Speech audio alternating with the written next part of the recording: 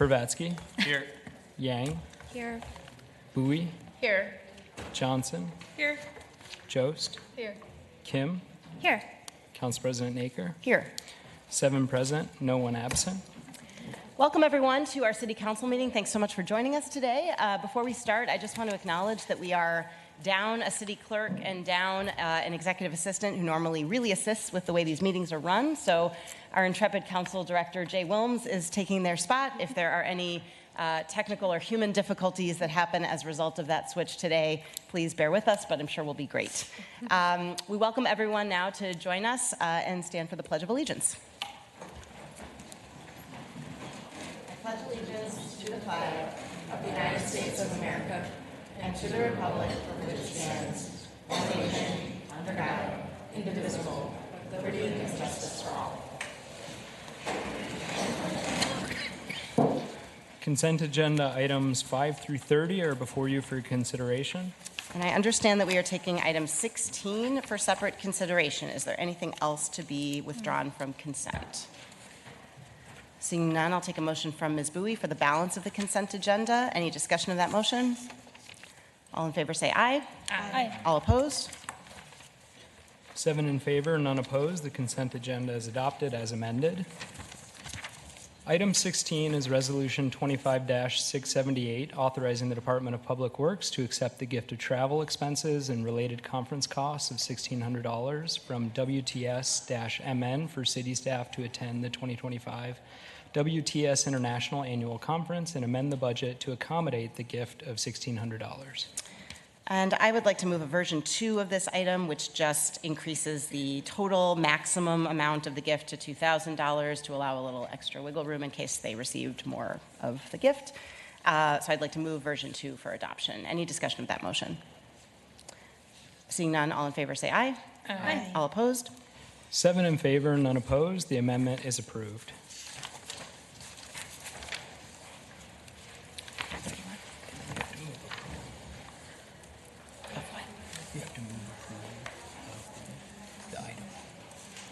I thought we just approved it. No.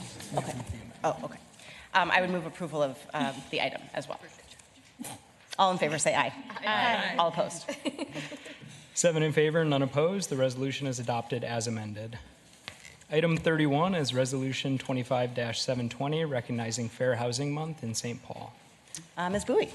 Yeah, thank you, Council President. Well, I just want to briefly recognize that April is Fair Housing Month in St. Paul, and it was really fitting for us to have it on this council meeting as we are going to vote on tenant protections and also vote on the rent stabilization ordinance.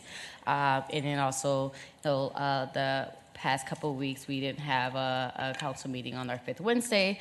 So I want to just recognize the hard work of not only our staff here in the city of St. Paul, Faith Dees, who was real supportive of this fair housing, as a fair housing coordinator in support of this recognition, but also how the city of St. Paul has established a fair housing framework that includes increasing housing access, decreasing housing displacement, and affirmatively furthering our fair housing initiative. So I would like to invite Paige from the St. Paul area Associations of Realtors to speak briefly on the importance of this resolution and the organizations that help bring this work forward.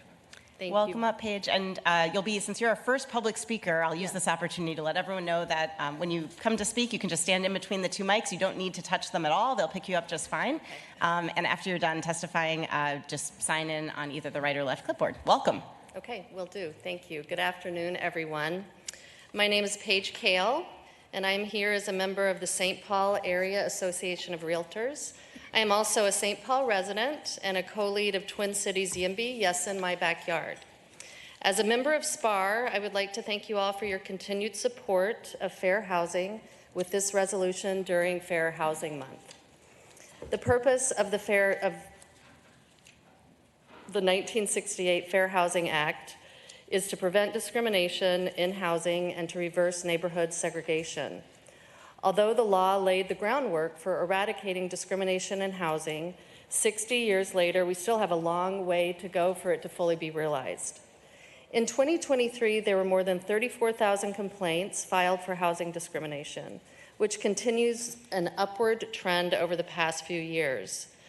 According to findings in the 2024 Fair Housing Trends Report, there was a noticeably steep increase in the number of harassment complaints, particularly harassment based on color and race, which skyrocketed by 470% and 115% respectively.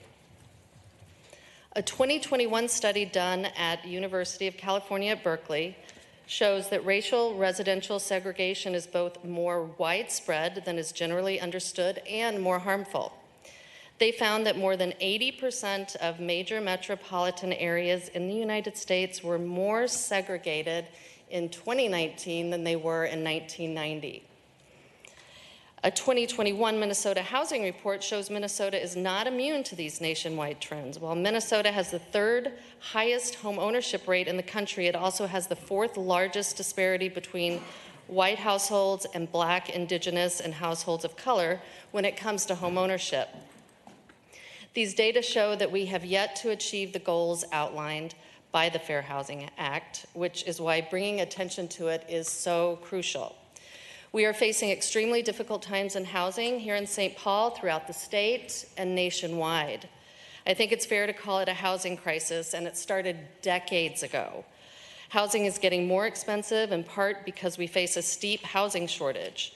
In Minnesota alone, it is estimated that we are over 100,000 units short of what would be considered a healthy housing market. More and more, I see that affordable homes are not actually affordable. The bottom end of the home ownership market is in the $300,000 plus range, and even those often need significant work done. This reality means that so many people, especially younger generations and people of color, just don't have the access to this foundational wealth-building opportunity. In order to solve these problems, we must build more housing of all types, continue to highlight the importance of and strengthen fair housing policies, and work desperately to reduce these homeownership gaps that are unacceptable. With that, as a resident of St. Paul, as a SPAR member, and as a realtor, I am committed to upholding these ideals and goals set forth in the Fair Housing Act. And I am very glad to see that St. Paul is committed to them as well. Thank you for your time and attention. Thank you so much for your comments, and thank you to SPAR for your advocacy. Ms. Bowie, did you have any other comments before we take a vote? No, my only comment, I just do appreciate this. This actually was inspired by an event that took place in Rondo, where we talked about the red lighting and racial discrimination that has took place and is still taking place, particularly in our city, that we're trying to rectify, and through our policies and through our advocacy, make sure that we have fair housing as the main law of the land. So thank you again for coming in and advocating, and that's all that we have today. Great. I'll take that as a motion from Ms. Bowie. Any discussion of the motion? Seeing none, all in favor say aye. Aye. All opposed? 7 in favor, none opposed. The resolution is adopted. Item 32 is final adoption of Ordinance 25-26, amending Chapter 43.03 of the Legislative Code pertaining to vacant buildings as it relates to the vacant building registration fee. And this is before us for final adoption. We've had a public hearing, we've had a first reading and a staff report. I do want to note we got some very helpful public comment, and even though this particular ordinance is not about the larger systemic changes to our vacant building ordinance that I know we all want to make and that we are working on, the comment that we received I think will be really helpful in informing some of those changes. So I want to thank those who wrote in and informed them, but this is simply a fee change. So I would move approval. Any discussion? All in favor say aye. Aye. All opposed? 7 in favor, none opposed. The resolution is adopted. Item 33 is first reading of Ordinance 25-32, considering the application of Matt Kenevin to rezone rezone property at 959 Payne Avenue from B2 Community Business to T2 Traditional Neighborhood, and amending Chapter 60 of the Legislative Code pertaining to the zoning map. And as this is a first reading, I believe we have a staff report. Come on up.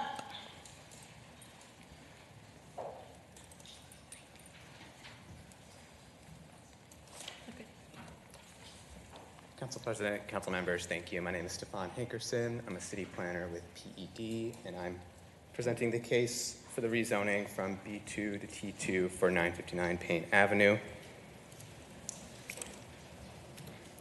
959 Payne Avenue is located in the Payne-Phelan neighborhood on the southwest corner of the Payne Ave and Case Ave intersection. It is primarily surrounded by B2 zoning on the Payne Ave corridor with office use to the north, bar, restaurant, and retail uses to the east, retail and office to the south, and there is a vacant residential lot zoned H2 to the west. The property at 959 Payne Ave has been used as a general retail use specializing in shoe sales since 1948, and it has been zoned B2 since 1975. The property was sold to the applicant in September of 2024, and the applicant has requested a rezoning as the property owner from B2 community business to T2 traditional neighborhood to establish a small cannabis product manufacturing facility. There are 4 findings that must be met for a rezoning, and Planning Commission found that these findings were met. T2 is a good fit for this property given that the uses allowed in T2 are complementary to the mix of uses in the B2 zoned areas along Payne Ave. Additionally, there is existing transit service along Payne Ave, and the uses allowed in T2 can help facilitate a vibrant business district along Payne Ave. There's a question from Ms. Johnson. Oh, perfect timing. Yes. Wonderful. Ms. Johnson.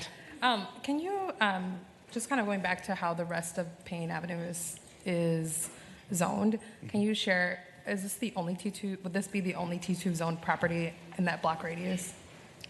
Council President, Councilmember Johnson, this would not be the only property Where is the zoned. nearest just Yeah. going back to this slide that you had the zones about, where is the nearest? Yeah, it's about 2 blocks south. I don't have it up on the map here. This is just the intersection, but 2 blocks south, there is T2 zoning. On the intersection of Payne and Wells, there is T2 zoning. But additionally, I would say that the uses in T2 are complementary to the uses in B2, and that's how we're evaluating it. Okay, as a follow-up, could you say a little bit more about like how they're complementary? I know it's not on the screen, and I don't think it's relatively close to where the next T2 zoned area is. So could you just share a little bit more, like when you were reviewing this application and this request, what do you mean by complementary, and what exactly? So when I see just some of the things it's currently zoned for, the bar, the restaurants, retail uses, office and retail, and then I hear cannabis. So I'm just a cannabis growing site, processing site. Could you just clarify again complementary how? Absolutely, yeah, Council President, Council Member. The uses allowed in T2 include many of the commercial uses allowed in B2, as well as housing, small or low-density housing, some low-density mixed use, residential and commercial that would fit with the commercial corridor, such as Payne Ave.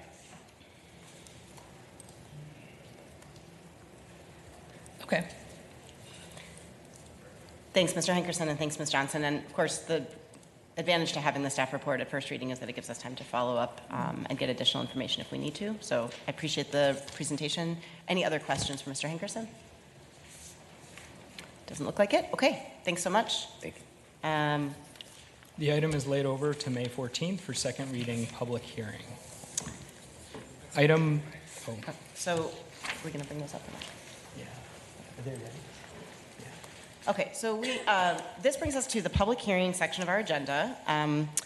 Just as a reminder to those who are testifying, and again, really, really glad to see the chamber so packed. We joke about our millions of viewers at home, but it looks like we have millions of viewers and listeners here today, so that's even better. I do want to let some of the millions on that side know that there are seats on that side as well, and you can hear just as well. So just wanted to encourage people, if you're feeling crowded, there's a lot of other seats over here.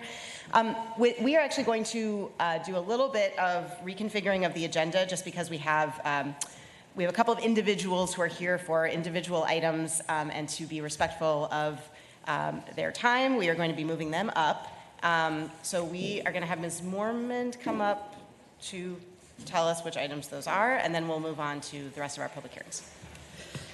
Item number 50, RLHTA 25-159, ratifying the appealed special tax assessment for property at 671 Cook Avenue East.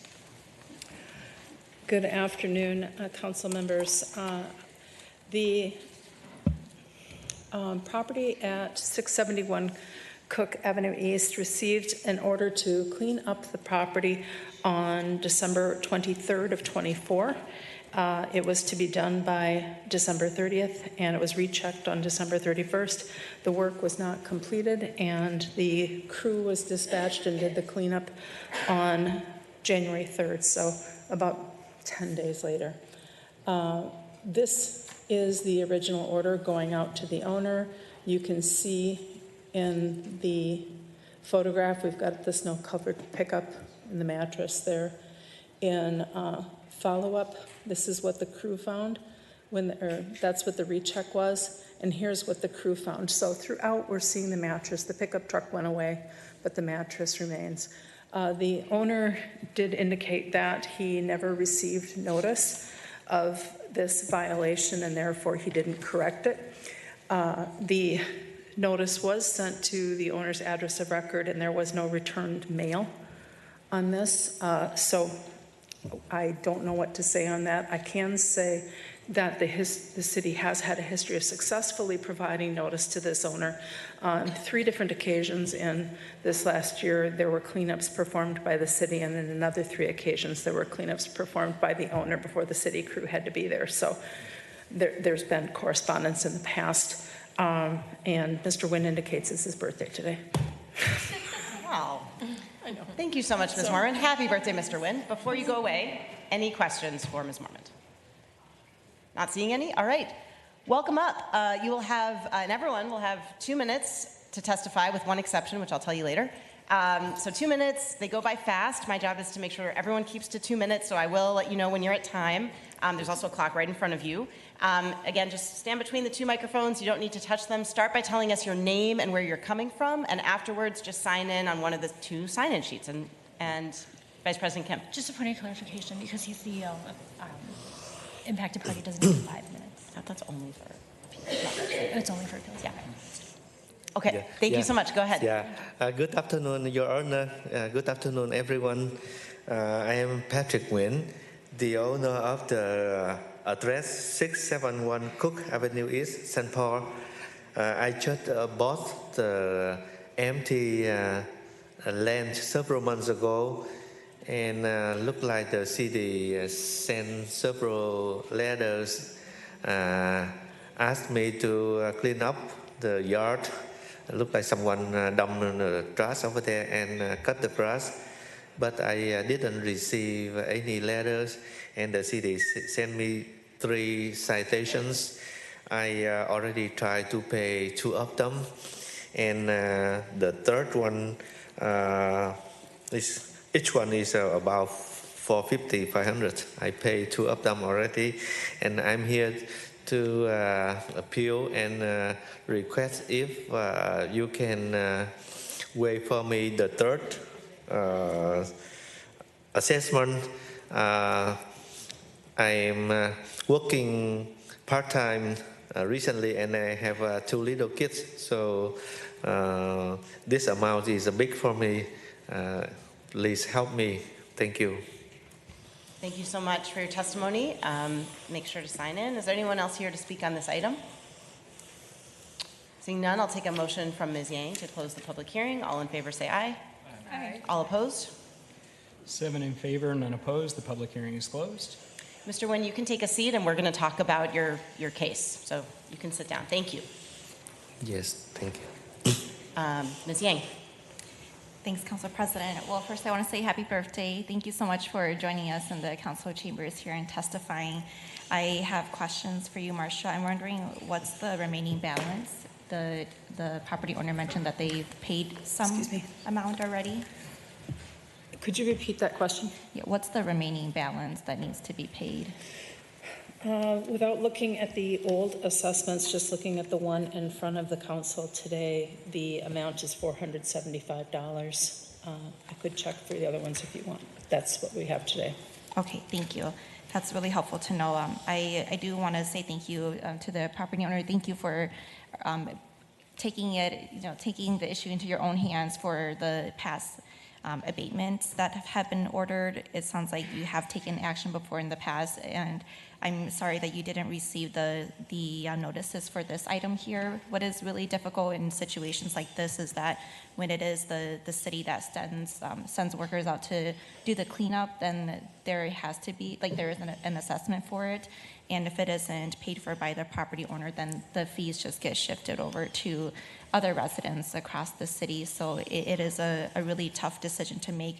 What I would be willing to do is to spread out the balance that needs to be paid over 5 years, though, because it does sound like with what you mentioned, it's a large amount that you're having to pay in one lump sum.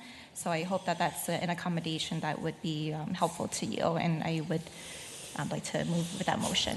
Thanks, Ms. Yang. So the motion is to affirm the recommendation of the legislative hearing officer, but allow the payments to be made over 5 years. Yeah. Great. Any discussion of that motion? Seeing none, all in favor say aye. Aye. All opposed? 7 in favor, none opposed. The resolution is adopted as amended. Ms. Mormon, is there another case in front of us? Yes, item number 60. Item number 60, ratify legislative hearing item 25-171, ratifying the appealed special tax assessment for property at 2054 Laurel Avenue. Ms. Mormon. Council President, this is another summary abatement order. I am pulling up the record on it as we speak.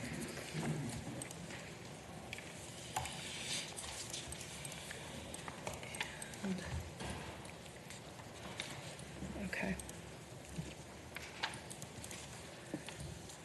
So this is a photograph of the red couch in question. It said, "Please remove and properly dispose of the red couch and pallets from the rear of the property. Thank you." And so that is where we begin. The staff was out there to do a recheck, and the red couch was gone, but these pallets did remain. Finally, sorry about that.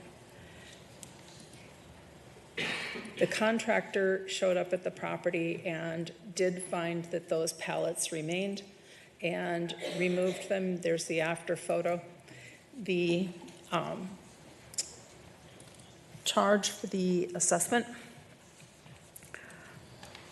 is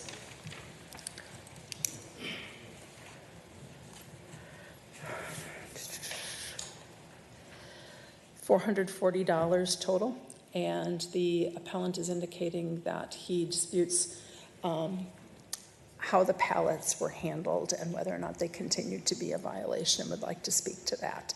So, Any questions for Ms. Mormon? Doesn't look like it. All right, this is a public hearing. Welcome up. You'll have 2 minutes. Just a reminder to start by telling us your name and where you're coming from. Thank you so much. My name is Thomas Fisher. I'm an owner and resident of 2054 Laurel Avenue. And I respectfully ask that the council delete or sharply reduce the $440 assessment because, one, the contractor removed property that was never cited and was sitting on the neighboring parcel. And two, the city acted long after I had complied with the written order and without giving fresh notice required by law. The item was not cited and it was on the wrong parcel. She didn't mention it in the photos. I don't know if we can pull those back up, but are you able to do that? Yeah, keep going. But there was a gray couch in those photos that was on the neighboring lawn, on the neighboring parcel that was taken away by this contractor, was not even included in the original assessment. That was a red couch, completely different. And let's see. And also, the SAO gave me 5 days to remove the couch and red pallets. I met that deadline for the couch and had arranged removal for the pallets within 5 days. Basically, we had those all removed from our property. There were 2 stacks of pallets. So, yeah, this is what I wanted. So as you can see up there on the screen, I don't know if you guys have it in front of you, but there's that gray couch in the background there, not the red couch. And in the next photo, you can see that they have taken away the gray couch that was here. That's on our neighbor. This garage is our neighbor's and not on our property. And then these blue pallets here in the middle were part of the much larger stack of pallets that were used for a event we had in our backyard. And that big stack of pallets was taken away. We had scheduled to be taken away. And this smaller stack remained in our yard and used for our parking pad for cars to back up. The original, and after we had taken all those pallets away, we had never received any notice from the city that those pallets in the rear of our parking pad were a nuisance or needed to be removed. We had removed a much larger stack of pallets You are at time, so I'm going to need you to wrap up. Okay. We removed, I'll just skip to my closing then. I support the city's cleanup program here. However, the records show I acted quickly, stayed in communication, and was billed for removing an item that was never cited and wasn't even on my lawn. Equity and the code both require that the assessment be struck or at least pared down to the minimal cost of the last pallet stack, which a normal pallet removal is about $40 versus the $440. Thank you. Appreciate it. Anyone else here to testify on this item? Don't forget to sign in. Doesn't look like it. I'm going to take a motion for Mr. Pravratsky to close the public hearing. All in favor say aye. Aye. All opposed? 7 in favor, none opposed. The public hearing is closed. And you can take a seat. Mr. Pravratsky, floor is yours. Thank you, President Naker. If you wouldn't mind, I'd like to lay this over so I have a chance to chat with Legislative Hearing Officer Marcia Mormond till next week. Motion is for a 1-week layover of the item. Any discussion of the motion? Seeing none, all in favor say aye. Aye. All opposed? 7 in favor, none opposed. The resolution is laid over to May 14th, 2025. Ms. Mormon, are there any other items on the legislative hearing agenda here to speak right now? Not that I'm aware of, but I will be here in case somebody shows up. Great. Thank you so much. Okay, we are going back to our regularly scheduled program, kind of. We are going to do 34, 35, and 36 in a slightly different order. We are first going to do item 36, then 35, then 34, just to make sure people are paying attention. So we'll first do item 36. Item 36 is APC 25-4, considering the appeal of Brian Pierce to a decision of the Planning Commission approving a reestablishment of nonconforming use for Abel Pliego Burgos at 237 Richmond Street. And I believe we have a staff report. Welcome back, Mr. Henkerson. Council President, council members, hello again. I'm just going to pull up my presentation.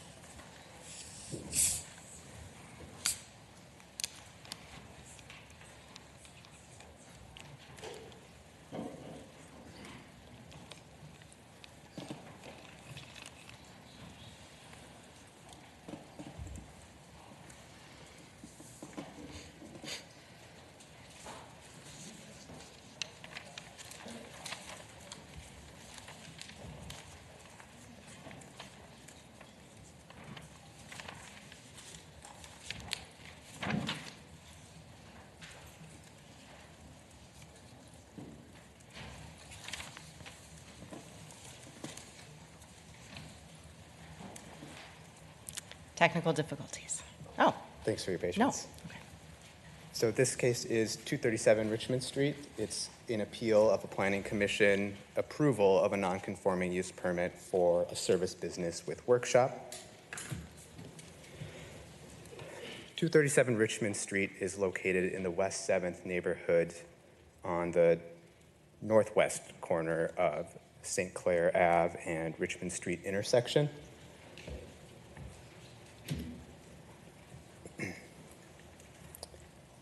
The surrounding zoning is primarily residential to the north, south, and west with H2 zoning, residential to the east with T1 zoning. There's also an auto service station to the southeast in an area zoned B3. There's extensive history at this site, so I just want to go into a bit of background. The previous use was a long-time auto repair business that became a legal non-conforming use due to a citywide rezoning in 1975, so it was allowed prior to 1975 in that zoning district. It was rezoned, and the previous use is not allowed under that rezoning, but since it was established prior to the rezoning, it was allowed. Some might say grandfathered in. I know we're not really using that term now, but. And the parcel was rezoned to its current T1 zoning in 2011 as part of the District 9 residential zoning study. The auto repair license associated with the property expired in 2023, and the expiration of the license led to the loss of the legal non-conforming use status at the property. The current owner purchased the property in 2023 and initially operated without proper city permission.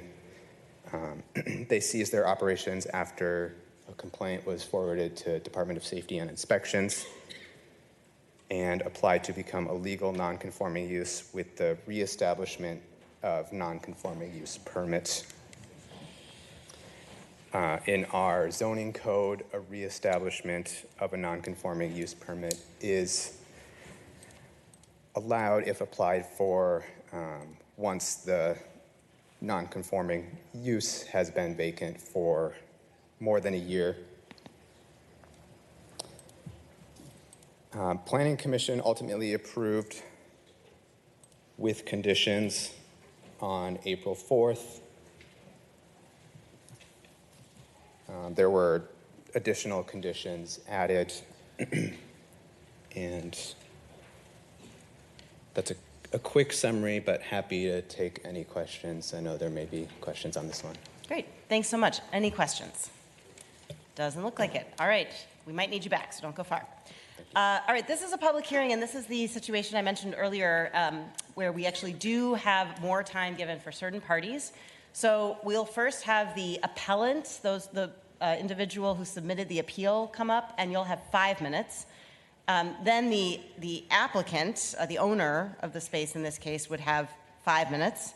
And then we'll open it up for general public testimony where everyone will be limited to 2 minutes.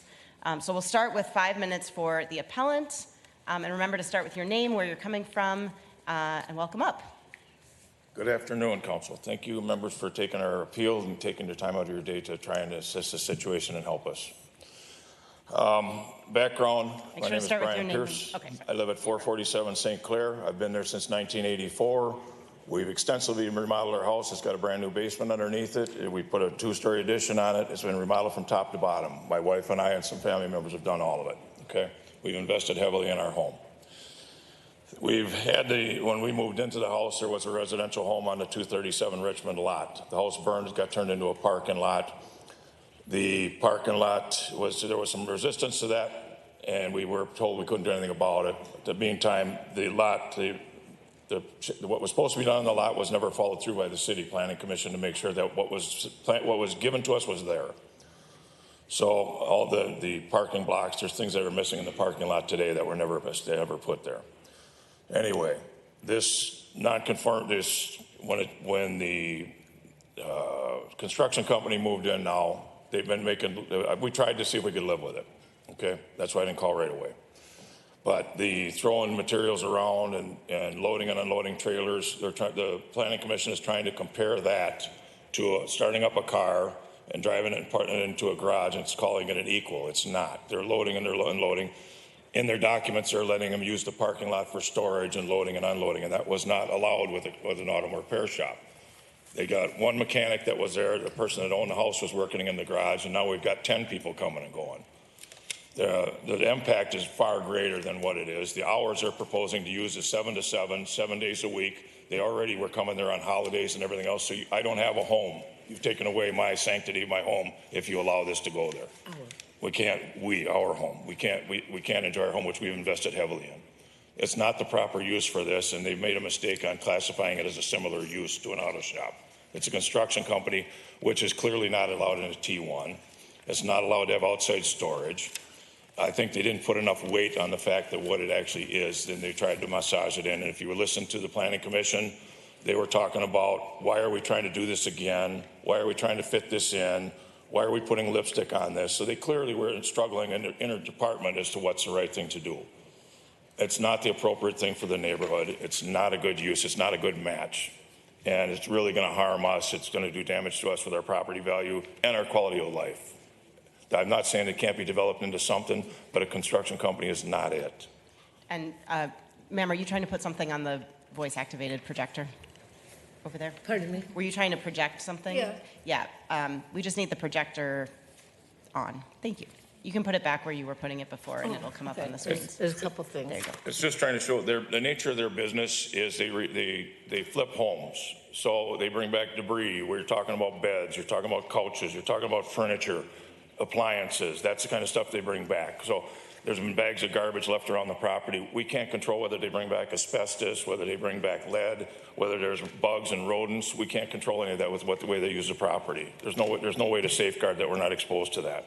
That's really the problem here. They're bringing stuff. It's not just concrete. They've dumped concrete on the site. I realize they're trying to say if we do these things, does it mitigate it? It's not going to work. They started at 5 o'clock, 5:30 in the morning. I tried the second year to talk to him, and he went right back to in 2024, starting in the morning early again. There's one guy, he's trying to be quiet, but you can't be quiet at that time of the morning. The neighborhood is quiet. You can actually have your windows open and enjoy it. In the city, it's quiet. So when they start moving stuff around, it's disturbing. So it's just not a good fix. He says in the letter he wants to be a good neighbor.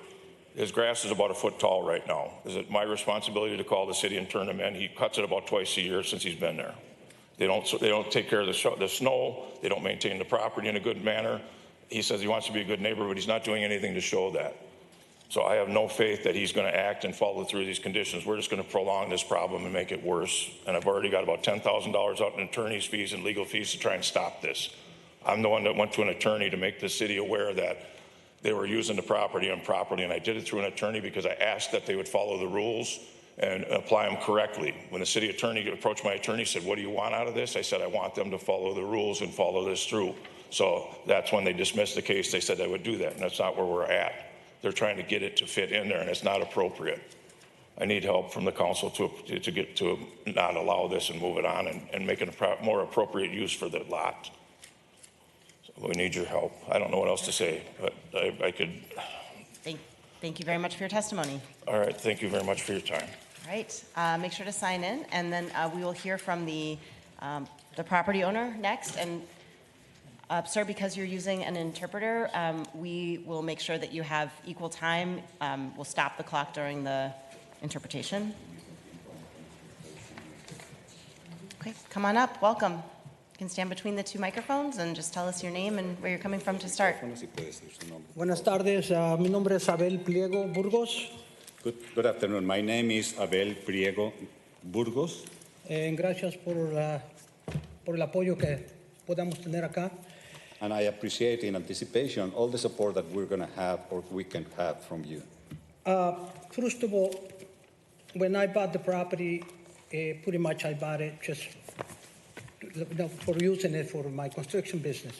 But I didn't know that the roots, discúlpame, no, yo no sabía las reglas. I didn't know the rules. Que había en eso. Mi hijo My son estaba encargado de continuar para los permisos y todo. was really in charge of continuing with the permits. Pero por desgracia mi hijo murió hace 10 meses. But unfortunately, my son passed away 10 months ago. Y yo no pude moverme mucho para arreglar todo. And I wasn't able to move as he was trying to.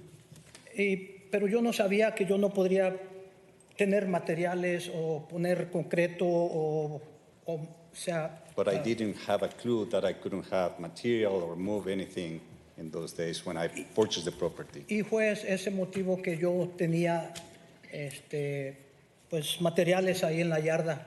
And that's the motive that I had some materials in my yard.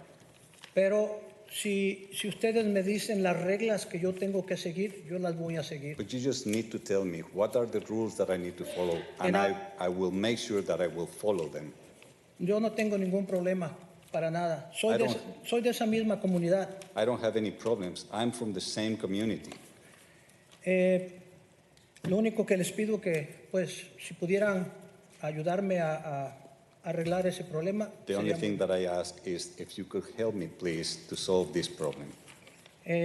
Voy a ser el mejor, pues, el mejor amigo de la sociedad ahí. I'm going to be a good friend of the neighborhood for sure. Soy persona, tengo 20 años haciendo esa clase de negocio y nunca he tenido esta clase de problemas I've been hasta doing hoy. this type of business for over 20 years, and I've never had any issues until today. So, no tengo mucho que decir. Lo que les quiero decir es que soy un buen ciudadano. I don't Y have yo anything entiendo. else to say. I just want to say that I'm a good citizen. So, si podemos trabajar y hablar con el señor ahí, me gustaría comunicarme con él. But I really want to establish communication with him and No voy anybody. a poner nada de materiales en la yarda. Simplemente If you quiero. ask me, I'm not going to put any materials in my backyard. Voy a tener 1 o 2 trailers, pero no voy a tener cosas que le moleste a la comunidad. I may have a couple of trucks or trailers, but I will not have anything that interferes or creates any disturbance with the community. Yo no tengo trocas grandes, son trocas pequeñas. Yo I don't tengo have big trucks, small trucks only. solamente las trailers que ocupo para trabajar. It's only the trailers that I'm using for my work. Y si alguno de la comunidad necesita mi servicio, estoy para servirles. And if anybody in the community needs my services, I will help them. So, es lo único que tengo que decir. That's the only thing that I want to say. Y perdón por lo que pasó en el pasado, que no sabía las reglas, pero ahora ya las sé. I'm y las really voy a sorry seguir. about what happened in the past because I didn't know the rules, but I know them now. So, es lo único que tengo que decir. That's Muchas all I need gracias. to say. Thank you. Thank you very much for your testimony. Gracias por su testimonio. Okay, and now we'll move on to the regular rest of our public hearing. And again, for all future testimony, there will be a limit of 2 minutes per person. That does go by really quickly. And I will be cutting you off at 2 minutes, which is the least favorite part of my job. So come on up. It'd be great if folks don't mind lining up if you're planning to speak on this issue, just so we can get a sense of how many folks we're expecting. And our first speaker can come on up. Welcome. Good afternoon, council members. Thank you for taking the time to address this issue. My name is Meg Doer.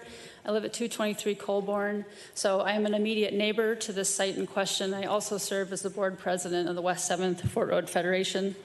I want to start off by saying that we support small independent businesses and we empathize with the situation, but it is not the community or the city council's responsibility to do the necessary due diligence for property owners in determining if their planned use is permitted at the site.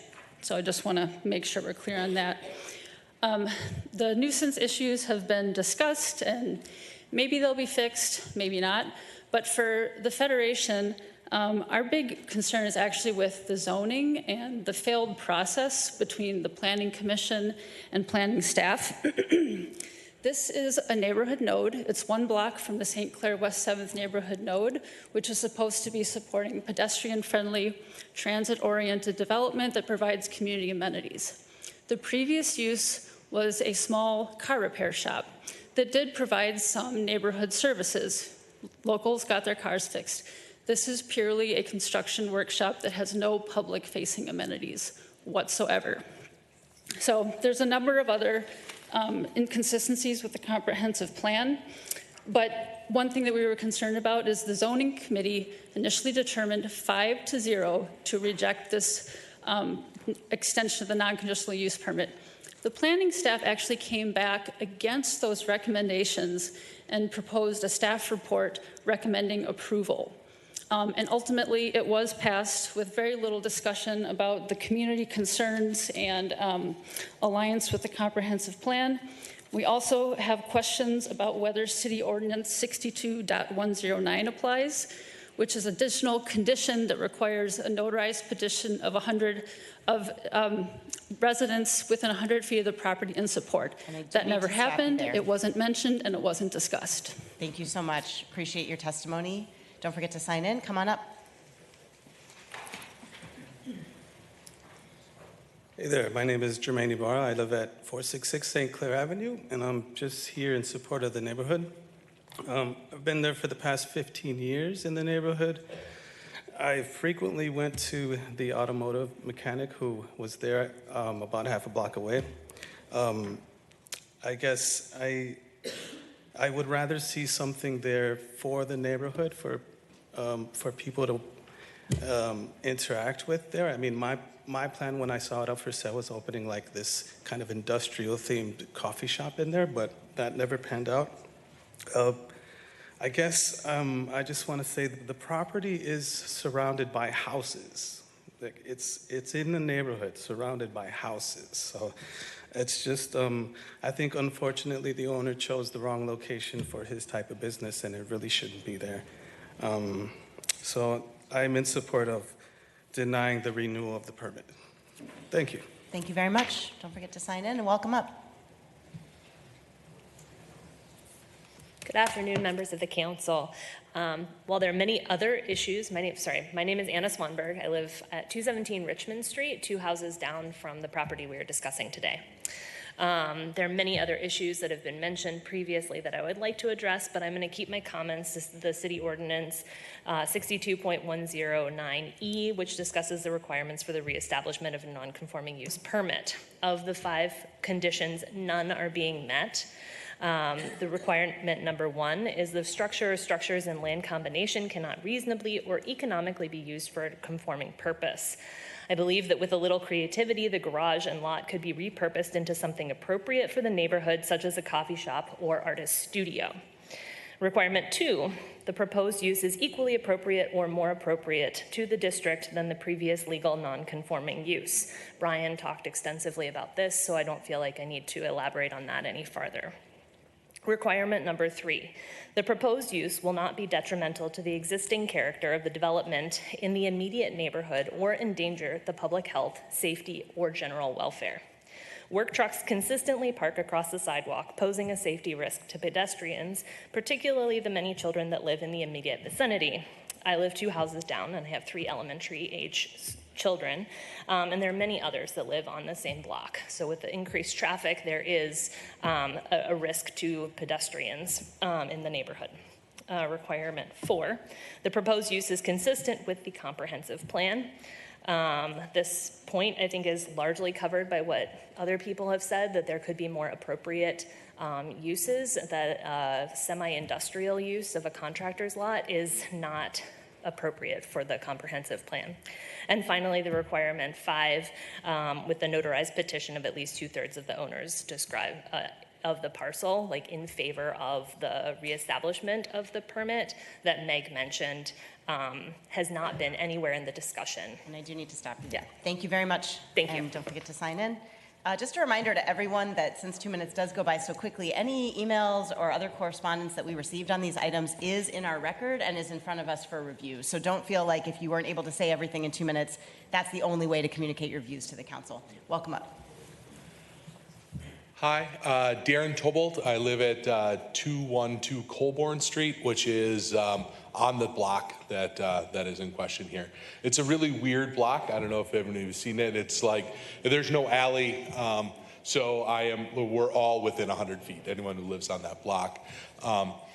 So I did send an email. I have sent correspondence, and I'm just here saying, hey, look at my email. But I just want to take the higher level view of what the zoning, just like asking you to live with the plans that we've made, as a community. I was on the district council in 2011, and yes, I was a user of Magic's Auto as well. It was really nice to be able to push my car to the auto repair shop, but that's not what this type of, the new type would be. It's not going to be a neighborhood serving business. If you look down, and like I said, my original comments were how the staff report, how laughable the staff report was, and how this would meet the standards, and it doesn't. This is going to be within the commercial node of St. Clair and West 7th, which is going to be a transit stop. It's going to be a different kind of transit stop than people have thought, but it's going to be a transit stop. It's going to be a station area design. There's been a lot of talk about, what's going to happen within this station area. So saying that this is commercial area, it's not commercial. Calling it a service station, the gas station is a convenience store. There's no auto service there. So, this is restaurants, grocery stores, all these things. I mean, this block could use, more density. It could use that coffee shop that you wanted to order. I mean, there's, so many great opportunities. I want to point out that staff did at one point say, well, it's a hard reuse of a property and it can't be something like a coffee shop or a restaurant. And I said, well, I want to meet you at Badweather and have that conversation. I mean, we can do good creative reuse, and we should, and we deserve it. And please be there for us. Thank you very much. Don't forget to sign in. Welcome up. Hi, my name is Rebecca Quintanilla Soltvet de Ibarra. I live at 466 St. Clair with Jermaine, who testified earlier. Our cars went to Magic's before. I'm primarily here to support my neighbor who is in a huge amount of distress, and I've only recently learned about how much it's disrupting their quality of life. But I want to say, first and foremost, that I am, a supporter of immigrant and small business owners. And after hearing the testimony of Senor Pliego, my heart goes out to him, and I'm sorry for the loss of his son and understand more the circumstances that brought us to where we are today. I want to give instead some context around commercial businesses in our neighborhood. So my husband and I had a small community art gallery, something that would be appropriate for a mixed studio and commercial space like this one. And we had a space on Smith Avenue and closed that down during the pandemic. So I've been calling around many places in West 7th neighborhood and surrounding neighborhoods looking for something similar. And there's a systemic issue of places not being shared with the community in an appropriate timeline so that local community members can make a decision about how to activate those spaces. And then most of the time, the landlords don't even call me back. So they would rather that those commercial spaces go empty without anybody activating those spaces. And so my larger concern is about the way in which this place was purchased without us even knowing about it. Meanwhile, we have all these other empty places that are more industrial just one block away.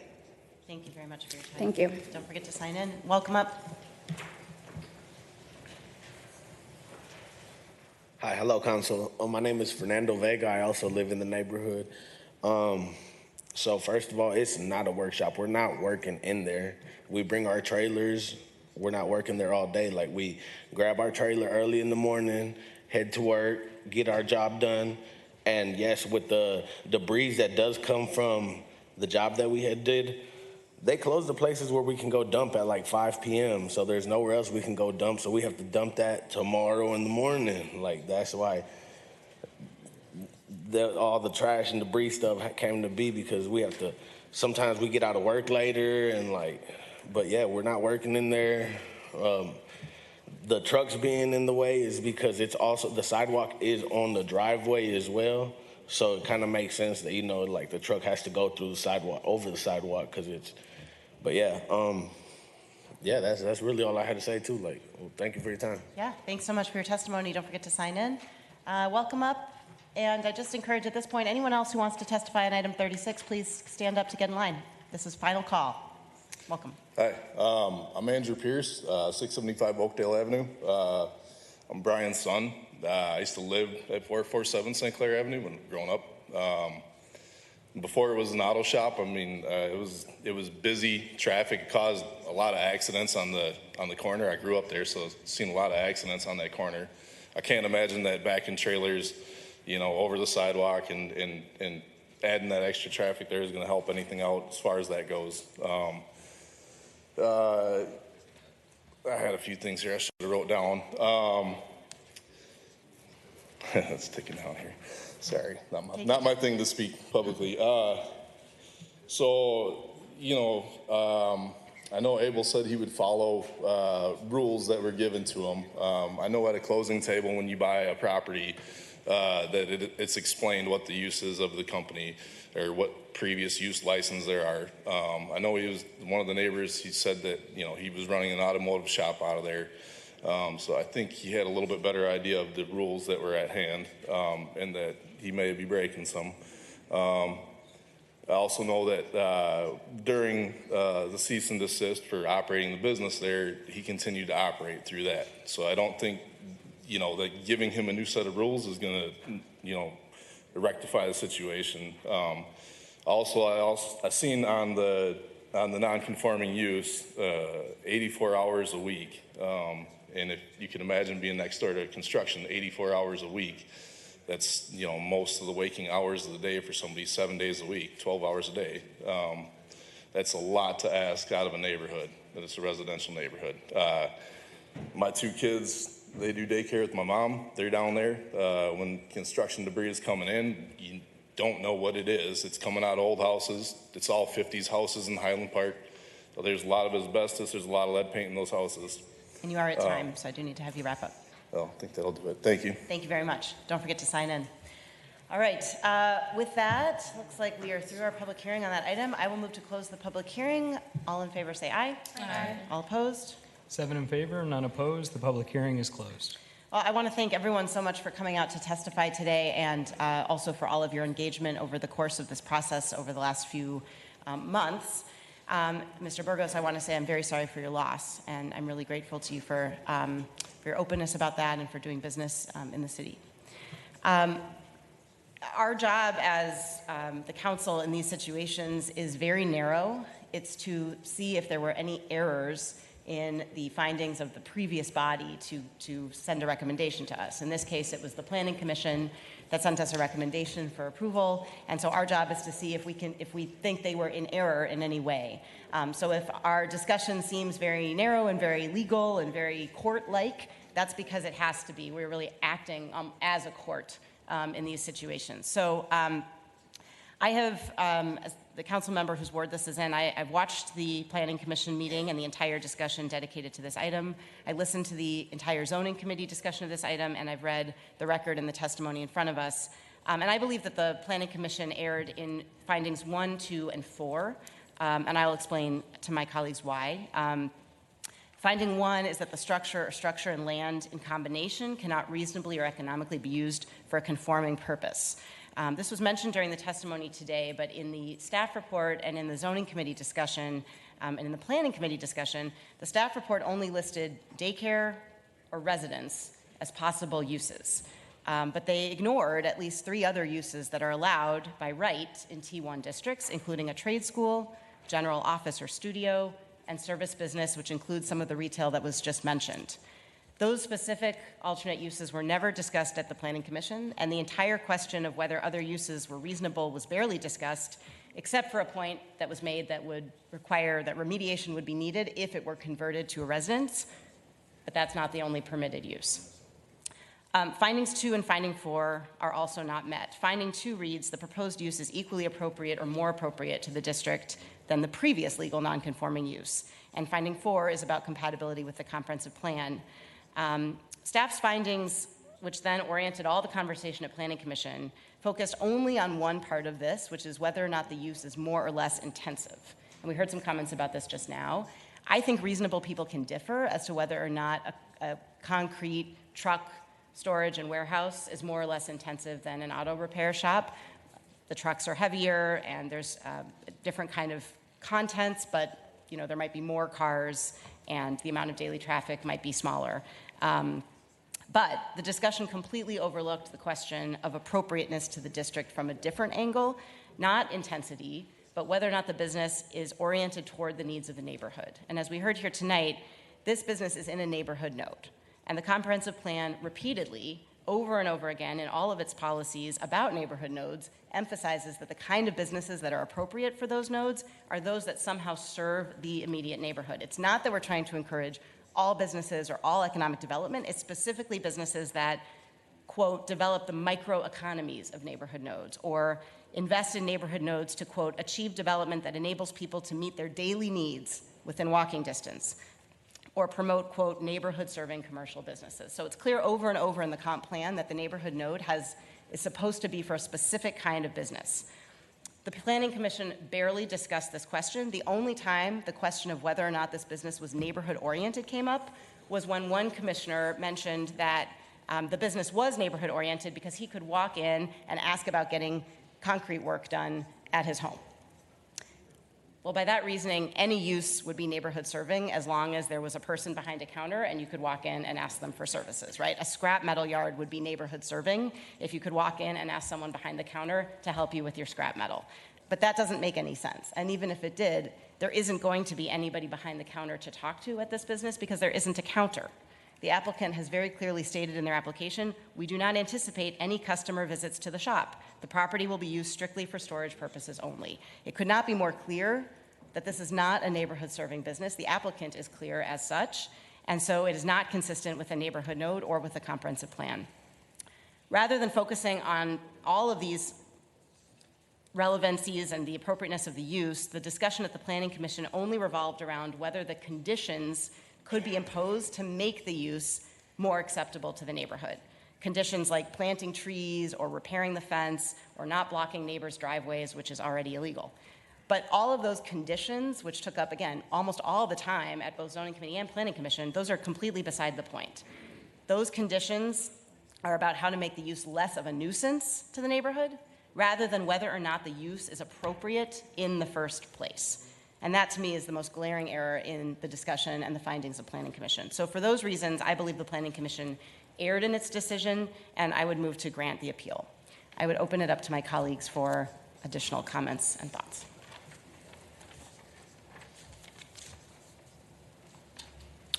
Doesn't look like there are any. Okay, we will take a roll call vote. So the motion, again, is to approve the appeal, which would deny the reestablishment of the non-conforming use permit.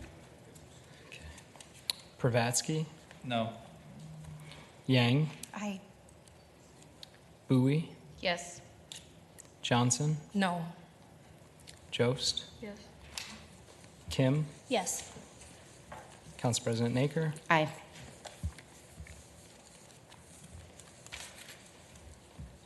There being 5 in favor, 2 opposed, those being opposed, Pravatsky and Johnson, the motion of intent to grant the appeal is approved. The motion of intent is to grant the appeal. Item 35 is final adoption of Ordinance 25-31, creating Chapter 193 of the Legislative Code pertaining to tenant protections. The public hearing was continued from April 9th.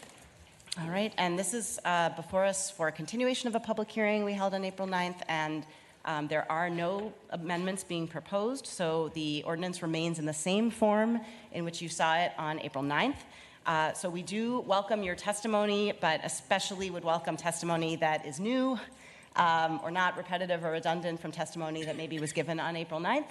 And again, the ordinance has not changed in its form since then. Again, you'll have 2 minutes. Start with your name, where you're coming from, and don't forget to sign in. And if you're here to testify on tenant protections, welcome up.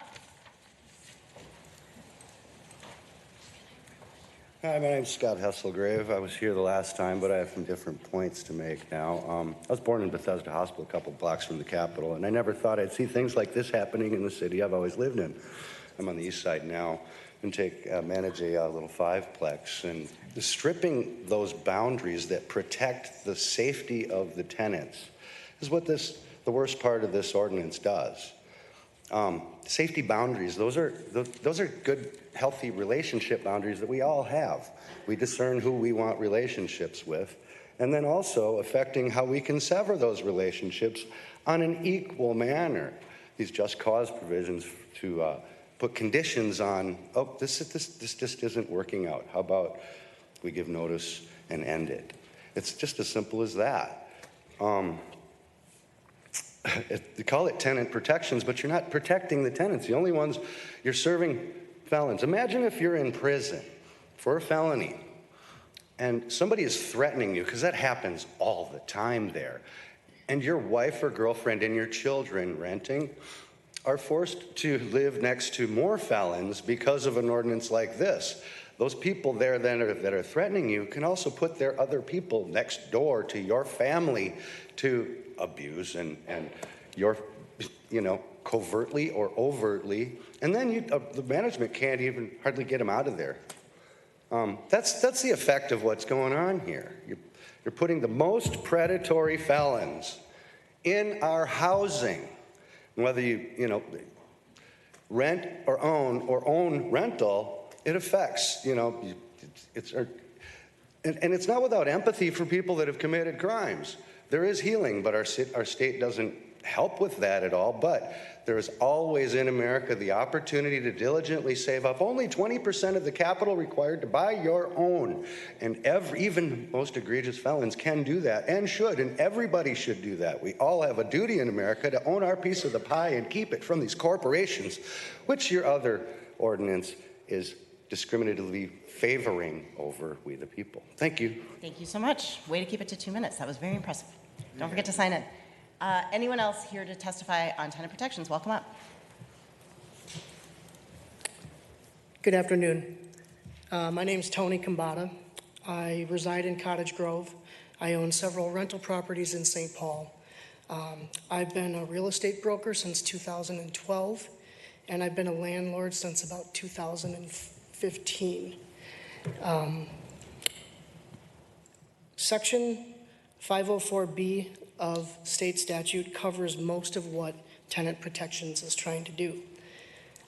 In a perfect world, we wouldn't need a tenant protections ordinance because landlords would already be complying with 504B. But we all know that that's not the reality. I've also been a city councilman for the city I live in. And when I took my oath, it was to promote the health and welfare of my community through enacting local ordinance. And I believe that's what you guys are trying to do here. You're trying to promote the public safety, health, and welfare of your community. I support tenant protections in what its goal is, but sometimes there's the law of unintended consequences. And as a council member, I sometimes had to make decisions that were unpopular, but were the right choice to progress the best outcome for my city. And tenant protections sounds good on paper. It should do more than it does. I think, 504B.181 says that landlords are supposed to inform their tenants that the landlord-tenant handbook exists. I bet if you surveyed 100 landlords, 70 of them wouldn't even know what that book is. So I think informing tenants is a huge tenet to making tenant protections more effective, right? People need to know what their rights are. You are at time. Oh, I am out of Yeah. time. Yep. Thank you for your time. Thank you very much. Thank you for your service on the city council as well. Welcome up.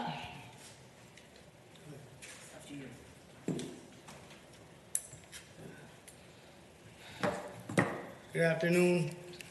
Good afternoon. City council members, again, I'm a repeat testifier, but there are things that are different that I noticed on this new amendment. I came in late, so excuse me. I just want to point out one of the things here on page 2. It says the exemption to the limitation on rent increases shall not apply to a project until such time that... Mr. Troy, I'm so sorry, but that is actually the other ordinance we're considering, rent stabilization, and right now we're on tenant protections. Oh, okay. So we'll welcome you back in just a minute. Thank you. I'm sorry, I got...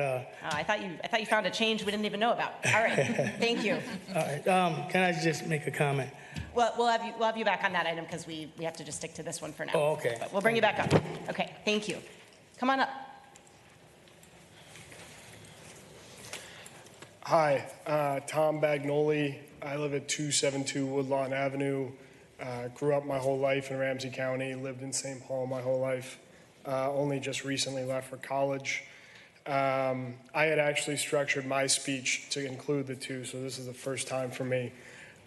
Just kind of figuring how things are done. I'll just say this. I have always been interested in real estate, got my first job out of college. I'm an apartment broker. I know the implication of that in reference to what's being discussed. Haven't made a dime. In real estate, you don't make a dime until you sell a deal, so it's not really implicated as a bias here. I just feel like this would not go over well with a lot of the owners that I've talked to. As my job, it's literally my job to talk to owners, stuff that affects them, stuff that could lead to affecting them.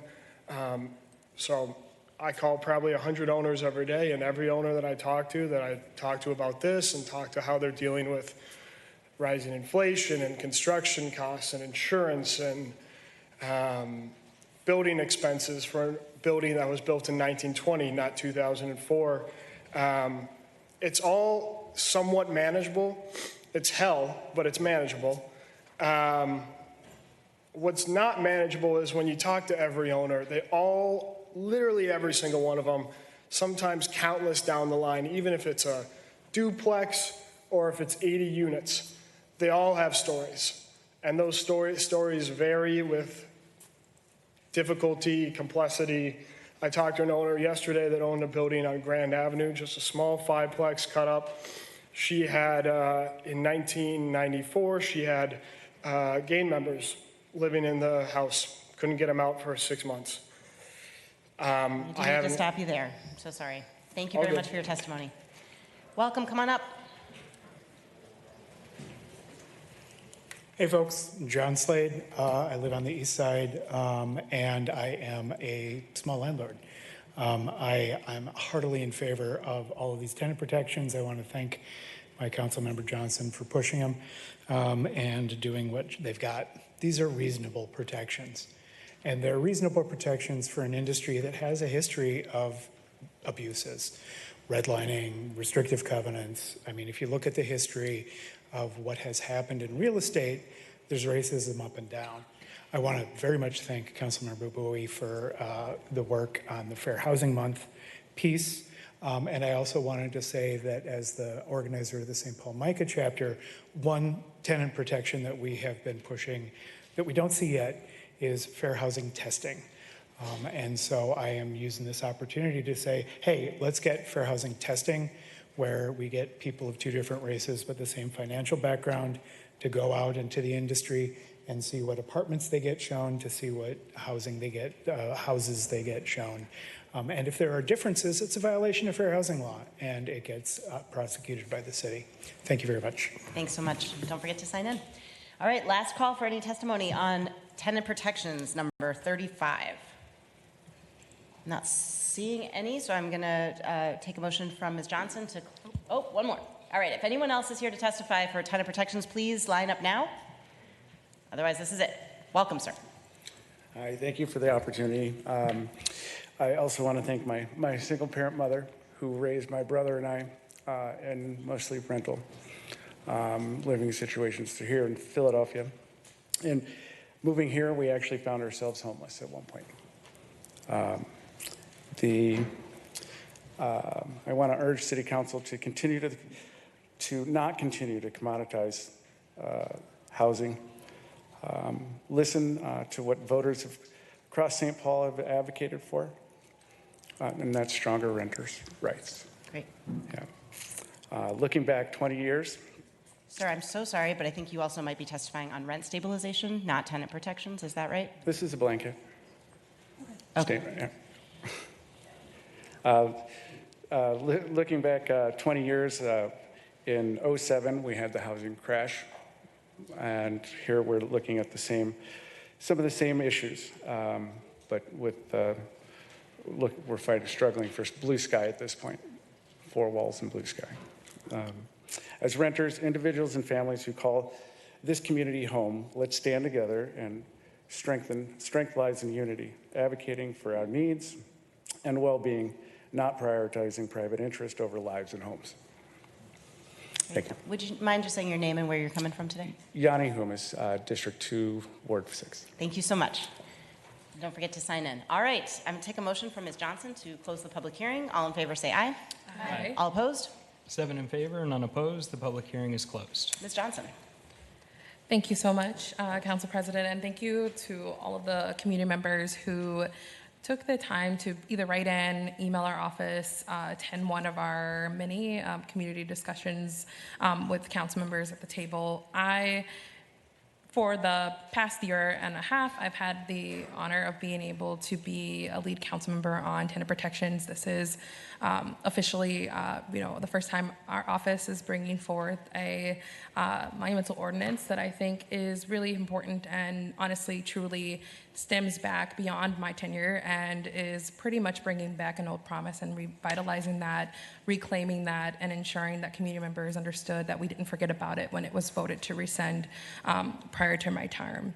I want to just share with you all that I am thankful to the council and to the administration and the city and our city attorney's office and SCARTA and Megan Hafner and City Attorney Lindsay Olson as well for working with us, spending many hours. I'm sure they're probably like, yeah, hours, nights, weekends. But I just want to share with you all that it took a lot of work to bring this forth. And I would also be remiss if I didn't discuss and just highlight former Councilmember Mitra Jalali and Dua Yang Hoffman, who also participated along with Councilmember Pratsky as well, and some of the initial tenant protections conversations. But I think the main things, for my comments, I'll be brief and just say one of the things I think that is important about this ordinance is that it is reasonable. It's something that has passed amongst this council before, and in many cases, there was work to be done on an ordinance, just like with any other place. It's important that we don't make promises years prior and then rescind on them and then never bring them back to community. And I know that I've heard and had intentional conversations with housing advocates, with developers, with landlords, with property managers, with renters, with homeowners, and folks citywide, because this is a citywide conversation. I probably represent the east side of St. Paul, and I'm in Ward 7. We have one of the highest eviction rates. We have the highest disconnection rates. We literally, by zip code, 55106 is on the top of the list on all of those inequities. And when you think about evictions, it's not just as simple as saying, yes, in our state, you're supposed to give a 14-day notice. What this is doing is allowing us to catch up with many other municipalities and provide a 30-day written notice to give individuals a knowledge and notice that, hey, if you're not able to pay your rent, you need to explore other avenues. You need to explore rental assistance. You need to basically blow the horn now because you're getting that 30-day notice. It's not preventing what it is not doing is basically preventing that ability for any other reason besides that, and I think we were clarifying that as well.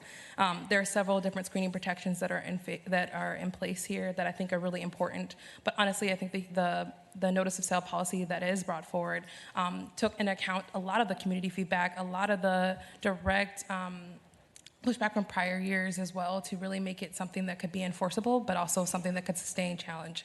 In addition to that, I would say the security deposits piece that's embedded in the policies that we see here, it's really important. Depending on whether or not you're going to rent an apartment building or a townhome or a house, you do see security deposit lines climb in many ways. We've heard stories, especially on the east side, of individuals who've had to pay 2-3 times their rent at times just to move in and get the keys to their place. I am proud that hopefully after this vote, and to all my colleagues who have all committed and co-sponsored it, I just want to say thank you for being able to do that. Thank you for reviewing the work. Thank you for spending the time with me and asking your questions. We read every single public comment that was given.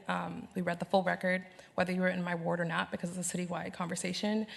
We've continued to try to be transparent with our leadership and have those conversations, but I'm really excited today, in part, for being able to bring this back because it's been a multi-year conversation with multiple different folks at the front line of everything, at the food feeding space of it. But I know that it takes a lot of work to get to this point. And so I know that it's just one item on the many things that we have to do today, but I'm extremely excited to support this ordinance. I was happy to be able to stand in solidarity with my sister last year outside of a Ward 7 property, talking to individuals and renters about why their tenant protections needed to be protected. And I just want to share with my Ward 7 constituents and my East Side constituents, this is a promise that I shared with you when you voted me in, and it's a promise I intend to keep today with my vote of support, and I'd move to approve. Thanks so much, Ms. Johnson. Other comments? Ms. Jost. Thank you, Council President Aker. Thank you, Councilmember Johnson. St. Paul really needs tenant protections, and they're very long overdue. The last time that this was discussed in our city was 5 years ago when I was sitting on a district council in McAllister Groveland. I truly believe that tenant protections are the right policy tool for the job that we're trying to solve. Tenants are a majority of the residents in this city, and I think it's uncontroversial to say that they deserve a similar kind of stability as those who own their homes. I'm really proud of the work that Councilmember Johnson has done on this, and I'm grateful for it, and also for our former Council President, Mitra Jalali, and all of their aides and all of their staff, and to the City Attorney's Office. I'll try not to forget anyone here, but thank you so much for their work on this and to all my colleagues, and I'm extremely proud to be supporting this today. All right, thanks so much. Sorry, I was so moved I didn't even think to say the next thing. Thanks so much, Ms. Jost. I'm just nodding along.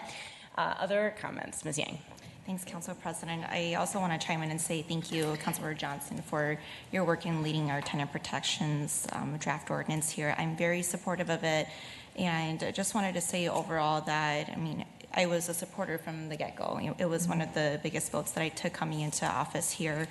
And I believe that what we're passing here, it's deeply aligned with our mission and values around restorative justice, giving folks a second chance so that they do have a home, which to me, a home is a basic need and a human right, setting limits on security deposits and giving folks really a fair chance to be able to obtain housing without having to pay so much up front. And to me, that's really important because as a council member where in my ward, the average median income of households is only a little over $50,000. This is going to make a huge difference in the lives of people who've already been counted out from the beginning.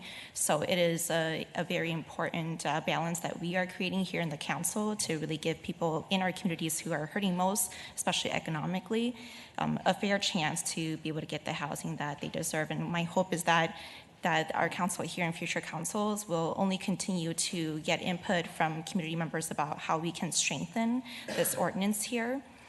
And what I'm really proud about is that, I'm thinking back to the community event that we had a few weeks back, your office, my office, and also the council vice presidents. And I mentioned that what is here in the ordinance is truly crafted by community members because these are their concerns that we've been hearing, that we have worked together to find a resolve for. And so I'm really proud of how centered this is in community, especially, again, the voices of folks who've been so deeply marginalized in our city here.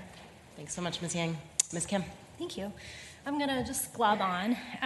So just time and time again, our constituents have shared their strong desire for more protections for renters. And I'm very happy that we're building on the work that was done at the state legislature and that we're making it easier for renters to live here in St. Paul. I wish I had actually brought you flowers now that I'm thinking about it. But you deserve all the flowers when you first proposed this, and you had language. There was very little that I will say I had concerns with, and much more impressed about how robust and inclusive and how it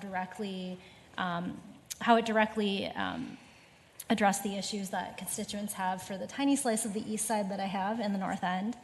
I also feel it's important to give flowers to Melanie Johnson, the LA in the Ward 7 office. Thank you so much for the work. I was witness to a very brief moment of you two working together, pulling this, and together you are quite the formidable team. So congratulations to the both of you. And lastly, of course, our former council president, but it is very uniquely poetic to be at the table here with Councilmember Pravratsky, who some of the best years in City Hall, you and I were running around fighting all the fights together. But don't quote me on this, but I think my last day in City Hall where we named it Hwajang Kim Day was the day that we had to repeal the first iteration of tenant protection. So it feels sort of like a poetic justice, but also very happy to have you here, Matt, and be able to take this vote with you. And I'm planning on voting in the affirmative. Thanks, Ms. Kim. Mr. Pravratsky. Thank you, Council President Naker. There's so many folks in the current departments who have helped make this happen. Councilmember Johnson, you carrying it over the finish line. I'll take my token responsibility to name the city staff who did so much to bring this forward the first time around. Munir Karcher-Ramos, Kirsten Birch, Kayla Schuckman, and Kate Rodriguez were our lead staff internally, put so much blood, sweat, and tears into shaping this ordinance. So many folks in the community who spent years fighting for this before that. Folks like Carolyn Shapansky, Trem Huang, Margaret Kaplan, folks at Homeline, many others that are in this room that I'm forgetting or not able to name directly, who have spent years fighting for the hundreds of thousands of renters who call St. Paul home. Obviously, to my former boss, Mitra Jalali, who led this effort the first time around, to Dua Yang Hernandez, who ensured that this lived on to come back to us at the table, to Jenny Nelson and Kristen Kojal, who have, are in my very short stint version of the Ward 4 office now and are so fantastic in helping these projects move forward. As Councilmember Joe spoke to, and so many folks have said, all renters in our community deserve safe and stable housing. This ordinance moves us closer to that reality, and it really is that simple. Very proud to vote yes today. Thanks so much. Ms. Bowie. Thank you, Council President, and also thank you, Councilmember Johnson, for being the lead sponsor on this. I really appreciate voting and speaking to ordinances that we have unanimous sponsorship and support of. I also want to just, echo the appreciation for all of the staff, all of the leaders, all of the advocates that went into creating an idea into now ordinance and a legal statute, particularly in our city charter. So, also want to uplift the work from many of the advocates within my ward, the Frogtown Neighborhood Association, our district councils that have fought for housing justice and have always been on the front lines, ensuring that the voices of renters are heard. My heart is 100% committed to ensure that this work is done.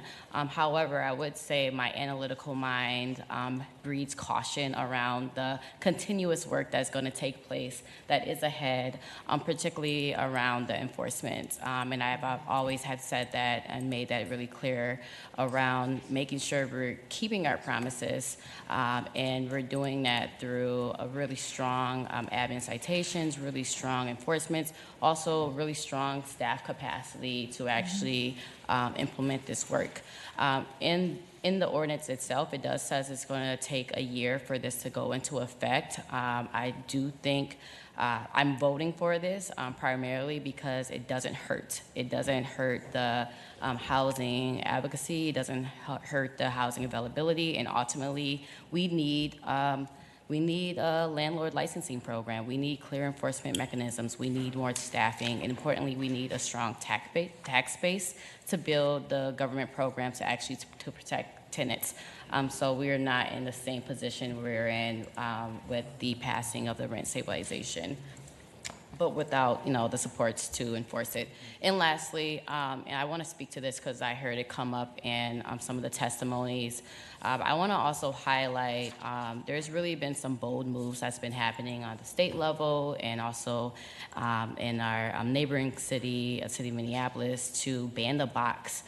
Issuing the Ban the Box campaign to where we will eliminate housing discrimination against people who have criminal backgrounds. And I've heard, through some of the testimonies, some really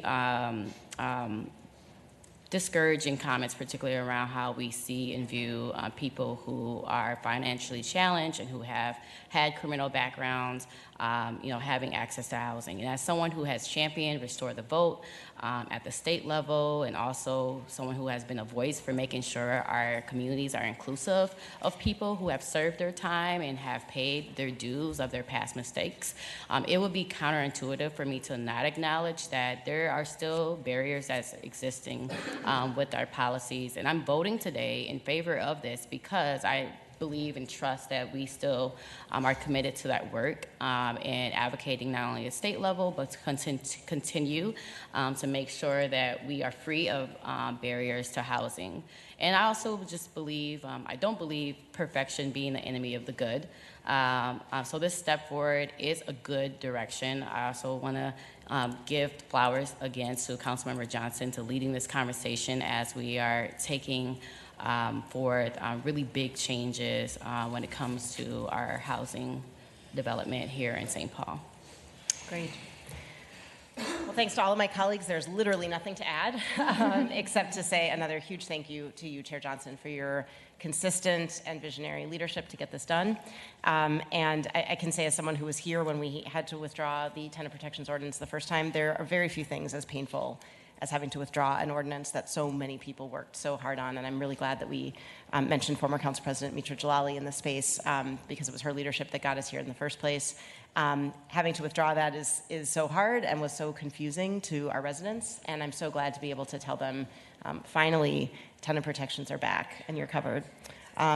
So with that, we will take a vote. I think the motion is for approval. All in favor say aye. Aye. All opposed? 7 in favor, none opposed. The ordinance is adopted.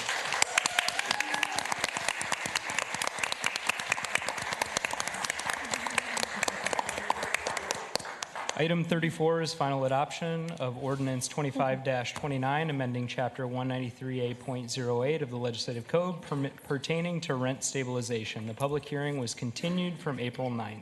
So the way we're going to do this one is there are two amendments that are going to be offered for consideration prior to the public hearing. I'm going to call on the two main sponsors of those amendments to just preview what those amendments will be, so that if you're testifying, you know what will be put in front of us for consideration after the public hearing. So you can make your comments on the ordinance as it is, the ordinance with the amendments, however you'd like.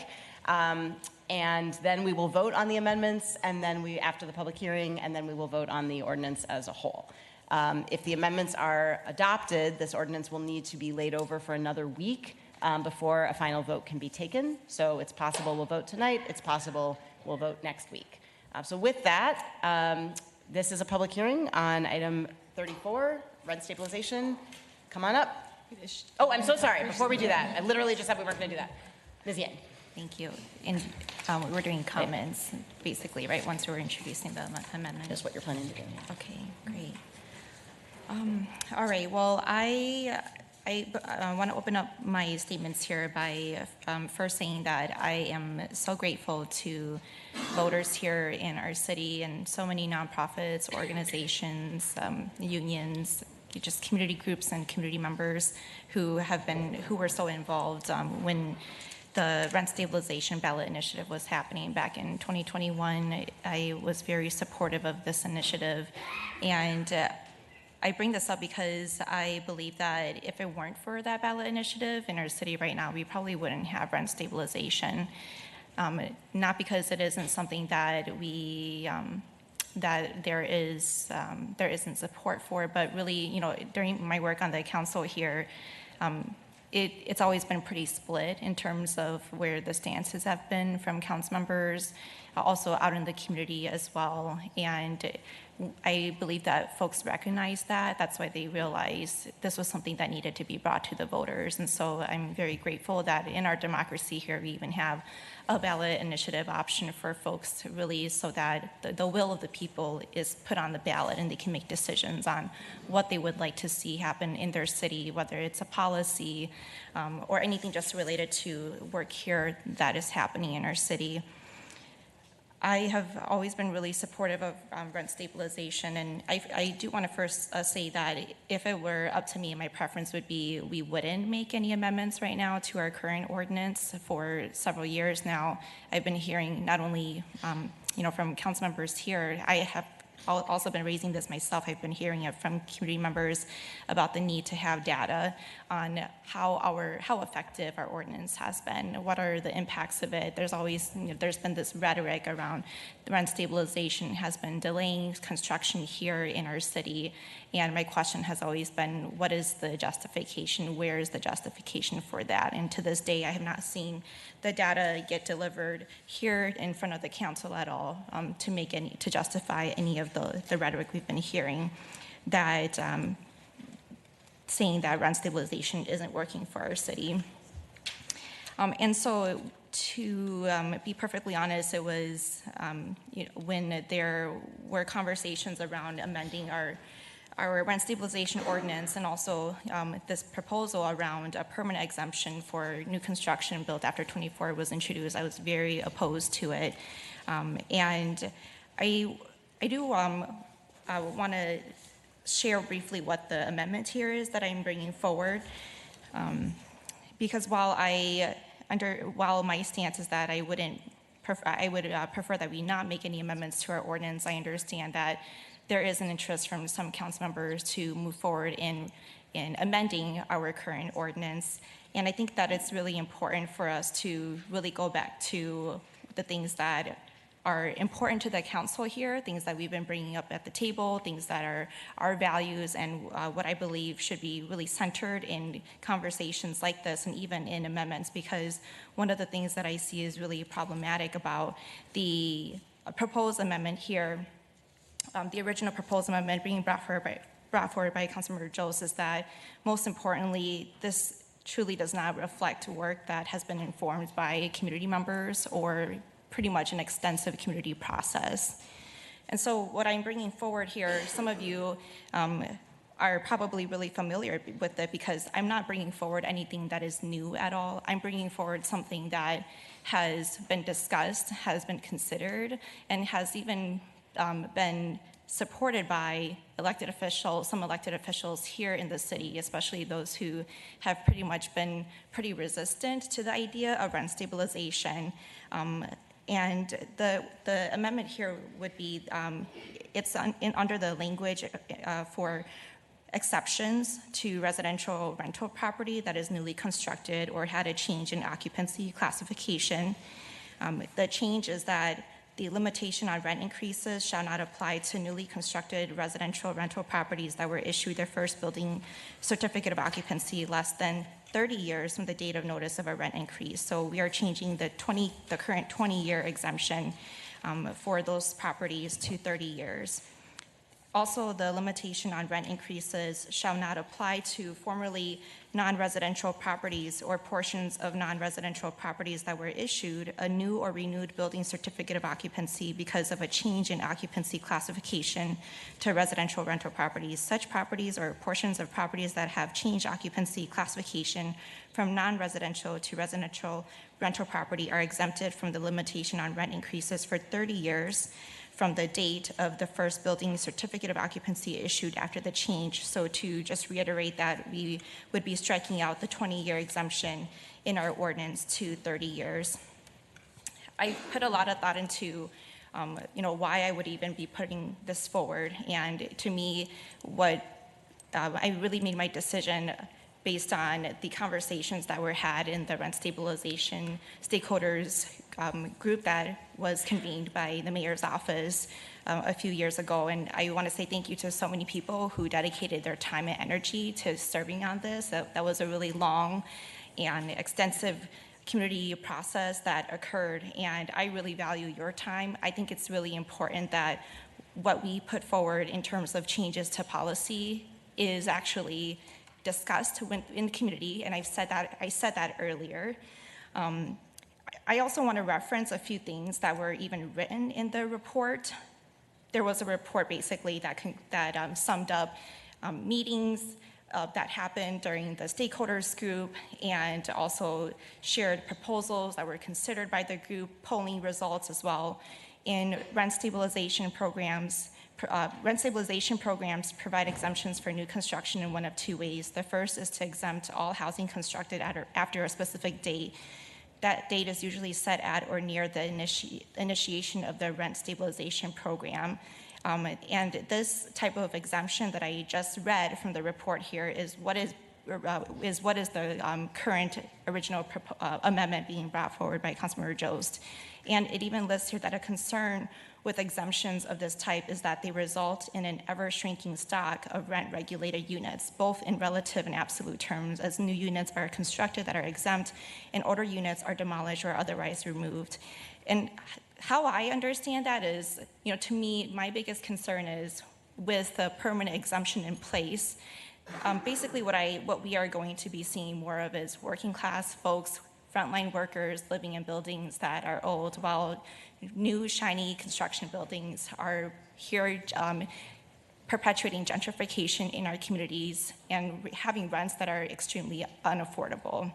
Also, it's going to create a two-tiered system amongst property owners, landlords too. Like, to me, it is extremely inequitable that our small landlords are going to have to be complying with a rule under rent stabilization that is more restrictive than newly constructed units, which are pretty much built by corporations and big developers. And so there's a huge equity issue here, which has already been named by many people who have been sending in testimonies to us.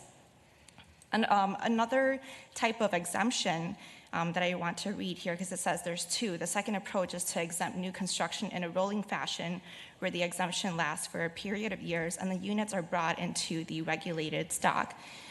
The terms of rolling exemptions vary greatly from 5 years at the short end to 30 years at the longest. And in a polling that happened within the stakeholders group, members favored a rolling exemption over a fixed exemption by a 70 to 30% margin, meaning that there were more people who actually favored that rolling basis exemption, not a fixed one. And this is a group that was convened, and it was a really diverse group of people, individuals who sat on it. There were tenant advocates, there were developers, property owners, landlords, union representatives, and it was, to me, really, when we talk about wanting a lot of folks, a diverse set of folks at the table, that's what it would have looked like, And to me, it's really problematic that we have a proposed amendment for rent stabilization where I even question who was at the table for that. Like, which council members were at the table fighting for what were council priorities when it comes to renters, for the housing priorities that we as a council have. Who are the community members there? Well, my concern is that it was investors, folks who aren't even here in our communities, that were there making negotiations with city folks. And that's not the type of politics nor business that I want us to be operating in our city here, especially not when we talk about wanting to have to be operating in politics that is centered around our community members.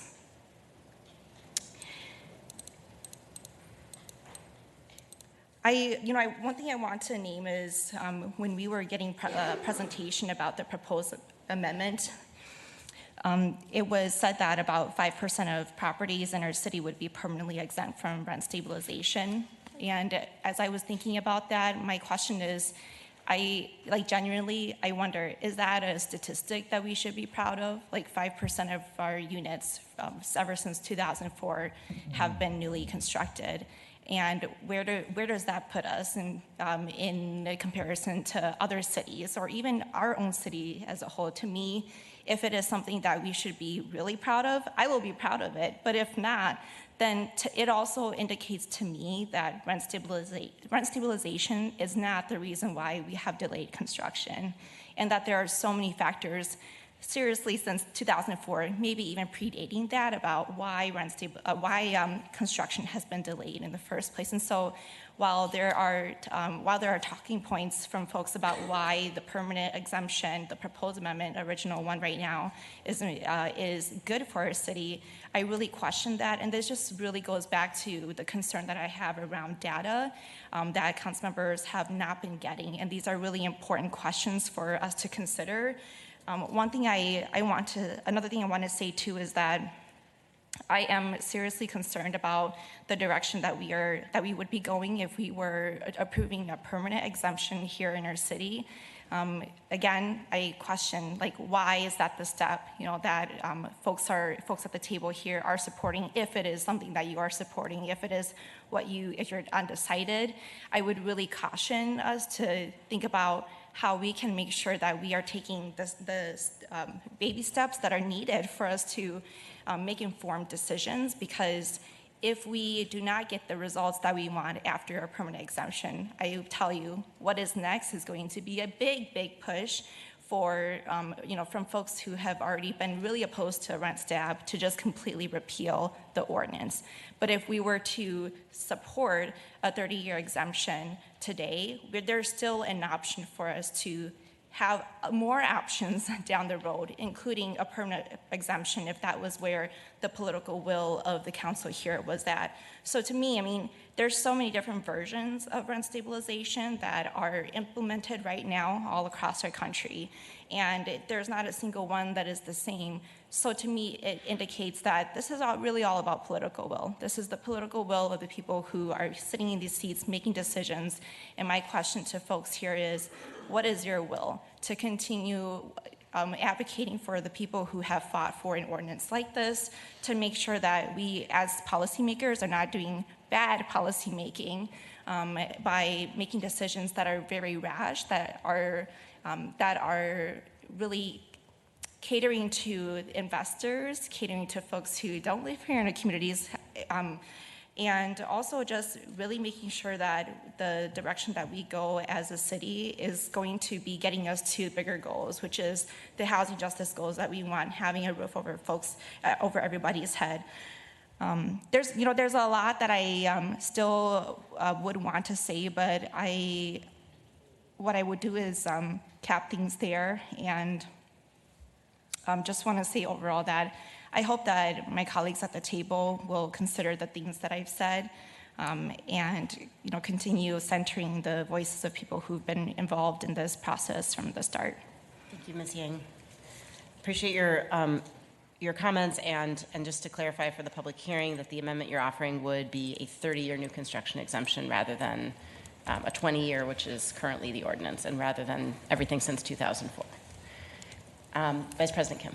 Yeah, I'm going to save comments for later. I'm just going to introduce my amendment for the sake of having it on the record for public hearing.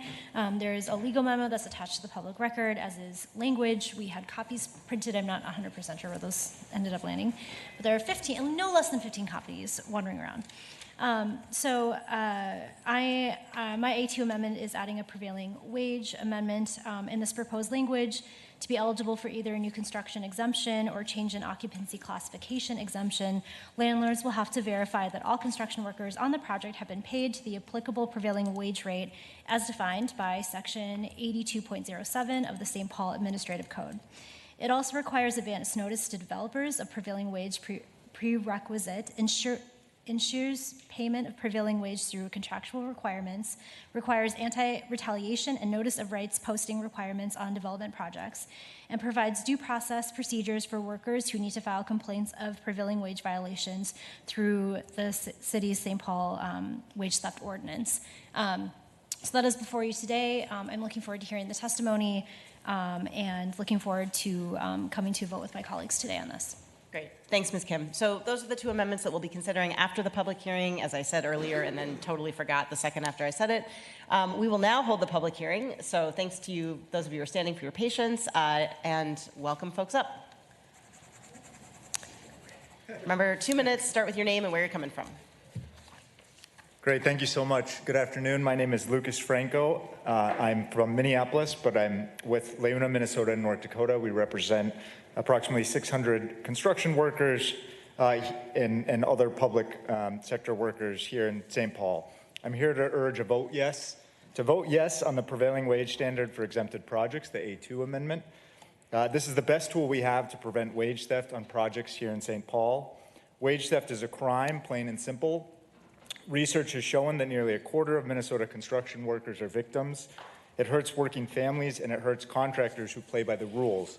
Many of our 830-plus signatory contractors are consistently losing out on work to those that have built business models off cheating. We've made progress tackling wage theft by expanding prevailing wage protections on publicly subsidized projects, raising penalties, and increasing investigative capacity, and appreciate much of the work that has been done here in St. Paul. But the truth is, we're nowhere near stopping the problem. Prevention measures have been applied to publicly financed projects, but this is just a drop in the bucket of construction. I've reviewed years of permitting data here in St. Paul, and many large projects are not and have not been covered by prevailing wage, and were built by general contractors that consistently use problem contractors.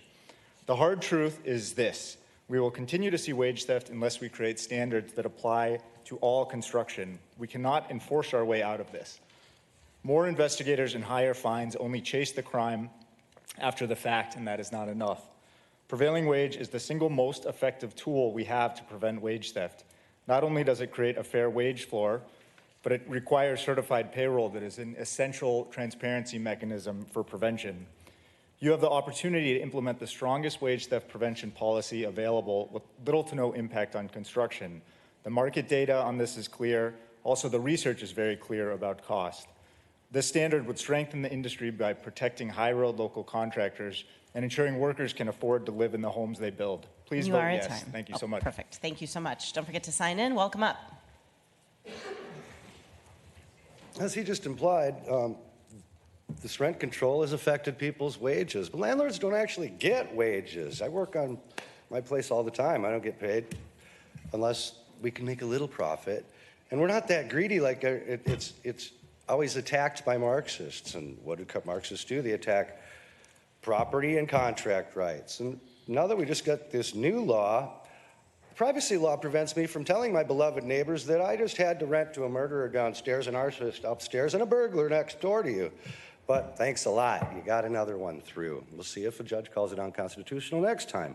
But your rent control, the rent control thing that the people voted for has failed. So now you want to give a discriminative exemption to anything newer than 20 or 30 years. That discriminates against anybody that has an older, smaller property. Older than that. Takes power from we the people and gives it to corporations. What is that exemplary of? Fascism, corporate government cronyism.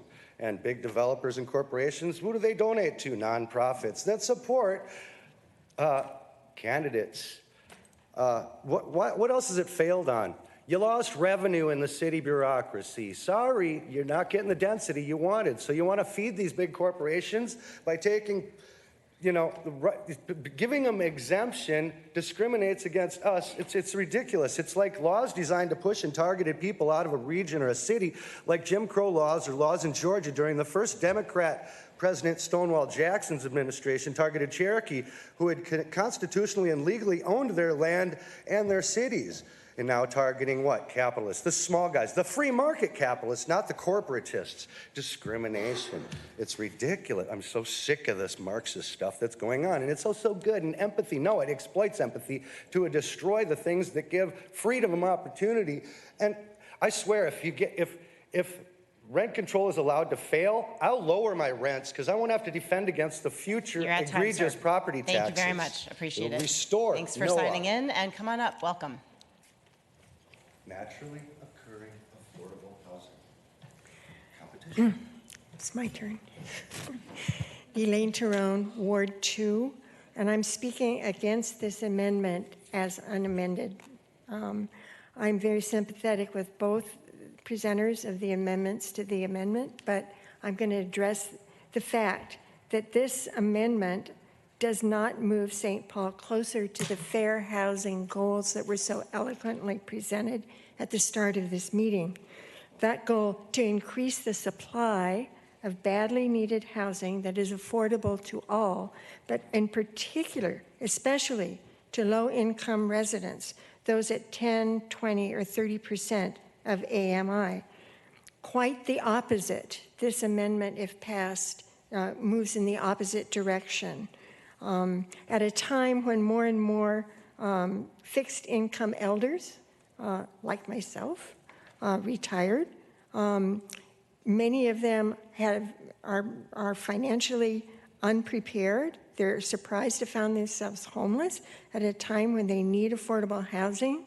This amendment allows landlords of new housing to raise rents by any amount at all every year forever, and I oppose that.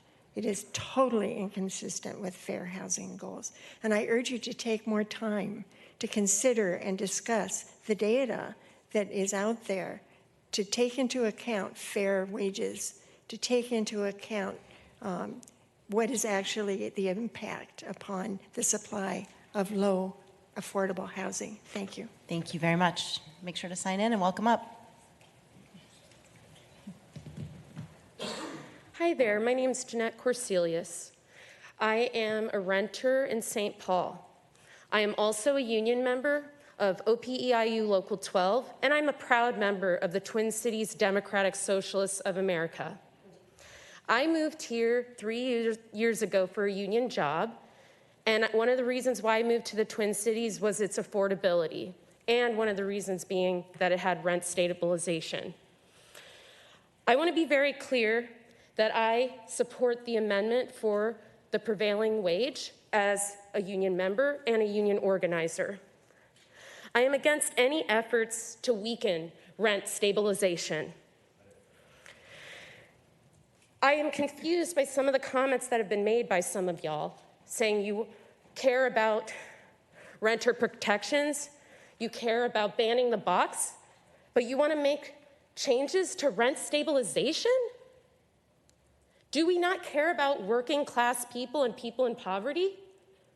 Do we not care about Black, brown, and indigenous people of color who need affordable housing? I am also a community organizer, and I drive between the two cities, and I see many homeless indigenous people. If we cannot ensure that people who have a middle-class income can't afford to live in the cities, how are we going to make sure that our friends and our neighbors who don't have a wage and are homeless won't have a living and a safe place to live? I want to be clear that the Democratic Socialists of America, who are in the St. Paul branch, are against Mayor Carter's proposed amendment to exempt all rentals built after 2004. 94.1% of us oppose it. I'm sorry, none you're at support. time. Thank you very much for your testimony. I Make will sure to end sign my in. statement by saying, please do the right thing and Thank you very put much for working your time. class people first. Come on up. Welcome. 2 minutes is very short. I hate keeping you to it, but it's out of respect for everyone who's here to testify. Thank you. Hi, my name is Carolyn Chupansky. I'm a renter in Ward 4. I've already testified on this, but I wanted to express strong support for both Councilmember Yang and Councilmember Kim's amendments. I also just wanted to remind the council of how overwhelmingly this city supported rent stabilization. So 60% of Ward 1 voters voted yes. 55% of Ward 2 voters voted yes, 46% of Ward 3 voters, 57% of Ward 4 voters, 54% of Ward 5 voters, 51% of Ward 6 voters, and 53% of Ward 7 voters said in no uncertain terms that they want more financial stability around rents for renters. And over the past several years, there have been multiple acquiescence to the landlord and developer lobbies. And I would just say that if today, once again, the developers and the landlords win, I would really appeal to all of you who seem to be really in support of tenant protections to ask what's next? What are we going to do next to actually deal with the problem of increasing rents? And I would point out that by reducing the number of people who have rental protections, we're actually reducing the number of people who have the tenant protection of just cause as well. So kind of going in both directions today. So I just want to say thank you to council members Yang and Kim, and I would urge the other council members to support those amendments. Thank you very much. Welcome up. Hello, I'm Tony Kambata. I reside in Cottage Grove. I just wanted to comment that election where we enacted the stabilization ordinance was an off-year election, and I think a little over 30,000 people voted in that election in favor or against rent control. So I think that's hardly a full representation of the city's will for or against it. I'm in favor of either of the two amendments, but I think neither of them go far enough. Prior to rent control, I raised my rents by an average of about 1.15% a year. Prior to rent control, as a whole, in the Twin Cities, rents raised by less than 2% on average. That's not to say that there weren't individual cases where something may have gone awry, but historically it was less than 2%. After rent control, just now it's 3% every year because the floor becomes the ceiling becomes the floor. And numerous studies have been done on rent control, most notably a Stanford University study, which cited that that would happen. my other units outside of St. Paul, I raise rents when the tenants leave. They might not get an increase in 4 or 5 years. But because of rent control, I have to maintain that or lose it or face challenges with that. And rent control, while well-meaning, has adverse effects on affordable housing. Housing permit applications are down 80% from where they were prior to this stabilization ordinance. That's for a number of reasons, but not withstanding the fact that this deters development in St. Paul. So I'm asking you to be objective, look at the empirical data, and follow your mission of increasing affordable housing. This hurts affordable housing. So please try and enable a stable ecosystem for tenants, landlords, and DSI, who has to try and manage it. Thank you very much. Appreciate it. Don't forget to sign in. Well, you already signed in, but you can do it again. Welcome up. Thank you. My name is Jim Ellie. I represent the Party for Socialism and Liberation here in the Twin Cities.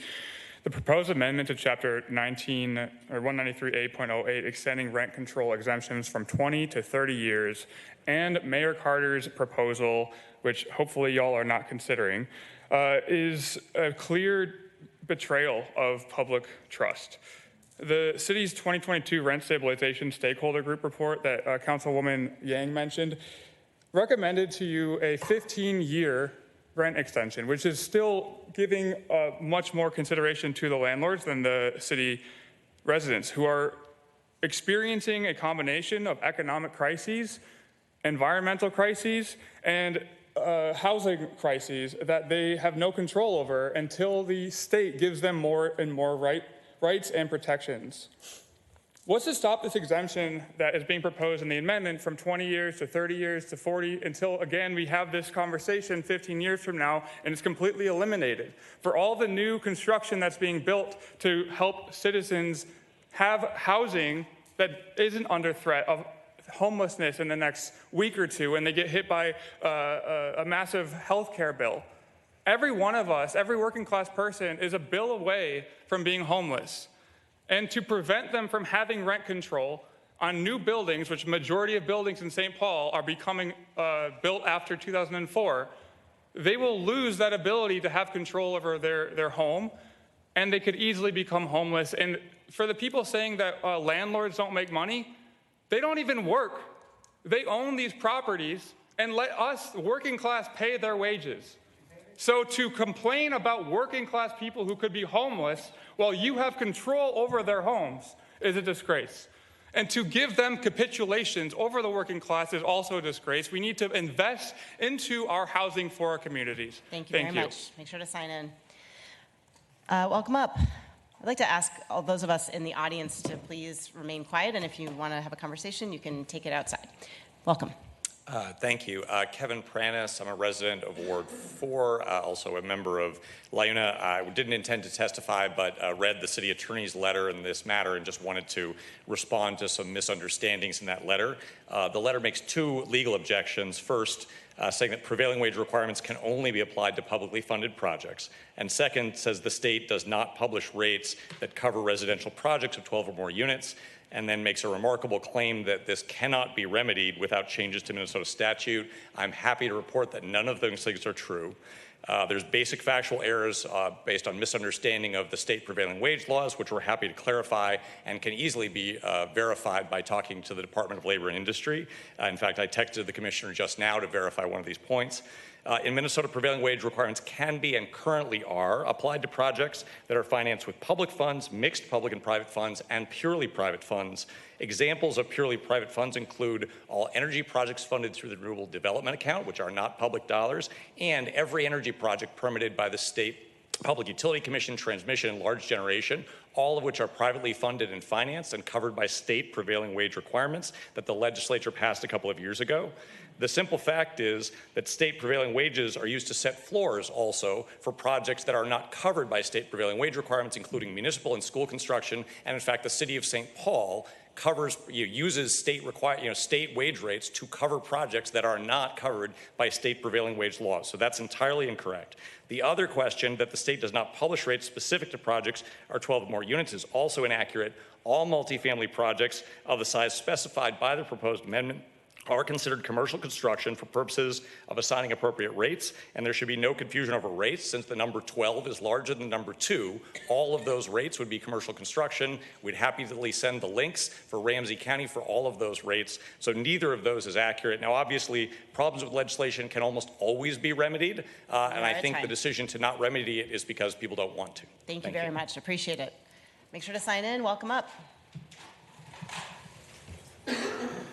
Good afternoon, Council President and members of the Council. My name is Kara Peterson. I'm President of the St. Paul Regional Labor Federation.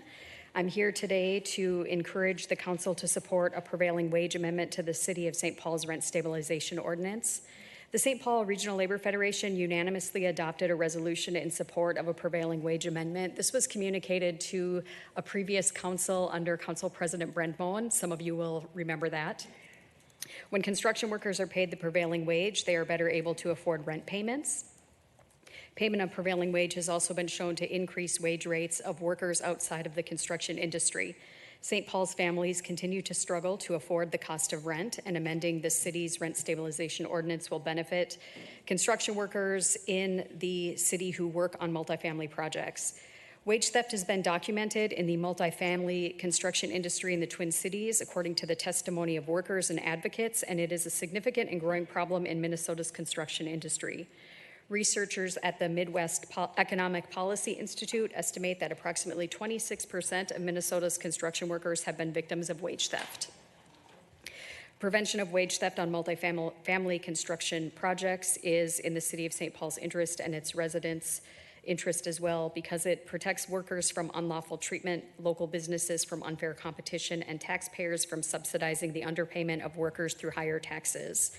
We're urging the city to create a prevailing wage prerequisite as a condition of any exemption of multifamily residential rental properties containing 12 or more units that are newly constructed or had a change in occupancy classification after the December 31st, 2004. Or earlier. Payment of prevailing wage to construction workers promotes the quality of construction and the durability of residential buildings, and thereby increases the available stock of rental housing. We encourage you to vote yes. Thank you. Thank you so much. Make sure to sign in. Welcome up. Good evening. I think it's about that time now.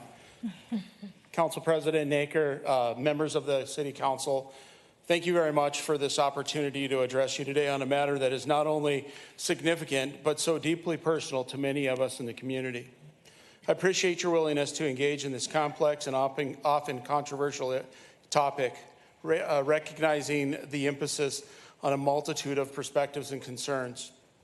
As we gather here, it is essential to acknowledge the pressing need for our community. St. Paul is at a crossroads, and the decisions that you make today will shape the future for our city for generations to come. We're facing challenges that are not just numbers on a page, they are the realities of our neighbors, our friends, and our families. The lack of housing is not merely an inconvenience, it's a crisis that is driving up costs and limiting options for our residents. Families are struggling to find homes they can afford. Young professionals are being forced to look elsewhere for opportunities. This is not a future that we envision for St. Paul. We must take action and reverse the trend.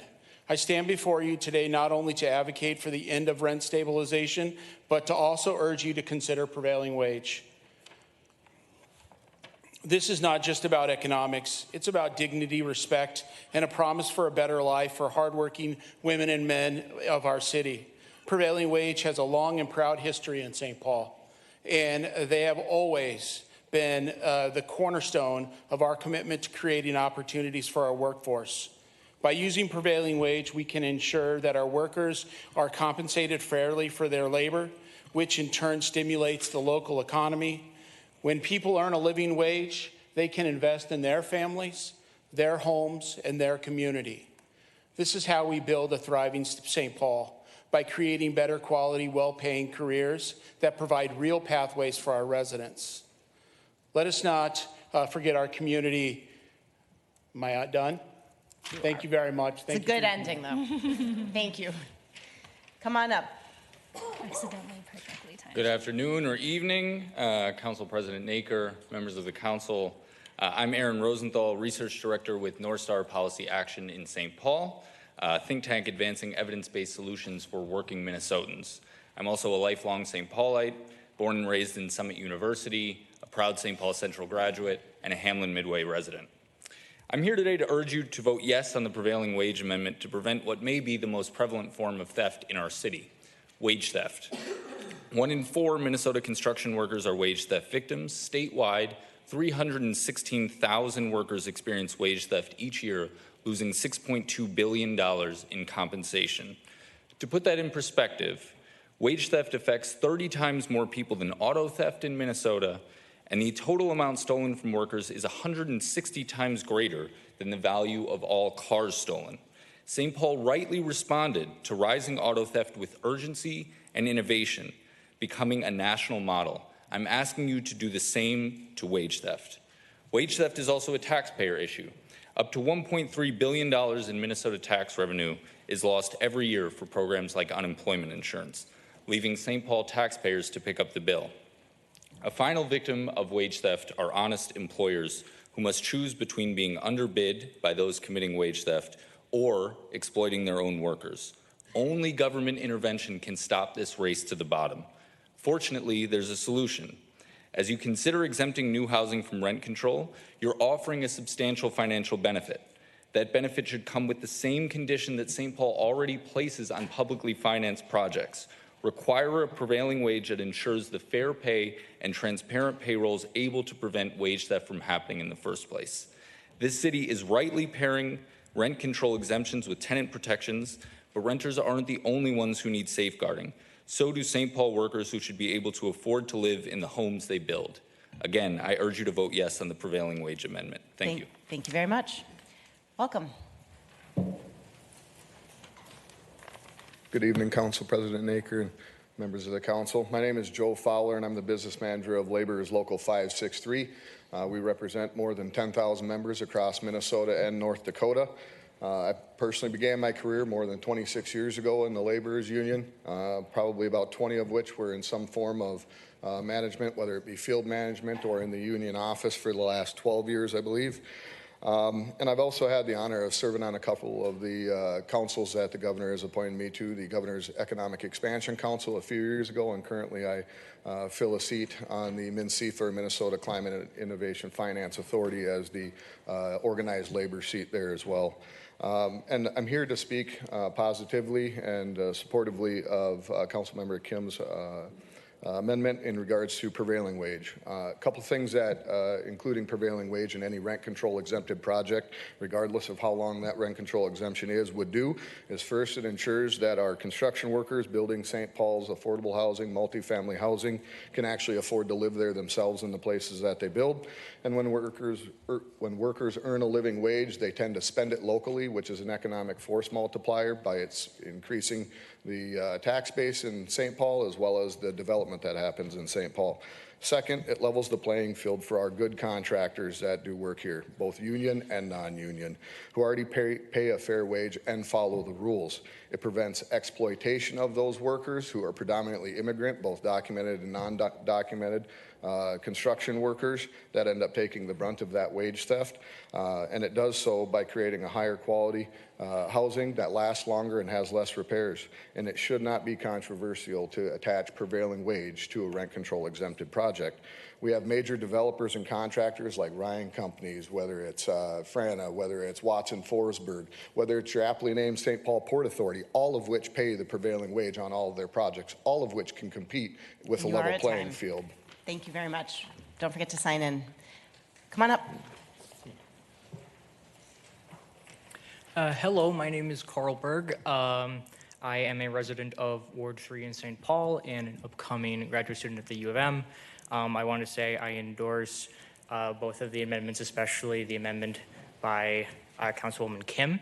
But I also wanted to highlight, as Councilmember Yang pointed, the potential negative effects of continued exemptions within the rent stabilization system. I specifically want to highlight a study done or published in the Journal of Housing Economics, which was a meta-analysis looking at over 100 published studies on the effects of rent control globally.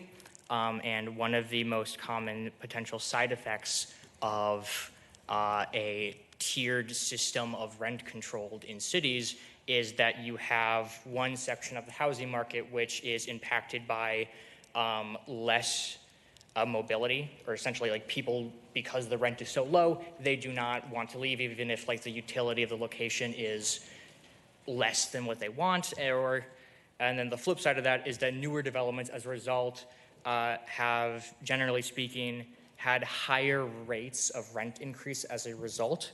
So essentially, you will have one side of the market which has lower mobility. People are not leaving. If anything, it shrinks over time as people try to, like, especially like landlords, especially try to like exit or like convert their properties into, like houses or whatnot. And then you have the other side, which they are not exempt whatsoever, or they are exempt from the stabilization policy, and as a result, they generally are more likely to then increase their rent, which, generally speaking, is not necessarily a good thing.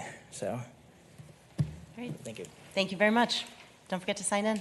Welcome up. And just sort of a semi-last call, if you're here to testify on item 34, please line up now. Good evening. My name is Kim Nelson. I'm Minnesota Deputy Political Director for North Central States Regional Council of Carpenters, also known as the Carpenters Union. We're located at 700 Olive Street here in St. Paul. Council members, residents of St. Paul, thank you on behalf of our 27,000 construction workers we represent. Many of our skilled tradespeople live in St. Paul, and thousands more have been trained through our Carpenters Training Institute here. Our members have been part of living in and building this great city for over 100 years. We appreciate the City Council working to address a few major unintended consequences that have occurred from the passage of rent stabilization. We also appreciate the City Council's intention to want to do right by the residents of St. Paul and work on affordable housing issues that can often be nuanced and multi-layered. However, rent stabilization has led to some very real consequences for our members, their families, and businesses. Foremost, it has discouraged housing supply, as we have seen a drastic decrease in financing and building of new construction. Yet we know increasing housing supply is a key factor to keeping rents low and housing affordable. Many developers have halted construction, and more had projects planned but decreased the size of those projects. As was stated earlier, in 2024, St. Paul saw an immediate 80% decrease in multifamily unit permits after the passage of rent stabilization. And as recently as this past month, construction permits have seen a 38% increase in the 13-county metro area, but St. Paul lags. All of this directly affects the livelihoods of our members who want to live and work in St. Paul, and we have seen more layoffs than in any other year. We thank the City Council and City staff for your work and leadership to address this issue, and we respectfully ask that you support the version 1 change to Chapter 193A.08. Thank you very much. Make sure to sign in. Welcome up.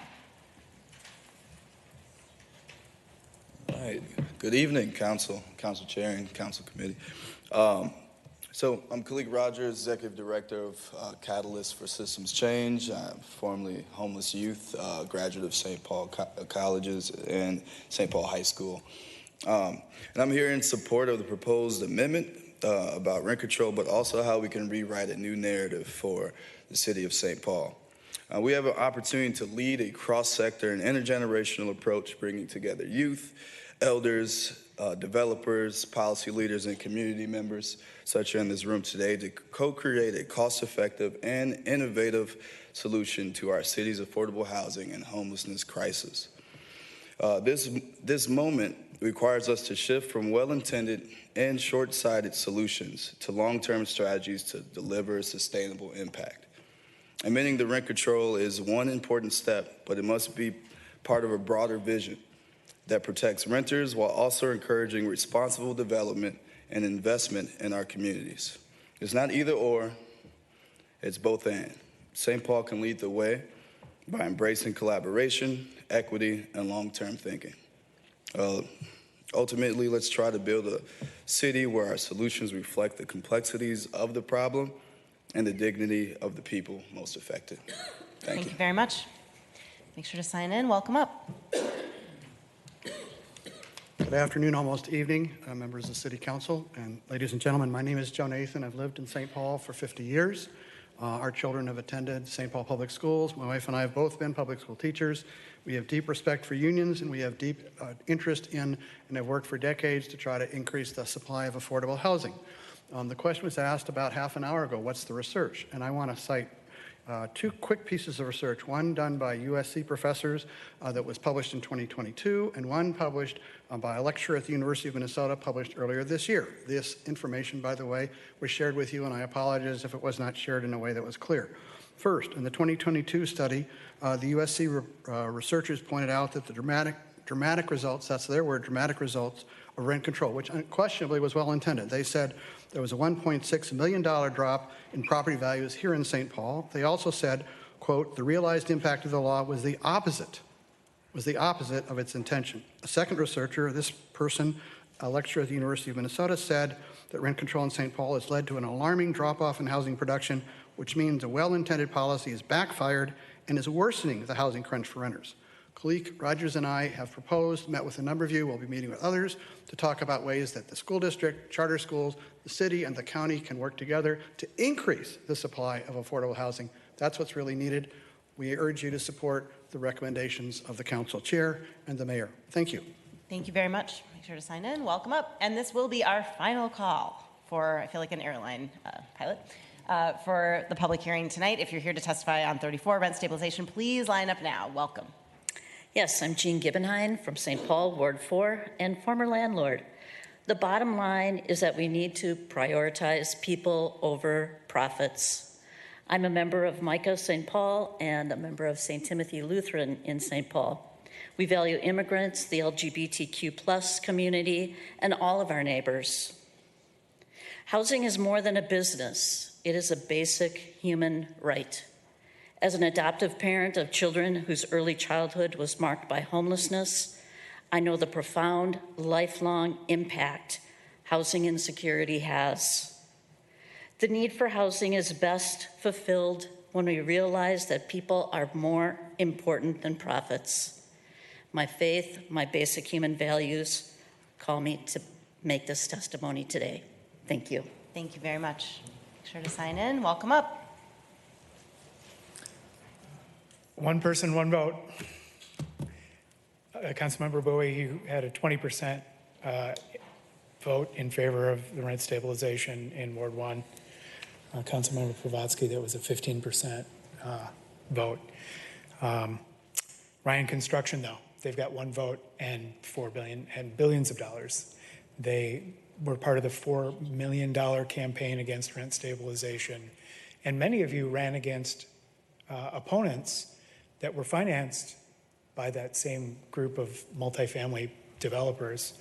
You made it through, and I'm very happy for that.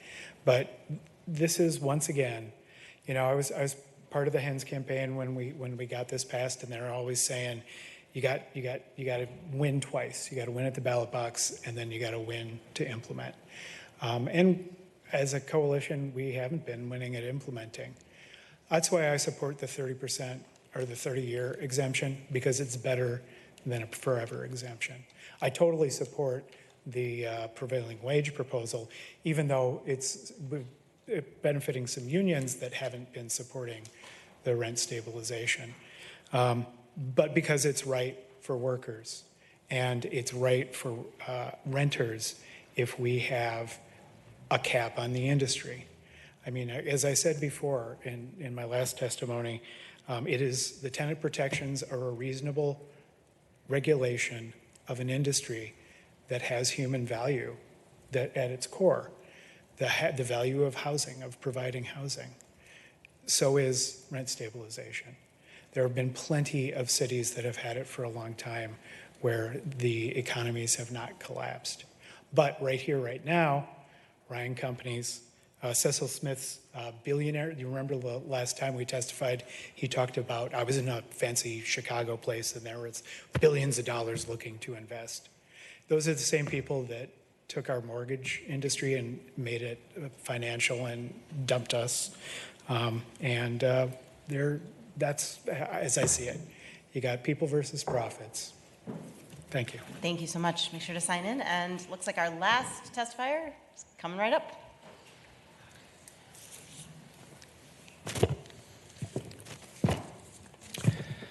Hello, my name is Nick Nowatarski. I lead the multifamily development business at Widener Apartment Homes.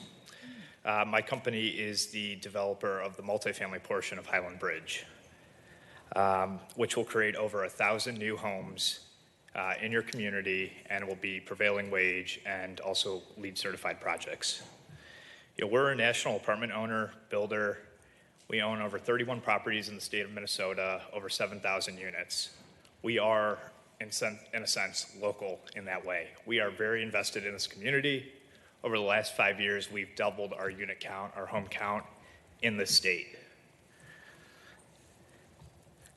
Our goal as a company is to provide high quality housing. We are a long-term owner builder. We try to do everything as best as we can. We really focus on building something that a community is going to be proud of and that is going to stand the test of time. You see the vision for Highland Bridge. It's going to be beautiful. We are so close. We've worked countless hours to move it forward. After rent control was put in place, we went on pause. I think, it's fundamental on this project to say a 30-year exemption is not enough. If it's a 30-year exemption, we are not moving forward. We want to be there. We want to do it. It affects our ability to get debt and equity financing. We will not move forward if there is a 30-year exemption. It needs to be a static date. Like I said, we see the vision for the community. We want to be here. We love St. Paul. We love Minnesota. We can see the vision. We want to move it forward. But this is where at least my company is. Thank you. Thanks. Don't forget to sign in. Is there one more person to testify? All right. Come on up. Last testifier. I want to say, please stop pushing the little men out. We need the small local landlords. Would you just say your name and where you're coming from? St. Paul. And your name? Cami. Thank you so much. Make sure to sign in. All right, with that, I'm going to take a motion from Mr. Pravratsky to close the public hearing. All in favor, say aye. Aye. All opposed? 7 in favor, none opposed. The public hearing is closed. I want to thank everybody for coming out to testify tonight. I know it was lengthy, and we'll now take a moment to consider the testimony that we've heard and to actually discuss the amendments that were mentioned earlier, to vote on them, and then to, depending on what happens with the amendments, potentially to vote on the full proposal. So I would look to either Ms. Yang or Vice President Kim to formally make your motion. Ms. Yang? Thanks, Council President. I move approval of my amendment, which would be to strike out the 20 years in the exceptions for a residential property that is newly constructed or had a change in occupancy classification and changing it to 30 years. Great. So that is Amendment A1 in Legistar. Thanks, Ms. Yang. Is there discussion on the motion? Ms. Jost and then Ms. Johnson. Thank you so much, Council President. Thank you, Councilmember Yang, for your time on this, and thank you to everyone that came here today to testify. I want to talk about the amendment that's being brought forth for the 30-year exemption, and just with a little bit of background. It's my understanding, as a lead author of this primary rent stabilization amendment, that the 20-year new construction exemption, which is from 2022, was intended to address the city's development concerns at that time with the original rent stabilization ordinance. However, I believe that exemption failed to meet the needs of builders in a much stronger development market. And unfortunately, our situation has become worse and it has not gotten better. This 30-year exemption, in my opinion, is an outdated request that no longer meets the moment. The people who are building our housing are asking for something more now, 3 years later. And it's our understanding that private capital is not investing in rent-stabilized environments. So whether it's a 20-year or a 30-year, that just doesn't provide the reassurance of the market. So regardless of the timing and the financing, they need to be able to understand the payoff of that financing when it's being sold and any subsequent sale after that if they own property. And so we heard from folks, like I mentioned in the public hearing, I guess a month ago, folks that own property, that rent stabilization had decreased the value of that property. And if there's an end point to that exemption, that would impact how investors and lenders look at building and investing in property in the city of St. Paul. So I believe that a clear point in time exemption would provide the predictability and the assurance to developers and property owners that are weighing St. Paul against other regional markets, and I will not be supporting the 30-year amendment today. Okay. Thanks, Ms. Jost. Ms. Johnson. Thank you. I appreciate, I just want to say thank you to everyone who took the time to come out to give public comment either last month through many different iterations of testimony, what came from that testimony, and something that I'm actually glad that we're having this discussion. From the first time I sat in the budget address in August of last year and heard about the permanent new construction exemption, I received a call a week prior, and that was the first time I'd ever heard about the new construction exemption being considered at all. And at the time, for the previous year, basically, I had spent most times talking to individuals about a 30-year new construction exemption.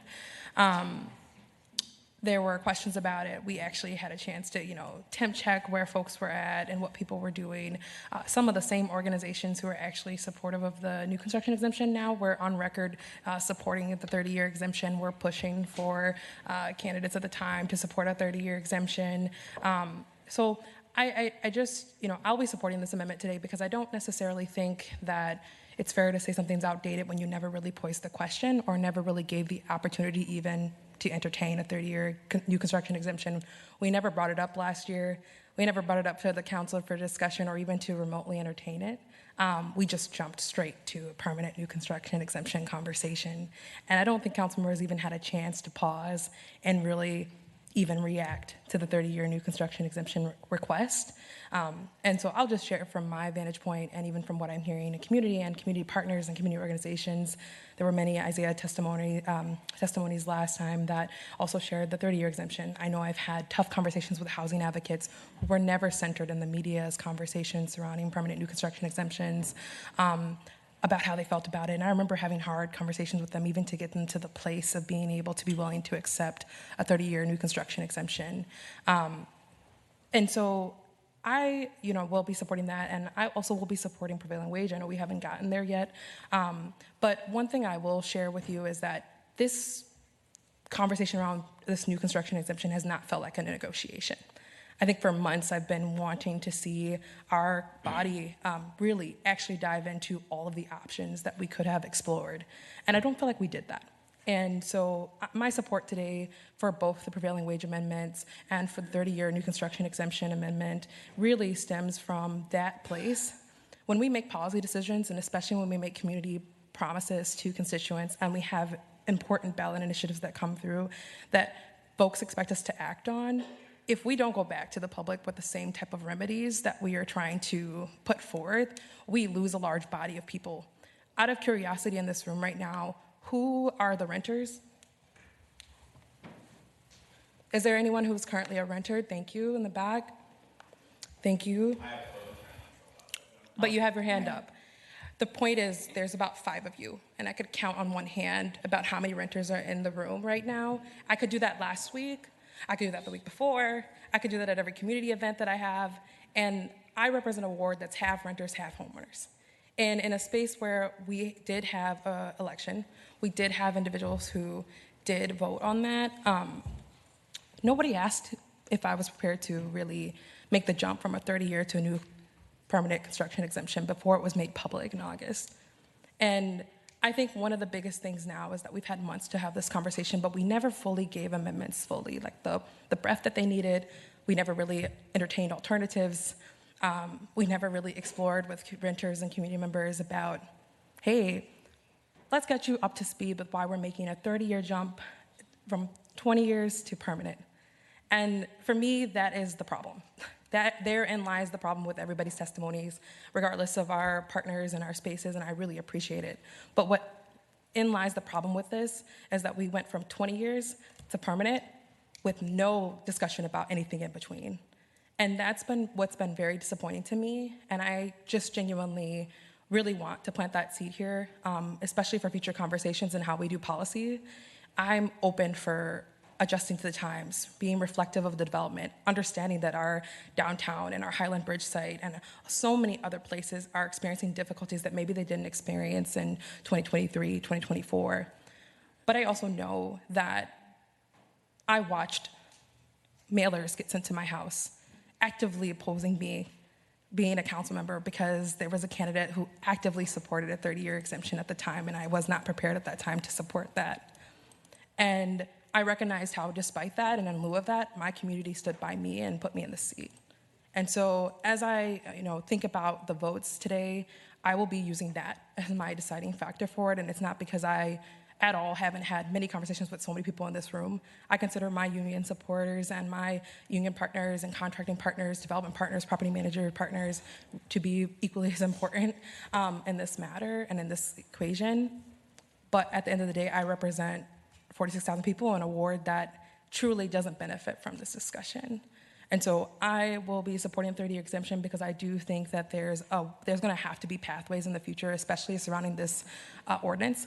I don't think people are prepared to just let it rest. I hope that for all of my colleagues that are voting today on the permanent new construction exemption, that we are in a position as a council to send a strong message that we are no longer going to continue this conversation next year and use the same arguments about why we need to fully repeal. I will be actively opposed to it then. And so I look forward to being able to have continued conversations with people about the real problem of rent control that people are sharing, because I don't think this even scratches the surface to really talking about the root cause. And for a lot of people, that is, can I pay my rent month to month? For others, it's, if I can't afford to build here, maybe I won't be able to invest in St. Paul. I just don't know if a permanent new construction exemption really fixes that. So I will be supporting the 30-year exemption, and I just think prevailing wage separately is just kind of a duh situation. When we look at what we want to support and how we want to pay our workers, I'm going to always side in the sense that I feel like we should be paying them equitably, we should be paying them fairly. I sat in meetings earlier this week talking to private investors who had private funding and private financing just about why they needed to potentially even partner with union contractors and getting union projects on it. When it's an option, it's not a requirement, but when it's an option, people may choose to privately finance their projects and just not take the public sector funding, not take the city funding if they can, and not pay their workers what they're supposed to. That's why I was consistent on supporting wage theft. That's why I'm someone who advocates for tenant protections. That's why I was a supporter of administrative citations. I have a history of continuing to support workers and their fair wages. So like for me, these are really genuinely the problem in lies with the approach and our process and just the mere fact that we didn't even for once consider openly an alternative to what we were given. So I appreciate Council Vice President Kim for bringing forward the prevailing wage amendment and Councilmember Yings for your 30-year amendment. Thank you. Thanks, Ms. Johnson. Vice President Kim. Yeah, I'll be very brief. I plan on supporting Councilmember Yang's amendment. I think the question that we had earlier today at HRA is, I think it begs the question 30, 40, 25, 15, like, I guess prove it. I really haven't seen anything that shows that it's a requirement for financing, like a never-ending exemption.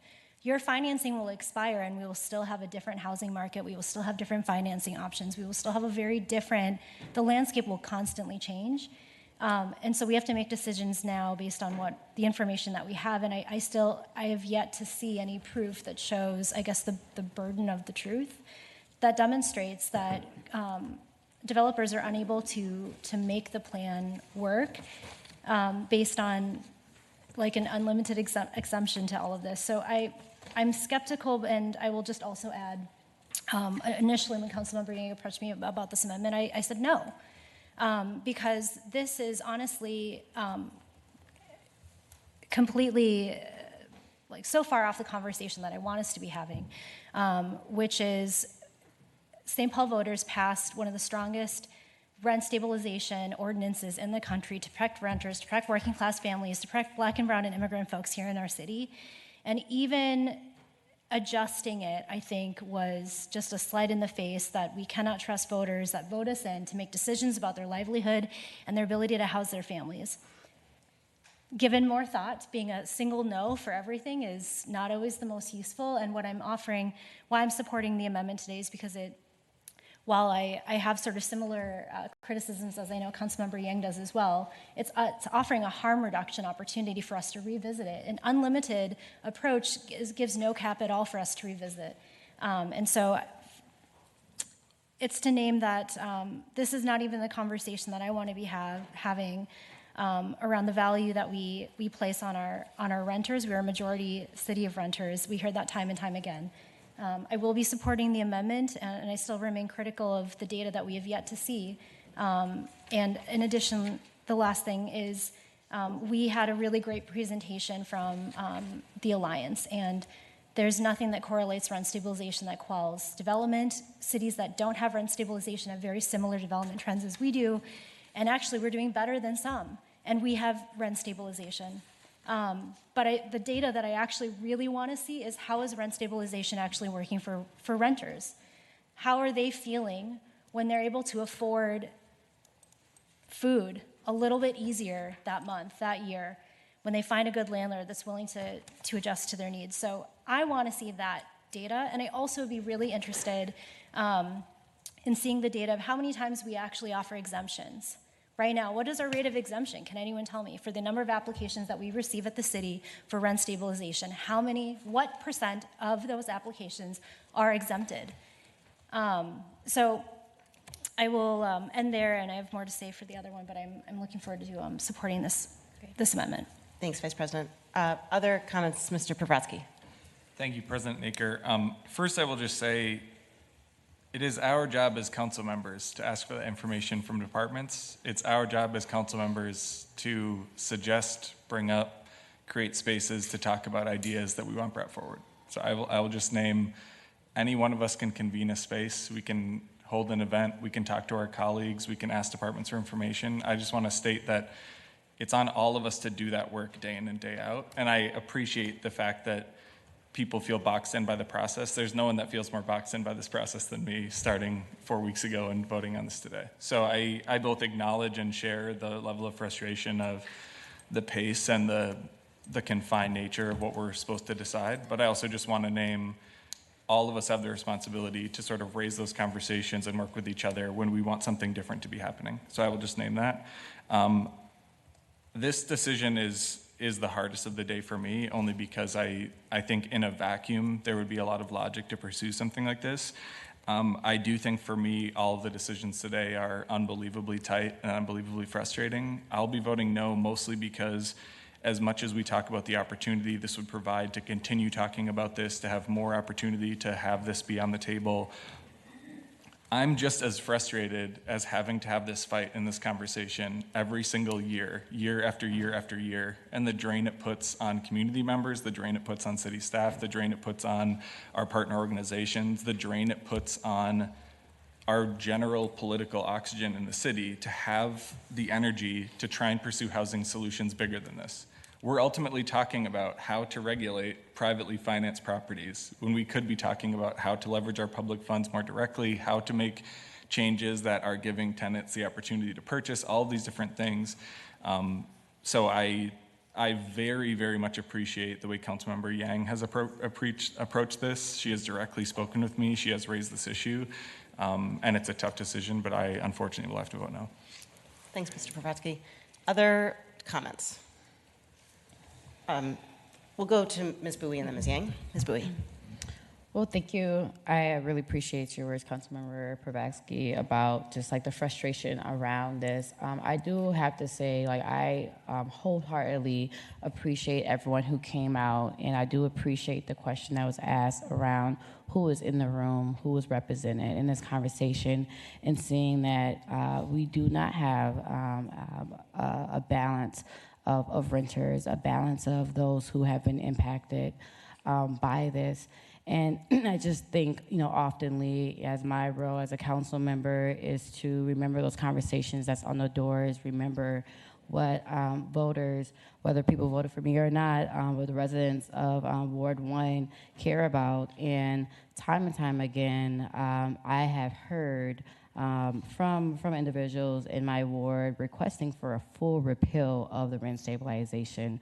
I don't want that to be lost in this conversation around how we got here is already a huge compromise to where I have to hold those who want to invest and want to grow our tax base and our St. Paulers and our homeowners, also ensuring that we're supporting and giving a voice to the voiceless, to our renters, to people who are living paycheck to paycheck, for people who have experienced homelessness, to people who are just looking to, not even by choice, but looking for housing that is just affordable. And not one time, and I have to be honest, not one time did I hear the gratitude, particularly around, or the impacts around the benefits of the rent control policy. I have heard from our council members, particularly around wanting more data, and this needs to be a data-driven decision, but the reality is this was a ballot-driven decision. As an organizer and always an organizer, I know what it takes to get people, to persuade people to get to the ballot and make a decision. But we had failed at the place of implementation, and I had stepped into this role as a council member, ensuring that we can grow our housing stock in an effective way, and was really disappointed to find out that we're stuck on the debate about this instead of actually having the conversation of how we can invest and finance more affordable housing, how we can protect workers, how we can grow our tax base to create more jobs in our cities, to design a program to actually implement and regulate essentially this policy that voters had trusted us to actually bring forth. So I will not be supporting this 30-year exemption because I believe it doesn't actually get to the goal of growing. What's most important to voters is housing availability and housing accessibility. Essentially, I think what this does is pushing away people who want to invest in our local economy, our homeowners, and also putting the price and the burden on our residents, everyone who pays property taxes. It's not only our homeowners, our taxpayers are our renters. They pay into our economy.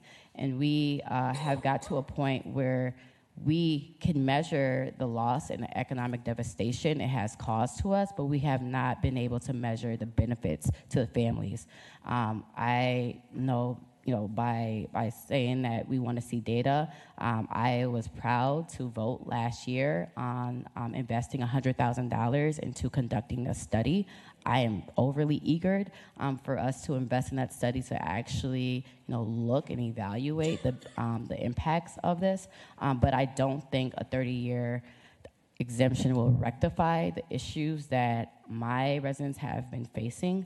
And primarily, I see this as a false safety net in a way to when we really want to talk about housing affordability, let's make sure we're tripling, doubling down when it comes to emergency rental assistance. Let's make sure we're actually investing into affordable, sustainable wages. Let's make sure we do all those things, but we can't cap or regulate our way into housing abundance. So I will not be supporting this exemption. Great. Thanks, Ms. Bowie. Ms. Yang. Thank you, Council President.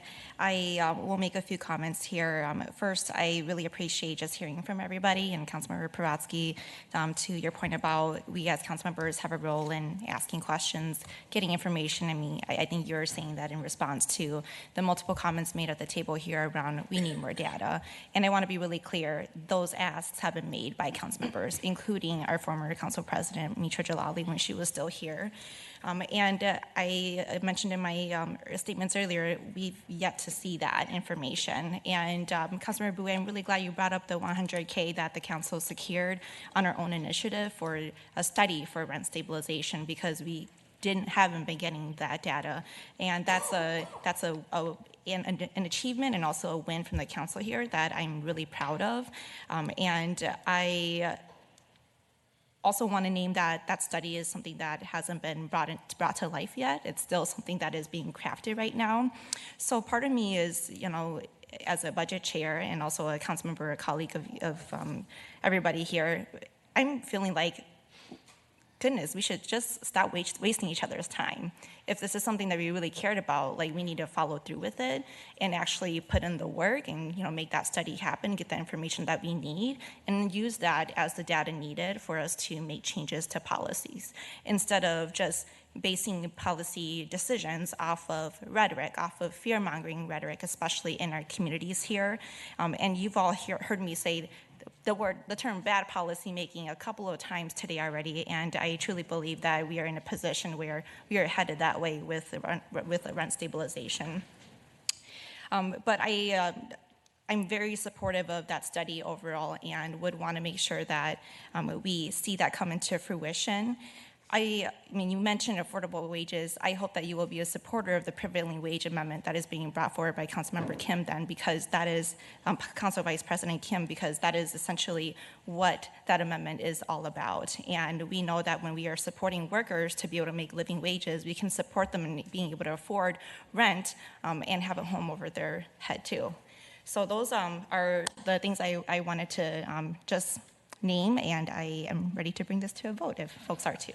Great. If we can do roll call, I would appreciate that. Yeah, we'll do roll call vote. Ms. Johnson? Yes, I just want to also just share, Councilmember Pravatsky, I hope that was your comments weren't an assumption that those things hadn't been done. If that was the case, that's highly inaccurate. And so I just want to share with you, I take my role as a council member very seriously, but I also take comments like that very seriously. So I just wanted to share with you how that landed with me, and also to the community, because there is not a single topic that I have not spent more time as a council member talking to my colleagues directly, each and every one of you, and the administration, and the city attorneys, and the department heads, and multiple wards. And so in a space where I just wanted to name that, because when you said that, and it really came off as you were trying to remind me of my job. I'm very aware of the election certificate that I hold, and it is actually because of the conversations that I've had that I am sharing that my frustration has lied with the mere fact that in so many different ways, as the lead author of tenant protections, when I started the tenant protections journey, it was shared with me that these things had to move as a package in order to move forward. And I just wanted to share that with the community, because we have to be able to have ordinance languages separately. But I also wanted to just simply push back on that for every future comment that is made around how I should lead my role. And I'm sure that was not your intentions, but I did want to share with you how that landed and correct it for the public.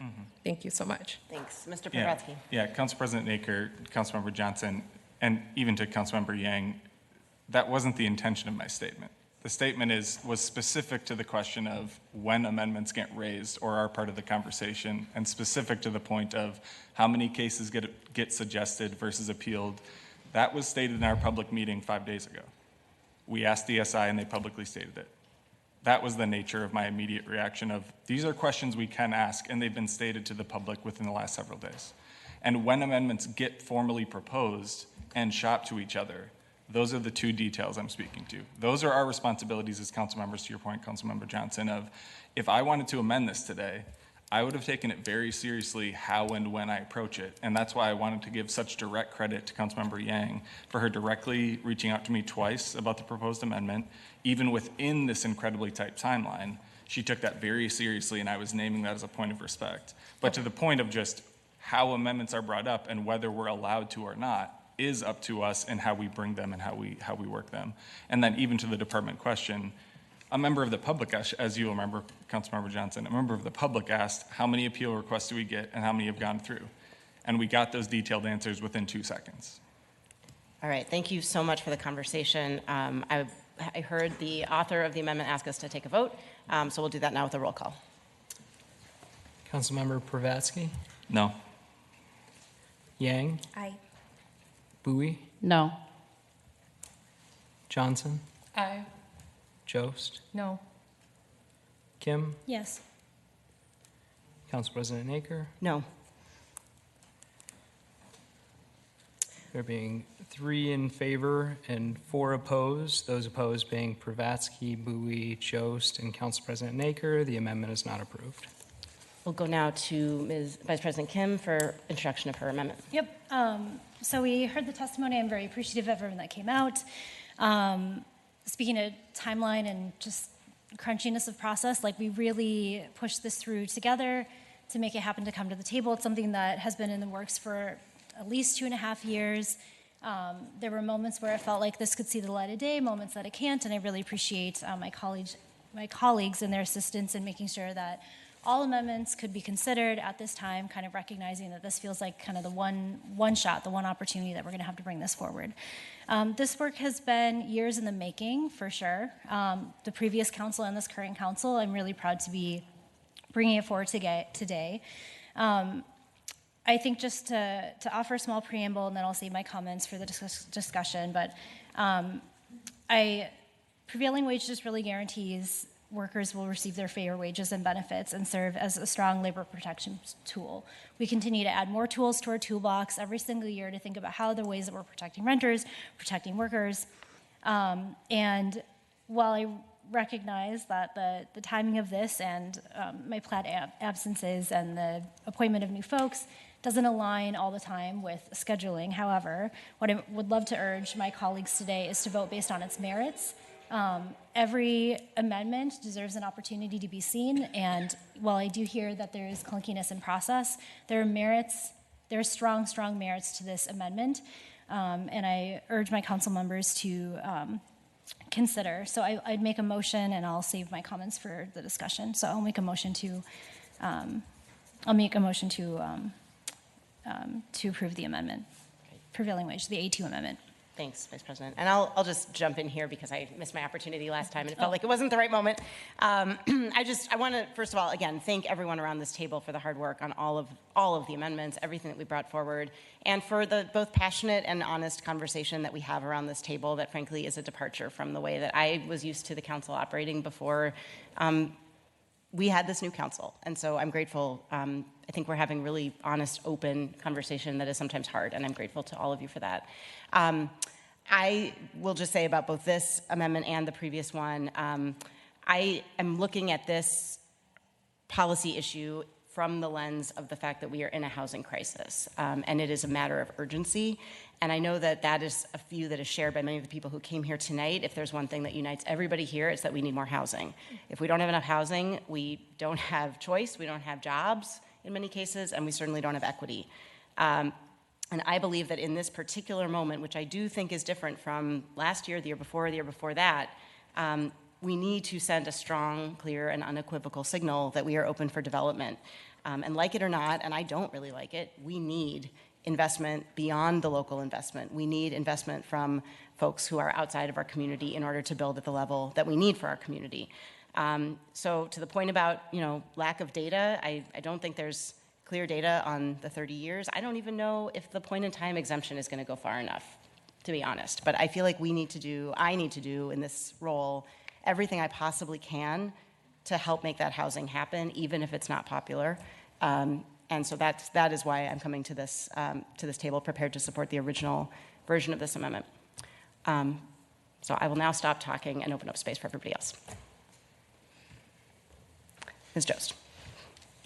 Thank you, Council President Naker, and thank you, Councilmember Kim, for your comments on this amendment. I think that my whole goal with this primary amendment and with my support of tenant protections is understanding we have a lot of issues we're facing, and I want to make sure we're using the right policy tool for the right job. And with this amendment, I just think there's a misalignment here. We do already have prevailing wage in our code for city subsidized projects. It's a value that is already held by our city. And if that language requires updating, because I heard from a lot of folks that, this is an issue with or without rent stabilization. For me, it's not even really a matter of the issue of prevailing wage. I'm more focused on what I'm trying to do with rent stabilization. And so I think if that's true, that's definitely worthy of its own conversation. Our council proudly passed a wage theft ordinance last year, which was sponsored by all of us. And we passed administrative citations earlier this year, which I proudly co-sponsored with Council Vice President Kim and former Council President Jalali to enforce this ordinance and many others to protect the people in our city. So the purpose of my amendment, like I mentioned, is to bring the city into parity with other cities, and no other cities have a prevailing wage requirement on all new housing construction. But I really do care about prevailing wage, and I'm very open to more direct policy tools we can utilize to solve this issue that I think we all care about as a council. Because if we were to, for example, attach it to this ordinance, if the ordinance were to go away, we would lose a protection that I'm hearing is really important to folks and that we care about. And so I'm committed to working on that issue in a more direct way than tying it to this, because I think tying it to the rent stabilization binds the two together in a way that is counterproductive to what Council President Naker said. I think adding any restrictions, no matter what they are, again, I think this isn't even about prevailing wage from my perspective. Any restrictions we put onto building new housing within this ordinance will make that more challenging. And we are extremely challenged right now to build housing, and I just don't think we're in a position to add any further conditions to that. So I will be voting no on this. Thanks, Ms. Jost. Other comments? Mr. Peratsky, and then Ms. Yang, and then Ms. Bowie. Thank you, President Naker. I strongly support prevailing wage. I very strongly support our city doing our part to fight wage theft. I have very serious concerns about how this amendment was brought forward, so unfortunately I will have to vote no. Thank you, Ms. Yang.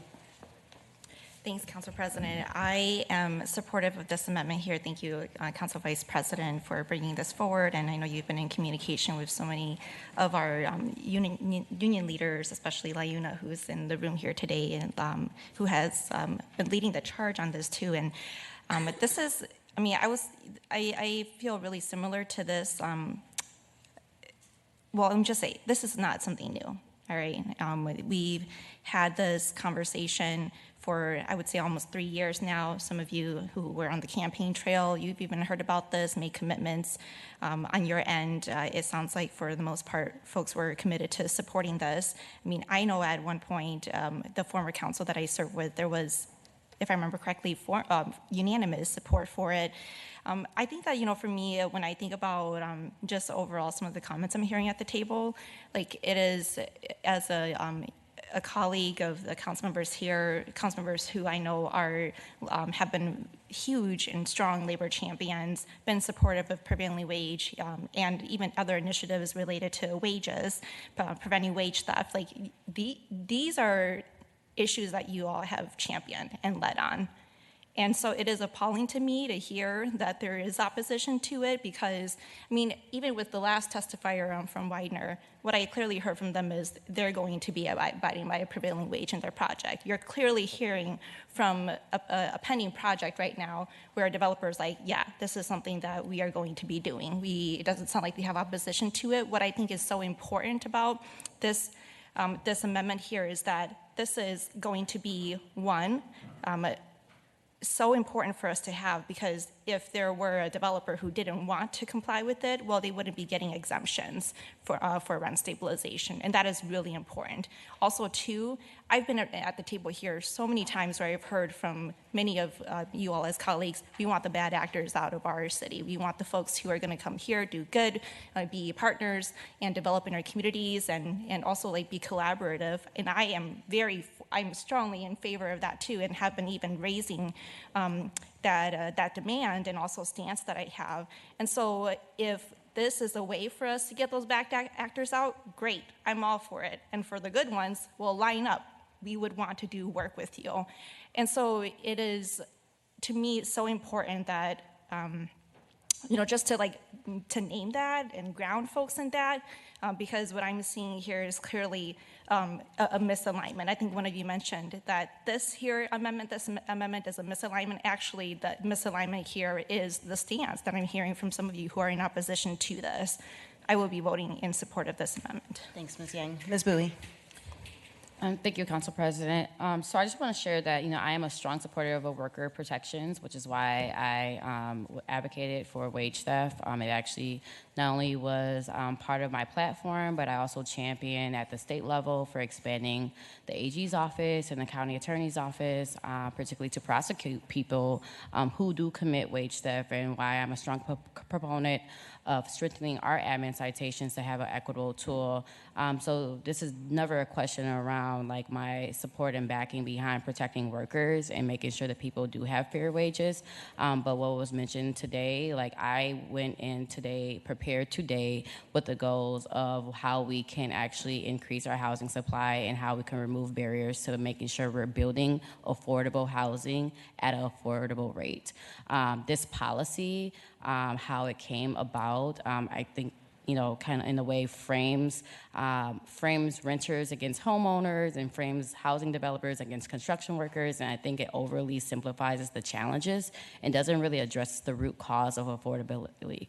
The relationships are really key. And I am so happy, particularly today, having a chance to talk with Council Vice President Kim and also some of our labor leaders briefly today around getting the rundown on this policy, having an opportunity to, briefly look at the amendment, and also having a lot of questions that I, at this point, don't feel comfortable giving a full support on this amendment. I actually would need more time. I think that prevailing wage is a really citywide approach, not something that should be narrowed into this discussion around how we're updating our rent stabilization exemption. And I also appreciate not only the conversations I mentioned here, but there is conversations at the state level that I want to see, particularly around the state making a decision around arresting and charging companies that do commit wage theft, and like how that will interplay. I represent Ward 1, a very diverse, socioeconomically and racially diverse community, and there's constituency groups in my ward who are small developers and who are, who I need to talk to beforehand to ensure that this doesn't hurt our emerging developers or developers of color who, are committed to building more housing and are committed to building multifamily housing, but, wanting to make sure that this policy doesn't hinder that. I heard earlier, Councilmember Yang, you had said, hey, if people are stealing wages, line up. But, there is also an equitable way to look at that, particularly around when you are committed to building housing and housing that we do invest into our small developers. They come back to the table asking for waivers for prevailing wages. They come back to the table asking for us to make their development more affordable.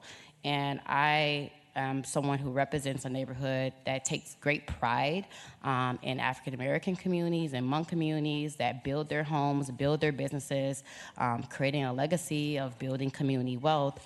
And through this decision, I wouldn't want to hinder that. And I think this needs more time for me to talk with my communities around how we all can come together, where it's not one group versus the other, but it's all of us working together around making affordable housing more affordable to build. So I will not be supporting this amendment as of today, but I am so committed to still working with you around how we can bring forth stronger worker protections for St. Paul. Okay, thanks, Ms. Bowie. Ms. Yang. Thanks, Council President. Well, Councilor Bowie, I'm not sure who you have in mind when you're talking about small developers, but this amendment here would apply to construction that is proposing units of 12 units or more. And so I wanted to point that out because if you're thinking about developers who are building less than 12, this wouldn't be applying to them. And I'm seeing where the votes are landing for this, and I'll just say generally, I'm very disappointed. I really expected better because this is something that I don't even see as controversial. What I generally want to say is that I think that we are going the wrong direction when it comes to rent stabilization. I mean, there's so many other issues that I could be bringing up around why around like what I have even been hearing about housing in our city here and what makes building housing very difficult. I've talked to you all at the HRA table, our Housing and Redevelopment Authority table, about how many complaints I get from developers about why is the permitting process so difficult in our city? Why does it take so long for me to get an inspection for something that is so simple? The thing is that we have flaws in our system right now that need to be addressed, and we're scapegoating rent stabilization. We're scapegoating prevailing wage as a way to not advance and actually confronting the issues that we have in our system right now. We're not moving nearly quick enough to be able to address these issues. And seeing where the votes are landing, I hope that we will all make a commitment to really driving the conversations on that, be leaders in the space there, and actually discuss these things, find a resolve for it. Because I tell you what, I don't think that after this, we will be seeing the results that you all are hoping to see, especially those of my colleagues, those of you who have been opposing the amendments brought forward by Council Vice President and I. Thank you, Ms. Yang. Any further discussion? Ms. Johnson. Yeah, I know I shared last time too this. Overall, I'll be voting in support of the prevailing wage amendment, but I wanted to take the time to also thank LiUNA and Building Trades and all of the union partners that talked to us about prevailing wage on this aspect, because while we have been talking about the rent stabilization's new construction exemption, and while we have been talking about rent stabilization, I do see this amendment as separate from previous amendment. I appreciate the comments just a little bit about some of the smaller developers. It was actually a concern that I had up until the language was changed to be limited to just 12 units to like folks that are to projects that are 12 units or more. That is different than some of the language we are doing regarding the new construction exemption, which does not have a small landlord or small developer limitation. I think that one of the things that is continuing to come up is how we're inviting people to the conversation. So whether or not this passes today, I will just say, like, I really want to see the housing study that, I was really vocal in the last budget cycle as vice chair of the Housing and Redevelopment Authority to literally put the $100,000 council prioritized housing policy evaluation in the budget. I did that because we all sat at the retreat last year and said that that was something that was really important to us to see. And it wasn't because we needed to, do that. It was because that was a desire last year for us unanimously to support a housing policy evaluation that would go into place to give us key findings on things that I really wanted to look at. One of those things was prevailing wage. And I just share with you that, like, it's unfortunate that this is the platform in which we're discussing prevailing wage, and I think that kind of goes to my previous conversations and previous comments. We did not have a chance to fully, I feel like, explore alternatives to what's in front of us when it was proposed. And I think that is the biggest misstep of this entire process, because it makes it appear as if this wasn't a multi-year conversation, if there haven't been multiple conversations with council members, in the administration, with the city attorney's office, with, I'm sure, LiUNA and their team. And so I just recenter us in the aspect that, like, this isn't a new idea. This didn't just come out of nowhere. It was previously introduced by a previous council member who's no longer here. So it kind of falls into that tenant protections category where I'm talking about things that we made promises about in the past that we didn't really necessarily deliver on. I think prevailing wage, hopefully, eventually we can get to a place where prevailing wage isn't, the context of talking about prevailing wage isn't that it's some sort of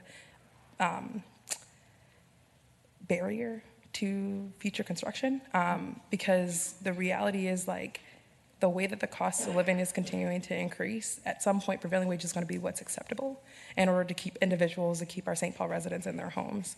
And so that's the conversation that I look forward to having in the future, whether it passes today or not. So I just share that with my union partners that are in the room. I share that with our workers that are watching from home. And I hope that we continue to have that conversation, because to me, prevailing wage doesn't just go away with today's decision.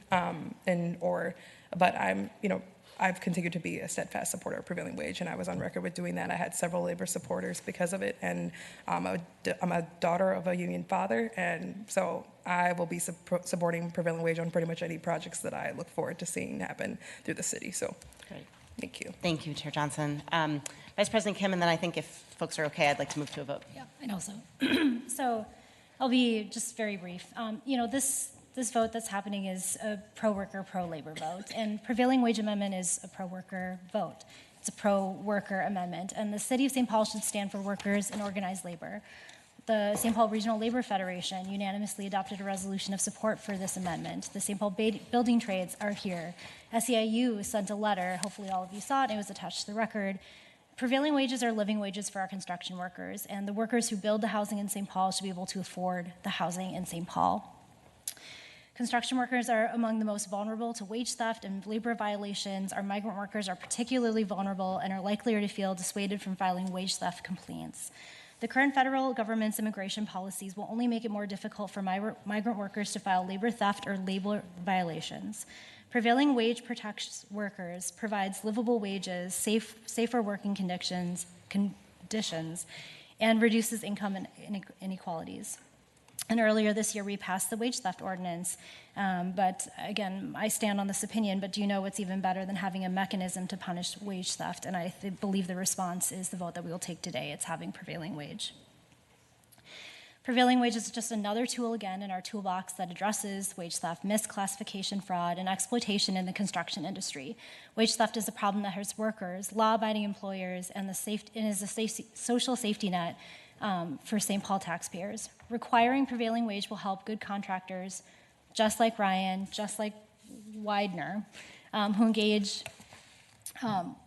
who pay living wages to compete with bad contractors who engage in wage theft and misclassification, fraud, and exploitation of undocumented immigrants and low-wage workers. I just want to leave with a thought because I feel like all of our labor partners that are in the room really said it best. It comes from the North Star Prosperity Report, who I didn't realize would be here today. A final victim of wage theft is the honest business owners who are often unable to compete with the contractors that illegally slash labor costs through wage theft. The resulting race to the bottom dynamic leaves businesses in an impossible situation, either lose out on contracts or engage in their own worker exploitation to remain competitive. Only government intervention can prevent this dilemma. And I believe that we have a very clear role to play. With that, I'd like to move approval, and I'd like a roll call vote, please. Thank you, Vice President, and thank you again for your leadership in bringing this forward. Roll call vote, please. Pravatsky? No. Yang? Aye. Bowie? No. Johnson? Aye. Jost? No. Kim? Yes. Council President Naker? No.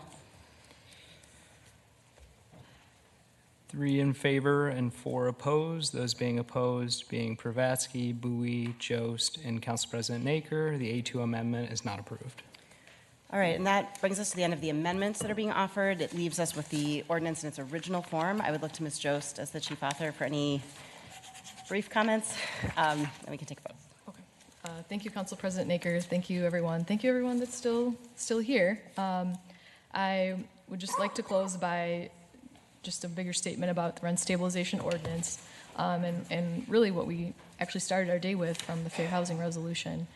We know that we need to build 10,000 homes to meet the need in our city. We know that we're not doing that. We need housing that's affordable. We need housing that's high quality. We need housing that is stable. St. Paul residents deserve that, and those are shared values that I heard during the public hearing from folks that were for or against rent stabilization. It's what I've been hearing for the last several years that we've been having this conversation. We have too many empty spaces in our city. At Highland Bridge, United Village, the Heights, Sears, now West Rock, downtown, and everywhere in between, of all different sizes. And it's going to take a significant amount of work to restore these now vacant spaces, and that work is not currently happening, and this has to change, and I believe our city must act with urgency. And our housing crisis needs to be attacked from all angles. Tenants deserve protections. Housing must be built to meet that need, and the increasing cost of property taxes for our residents needs to be addressed. And we can tackle all of those problems, and today we're going to do exactly that. In 2022, as I mentioned before, our council thought the 20-year exemption to our rent stabilization ordinance would be enough to allow developers to continue their work of building homes in our community. And there has been significant study on this issue, including comparisons to other cities near and far. And while we may not have all of the information that we would like to parse the impacts of all the barriers to build, I believe we have enough data and the data that matters. And that's what we have been seeing, that's what we've seen has been happening in our city over time. The burdens of the COVID pandemic and increased construction costs, high interest rates, an empty downtown, Highland Bridge, which promised almost 4,000 units of housing, has been stalled for 4 years, have revealed that the 20-year exemption is not enough. We need to build homes, and we need to be ready to build when the market improves, when interest rates drop. We do not want to miss those opportunities when they come. And this amendment is a response to what we have heard is a barrier to building that will allow builders to continue their work. With this amendment, we are leveling the playing field in surrounding cities to entice development. Ward 3 constituents have made themselves abundantly clear to me where their priorities lie with the original election in 2021 and with many conversations that I've had with them over the years. People in Ward 3 disagree on a lot of different things, but they agree on a few things. They want to see Highland Bridge get built, and they want their property taxes to go down. They believe this is the change that will help make that possible. And my constituents, and I think other constituents across the city, really care about those core values of building more housing and more predictable property taxes for their future. Throughout this process, I've remained focused on the outcomes of this change for residents across our city. The 2004 date aligns with our current 20-year exemption. Buildings protected now will be protected tomorrow. A vast majority of the tenants in the city of St. Paul will retain rent stabilization decades into the future. Investors will no longer have a reason to balk at projects in our city. We will build Highland Bridge, we will build United Village, the Heights, and as I mentioned, everything in between. We will restore downtown as our economic engine, and we'll begin to close this 10,000 unit gap. We will create more jobs by putting hundreds of folks to work for years to come. We will stabilize our tax base, not by cutting services, but by expanding our tax base and welcoming more shoulders to carry the burden. Our housing crisis has gotten worse, not better. The decision before us is if we are going to accept the status quo or not. We cannot stay in our current course, and as a city, we cannot afford to do that. Our situation has reached a critical point, and it demands action. So we must act now, and I'll be calling on my colleagues to vote yes on this today. Great. Thank you, Ms. Jost. Any other discussion before we take a vote? Ms. Yang, and then Vice President Kim. Thanks, Council President. I will be voting no on this. I am still extremely heated from our Housing and Redevelopment Authority meeting that we had today. I know next week there's going to be a proposal coming in front of us around changes to the agreements for Highland Bridge.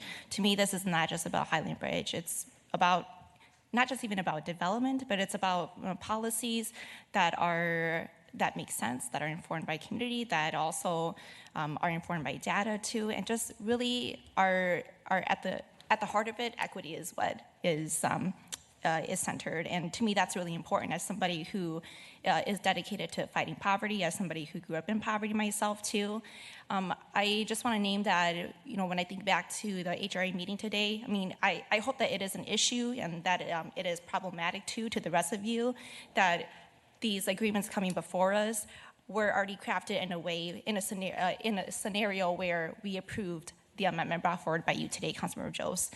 That is very problematic to me. And I hope that the rest of my colleagues, that whenever we see ourselves in a situation like that, we ask questions. We also pause and press on the brakes and say, is this even something that we want to continue doing? Do we want to continue operating this way, where we as a council, we are leaders here at the table to lead in partnership with, not only with departments, with the mayor's office, with our community members? Do we want to continue doing that, where it pretty much seems like the council here is in a place where we don't have a voice. We are here rubber stamping things that come in front of us, because when I look at the amendments when I look at the proposals that are going to be coming before us next Wednesday, I clearly do not see a council voice and a council representation in that. And so I wanted to add that to my statements here, really because I think that what is really difficult is in a situation like that, where those agreements were crafted that way, it really puts council members in a position where we are already very cornered, where we are almost forced, I would say, yes, forced to operate from a place of scarcity, where even if our colleagues were bringing forward amendments, there's already this decision made prior to on, no, I'm not open to amendments, or I'm not supportive of it because here's what is at stake.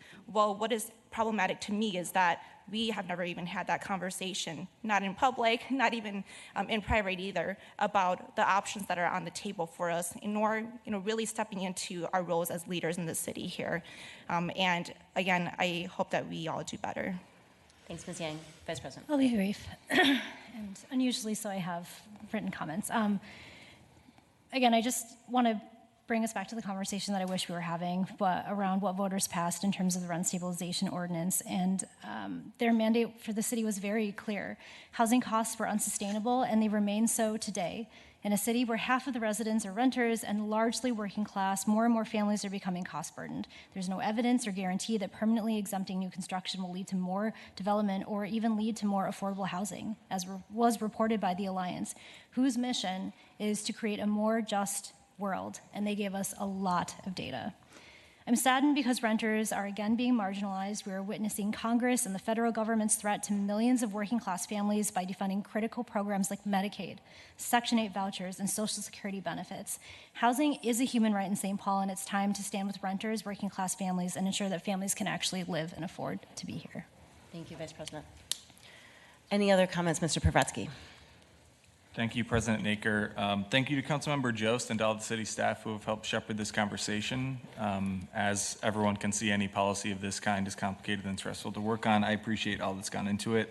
I continue to be frustrated at how this topic is discussed, the lack of nuance we bring into discussions around rent stabilization in general. It's clear to me that this policy impacts development in our city. It's also clear that the rise and fall of development over time is impacted by many, many other factors, like global financial markets, interest rates, even other elements we ourselves control as a city, like the zoning code and the basic way we review building permits.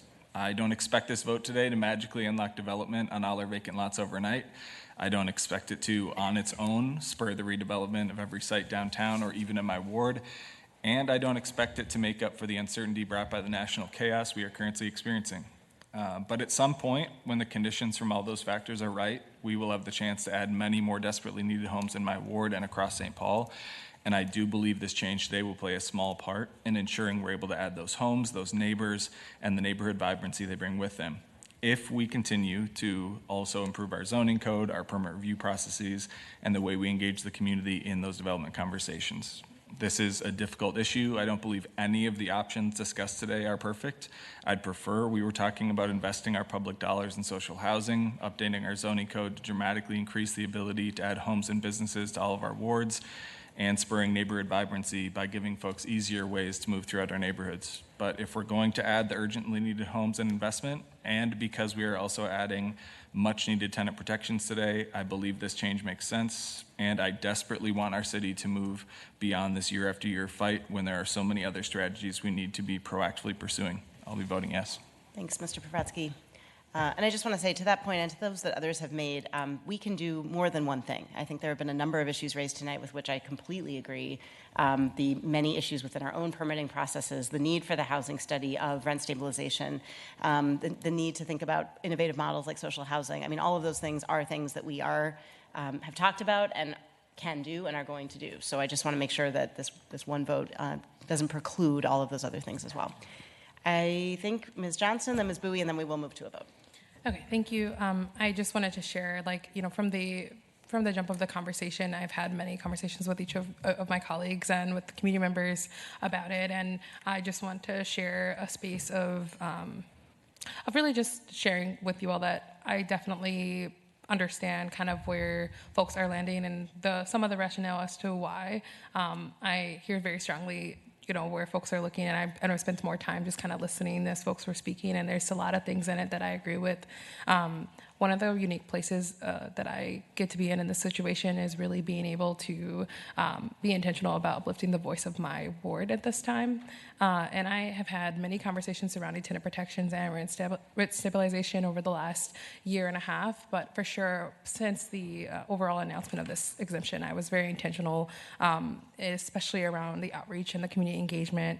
And I'm so thankful that we allowed time for that. I'm so thankful to the leadership of Councilmember Jost and Council President Naker on ensuring that we were intentional about having both the tenant protections conversation and the rent stabilization conversation, because as I said before, when I brought forward the aspect of revitalizing tenant protections, it was under the condition that they move together.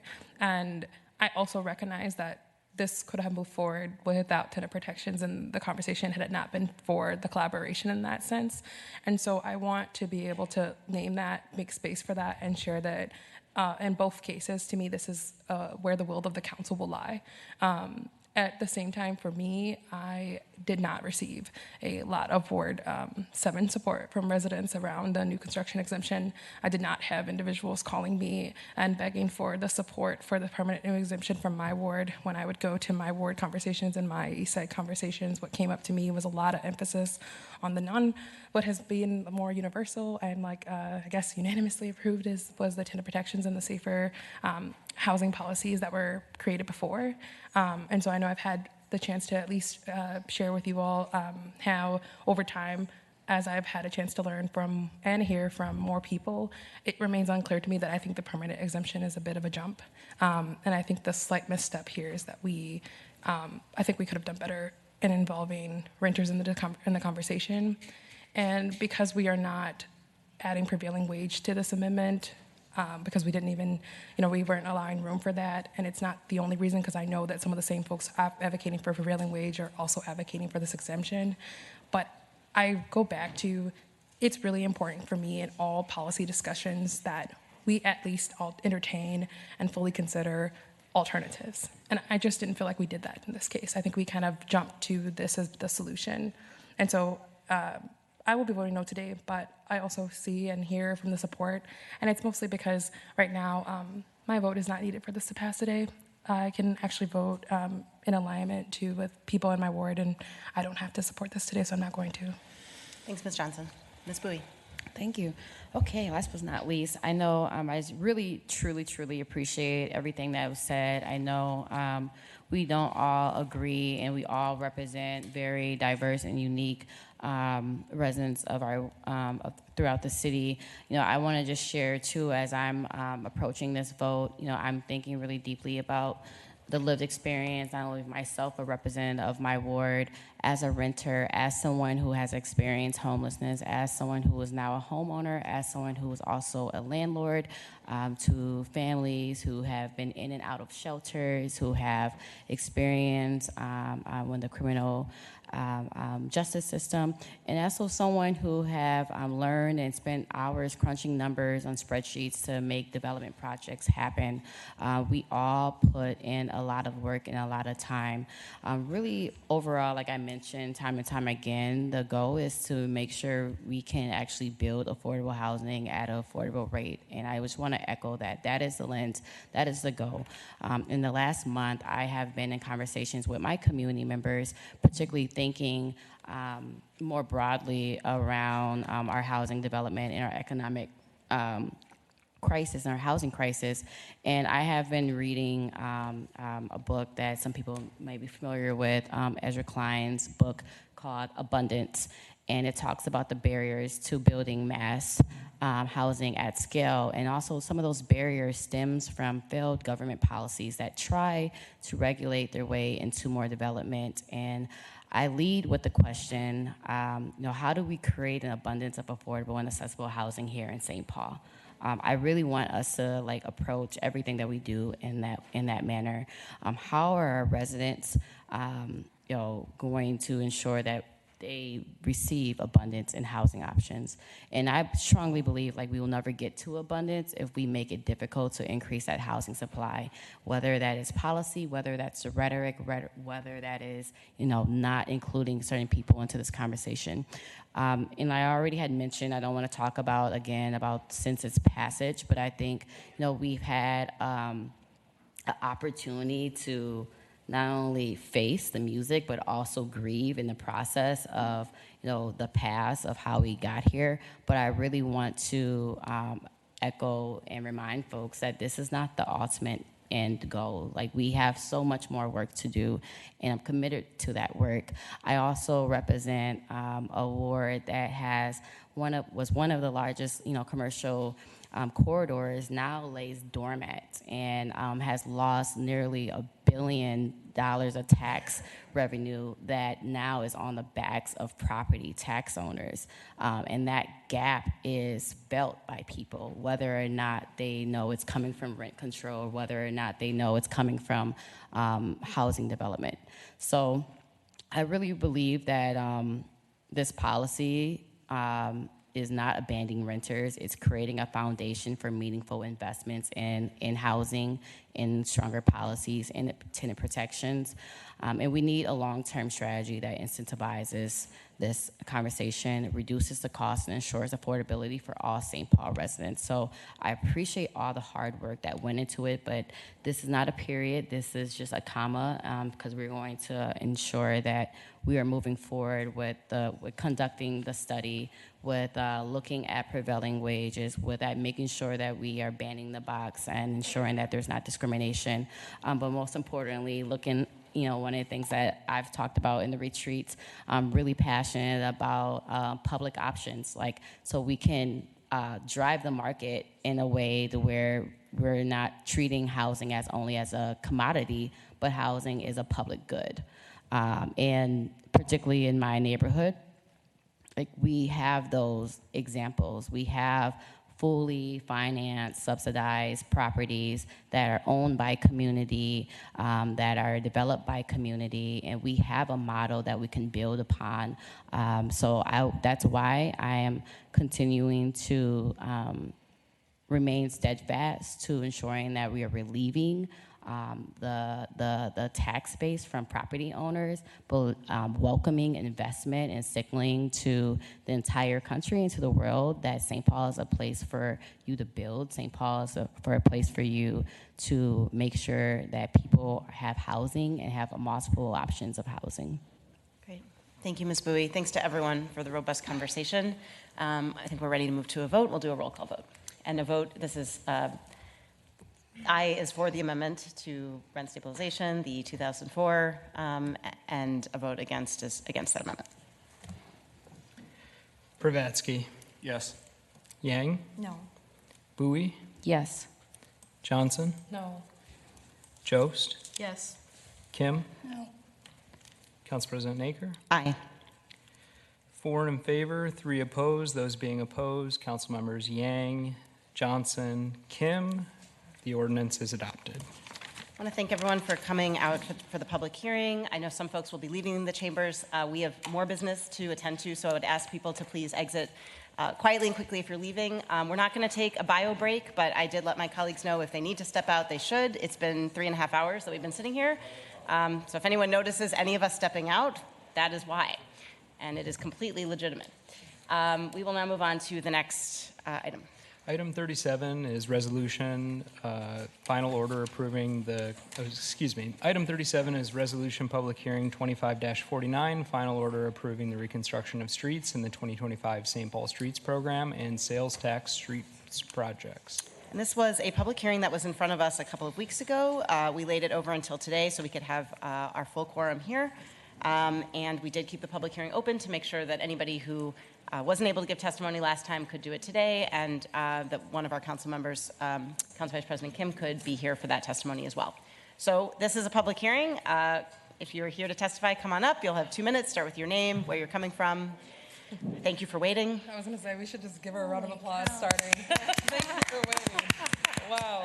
We don't do that for every testifier. For sure. Thank you for all being here. I'm Sherry Knuth. I live at 875 Parkview Avenue. For the record, I object to the special assessment in connection with my property. But more importantly, I'd like to talk about an existential threat to all of us, climate change.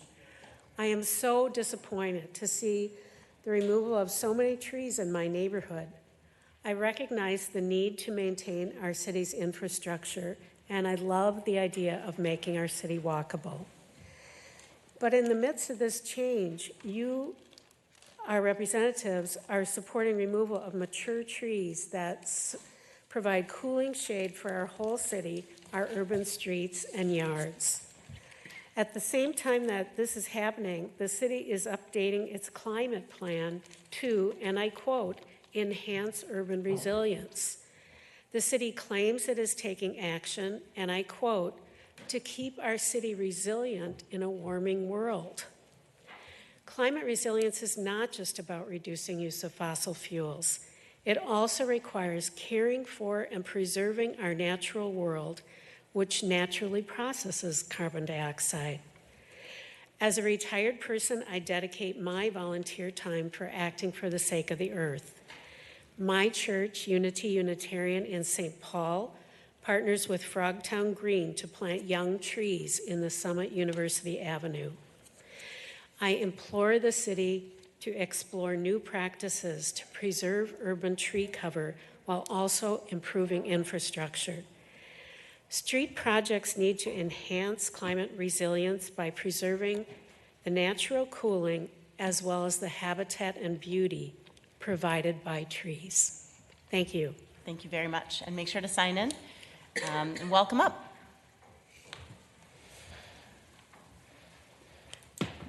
Just asking for someone to start the time. Good evening, members of the City Council. My name is Jim Siebold, and I reside at 871 Ivy Avenue West.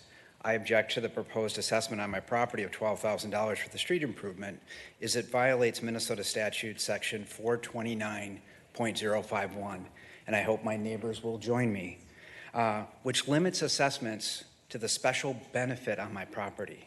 This project does not benefit my property. It reduces its value. The city's clear cutting of the mature tree canopy along Ivy Avenue West, which has been a defining feature of this neighborhood, significantly reduces the value. Research, including from the U.S. Forest Service, shows mature trees increase property value by 4 to 15%. For my home, valued at $450,000, paying over $7,000 in property taxes, that canopy likely added $15,000 to $60,000 to the value of my home.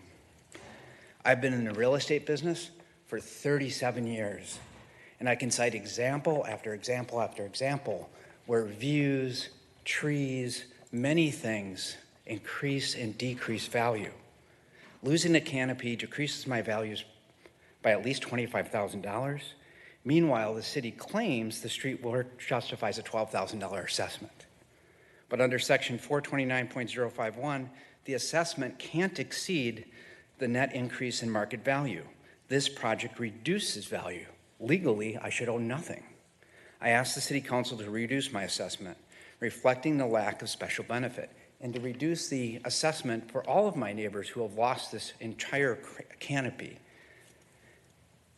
If this assessment stands, I'll pursue an appeal under Section 429.081, but I'd prefer if it was resolved fairly here.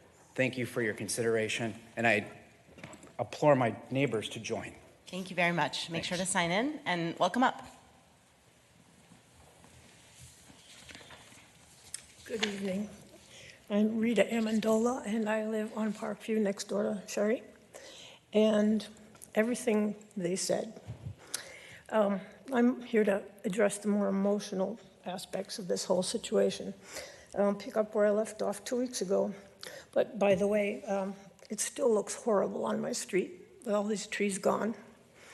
I don't think we're going to get over it, and my neighbors are still devastated. And now my lawn is burning, and not from the trees that are recently brought down, but 2 trees west of me were removed in the last year and 2 years. And so This portends what will happen to my neighbors' lawns in the next couple of years. Their lawns will burn and their front gardens will burn. And we will increase our water usage to keep them alive. The damage on Parkview and Ivy and Osage and the other streets surrounding us cannot be undone, but I'm here to beg you to be kinder and more considerate of the other neighborhoods with these plans in the future. Bring back the opt-out policy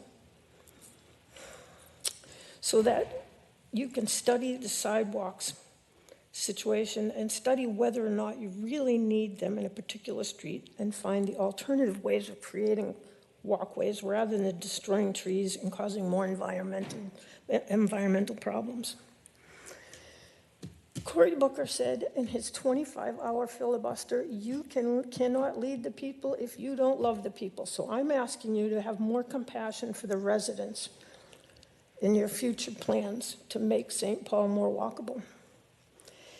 And Councilmember Kim, I don't mean any disrespect, but you should think about stepping down because your attendance record is not good, and I don't see how you can have a full-time job plus this very demanding one. Ma'am, we and need to be an keep the effective comments to representative. the item on the agenda. Thank you.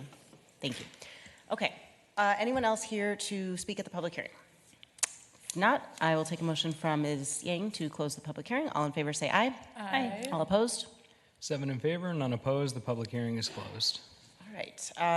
Does anyone want to make comments on this matter before we move on? Ms. Kim? Yeah, I will. I thank the residents who came to speak today and at the public hearing 2 weeks ago. I've listened to your comments. I've read what's been submitted to the public record as well as the ongoing communication with our office since this project began. Some of the feedback has been about why we can't do sewer and water line repair work as needed rather than full replacement. The reality is that we've been doing repair work, but many of the sewer systems that remain are over 90 years old at this point, and their condition warrants replacement. We will be replacing 5,500 feet of sanitary and storm sewer main and 56 catch basins. 86 out of 156 properties voluntarily opted in for sanitary sewer service replacement.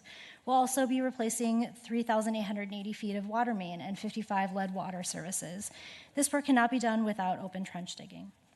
Other feedback we've received has been around the need for sidewalks. There is a current policy approved by the City Council in 2017 that requires sidewalks to be added during reconstructions wherever they are absent, with some exceptions. The project areas that's being reviewed and exceptions have been made where the policy has allowed. And I understand that there is interest from residents in my ward to change this policy to allow for additional exceptions. And I'm interested in having conversations with my fellow council members and the city staff. Additionally, there has been much discussion around the boulevard trees, and I do appreciate their advocacy for it. The loss of mature trees is always difficult, and with that in mind, some of the trees in the project area are planted over utility lines that need to be replaced, or they have roots that extend under the street, and substantial root damage can be hard for trees to survive, or where they were diseased. I am grateful for our forestry staff who were able to share the information with individual homeowners about why their tree was remaining or needed to be removed. And while the originally plan called for the potential removal of 90 trees, the final removal was ultimately 75, maintaining 135 boulevard trees in the area. I'll also note that replanting boulevard trees is also part of this project, and as well as the planting of boulevard trees on properties that currently do not have any trees at all. The number of new trees will be planted will meet or exceed the number removed. In addition, 3 infiltration trenches are proposed to enhance the water quality by filtering storm water before entering Lake Como. And to further enhance water quality, 26 boulevard rain gardens will be installed. Rain gardens can be designed to accommodate trees at the request of the property owner. Part of my role as the council member is to facilitate projects and sustain and enhance our city. The Ward 5 project at hand today is necessary for long-term livability in the homes in the area. Residents expect and deserve reliable drinking water, functioning sewer systems, street lighting, and reliable roads. We deserve to have safe paths of travel between our homes and public amenities. We also deserve to live in a climate-resilient city with a healthy urban canopy. I stand by the staff work that was done to inform residents and build resident input into the final design. Barb Mundell, who manages the project, and Forrester Bree both went above and beyond with their communication. I believe that the work of Public Works design and construction project team combined with the input of our community has resulted in a street construction plan that ultimately meets our city's goals. And with that, I will make a motion to approve. Great. Thank you, Vice President. There's a motion on the table to approve. Is there any discussion of that motion? I will just say I appreciate the motion. I will be voting in support. And I think it's worth noting that this is an order approving the reconstruction of the streets. I believe that we will have a separate motion approving the assessments once those are complete. I'm looking to staff to make sure, to you to make sure. Okay. So I appreciate those who requested information about the special benefits and about whether or not their property is being assessed in the right way. We're not actually making the decision about the assessment now, but I think the fact that you've taken the time to come out and speak lets your council member know that you care about this, and I think it's an opportunity to follow up with your council member or vice versa between now and when the assessment is done, to connect you with staff to figure out if that assessment was done correctly. So this is not finally approving that assessment tonight. And I also mentioned at the last public hearing, but I'll just say it again tonight, we are working on a tree preservation policy for the city of St. Paul that obviously does not help the trees that have already been taken down, but is intended to specifically make sure that trees are put first and foremost in the planning process in the future. So I think there's a lot of passion in the room and on this council for the tree forward sentiments that were expressed tonight. Ms. Bowie. Hey, thank you, Council President. And sorry, I was kind of like slow to ask the question, so I know after you just explained that, now my question. But as a point of clarity, because I know this has been laid over, plenty of times we had like a lot of robust testimonies from it, and kind of what I've been hearing, understanding that this is in your ward and you're close in proximity to understanding this. But I'm just trying to get a point of clarity around, because it sounded like there was already construction done, there was already work done, that there's been trees that's been displaced, and people have kind of been talking about it as a past tense. But your remarks, particularly around this isn't initiating the work, kind of is confusing to me, because it sounds like the work has already been done and people are in opposition to them being assessed for it. So I guess I'm trying to understand what is the premise of this vote. Yeah, I maybe can refer to staff, but essentially there is a project that is in Ward 5. There's also other projects that are connected to this. So part of it was laying it over so that residents can come speak to their council member, because I was here and I was out 2 weeks ago. And so if we can speak to sort of the project timeline. Oh, sorry, Steve, I didn't see you. You were ahead. Welcome back. If we can just sort of speak briefly to sort of the project timeline, that would be really great for the clarification of Councilmember Bowie. Yeah, Vice Councilmember Kim, Vice President and council members, the general timeline of a project is such that in order to make sure the trees we're addressing what is the long-eared bat preservation. So basically what has to happen is, in order for our project to proceed, the long-eared bat is a protected species. It's also nearby in the caves of the Mississippi River. And so the long-eared bat's hibernation period is from November 1st to April 14th. And then, so basically the trees need to come down by April 14th of this year in order for the construction to occur this year. So the construction has not taken place, but the trees have come down, and what we're hearing about is the trees primarily and the construction assessments that have been mailed out. That is correct. Does that help, Ms. Bowie? Okay, thank you. Yeah, because I believe this vote is combined with other projects as well. This isn't just in Ward 5, correct? Right. Okay, got it. Thank you. Thanks so much. All right, with that, I will take a motion from Ms. Kim to approve. Close the public hearing. We already did that. And approve. All in favor say aye. Aye. All opposed? 7 in favor, none opposed. The resolution is adopted. Item 38 is resolution public hearing 25-57, final order approving the 2025 mill and overlay program. And I believe we have a very brief staff report. Welcome back. Very brief. Like a minute or so. Okay. Council members, Steve Dodgian, Assistant City Engineer. And thank you for staying so long, Mr. Dodge, also. Meant to start with that. No problem. All the city staff. So tonight we will have the mill and overlay projects up for review. and it's the fourth and Howard Phase 2 mill and overlay. It's the Hatch Park mill and overlay. Those two projects will be bid together. They also will include in the Hatch Park area part of the CIB, the capital budget, in order to do some specialty calming improvements for that area. The other projects that are on board are George Street, which is going to be, in the first two I mentioned are residential mill and overlays. The one I mentioned now, George Street, is a arterial mill and overlay. That also will be having improvements throughout the corridor. That will include a couple medians to turn a couple cross sections to right in, right out, where pedestrians and bikes can still get across the road.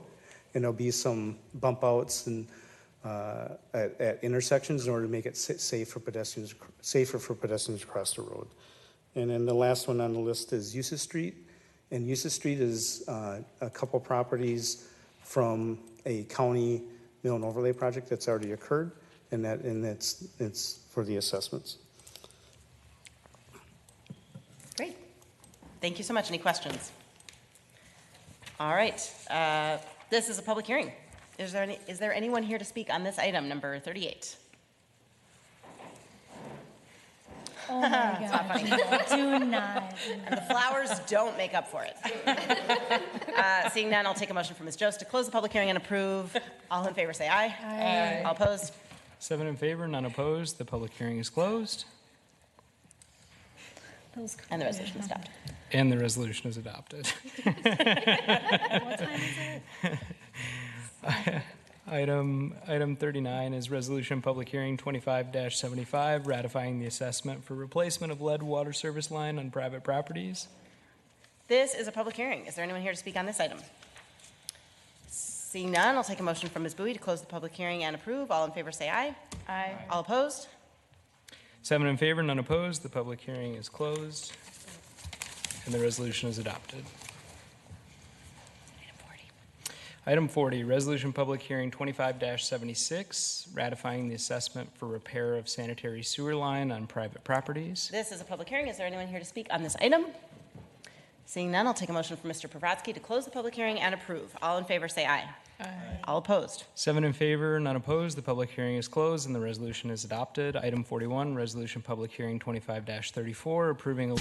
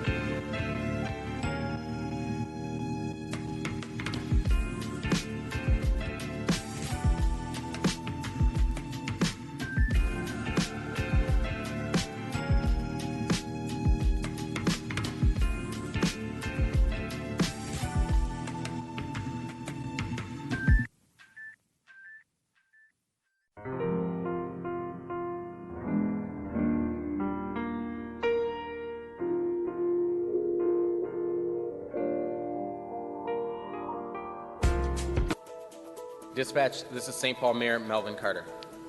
Go ahead, Mayor Carter. We are officially placing Station 7 into service right here on St. Paul's east side. Mayor Carter, Station 7 is officially in service. Congratulations to the east side. Thank you, sir.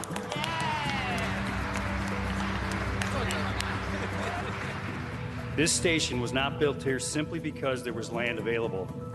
We used a data-driven approach to determine what community is being disproportionately affected by fire. This new fire station is a critical addition to our public safety infrastructure and will serve the East Side community with distinction for generations to come. If you question that or doubt that, the one across the street's almost 100 years old. We have learned a lot about the problems of being exposed to toxic chemicals. It's why we've created all these federal grant programs for better equipment and for better washing machines and changing the culture of when you take off those suits after an emergency call. All of that is changing. May all your calls be safe. And may you always be smiling as much as you are today every time you walk in this building.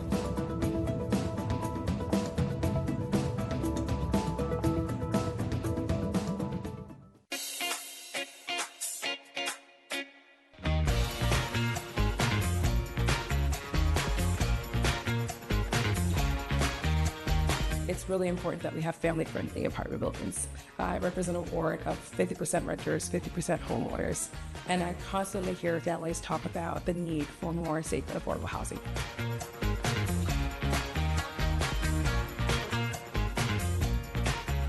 Over 75% of our units are 2 and 3 bedrooms, which are extremely in high demand. We opened in late December and we're 70% occupied at this point, so a lot of demand for this family housing.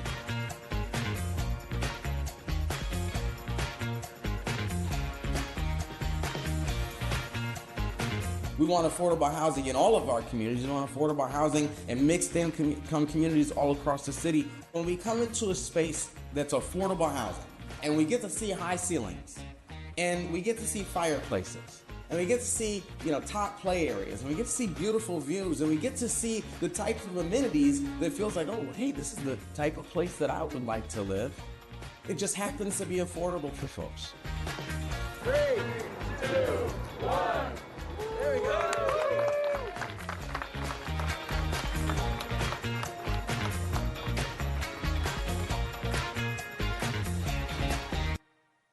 In 2023, St. Paul Regional Water Services launched an ambitious 10-year plan to replace all lead pipes in its service area at no cost to property owners. While lead is not present in water leaving the treatment plant, it can get into drinking water from lead service lines entering a house. St. Paul Regional Water Services treats its water to minimize leaching. This process, called corrosion control, creates a protective scale on the inside of the pipe between the water and the lead. While corrosion control is highly effective, the best way to remove lead from water is to remove lead service lines. Service lines are the pipes that carry water from the water main in the street into homes and buildings. St. Paul Regional Water Services owns the water main in the street and the service line in the right-of-way to the property line. Individual property owners own the part of the service line from the property line into the home.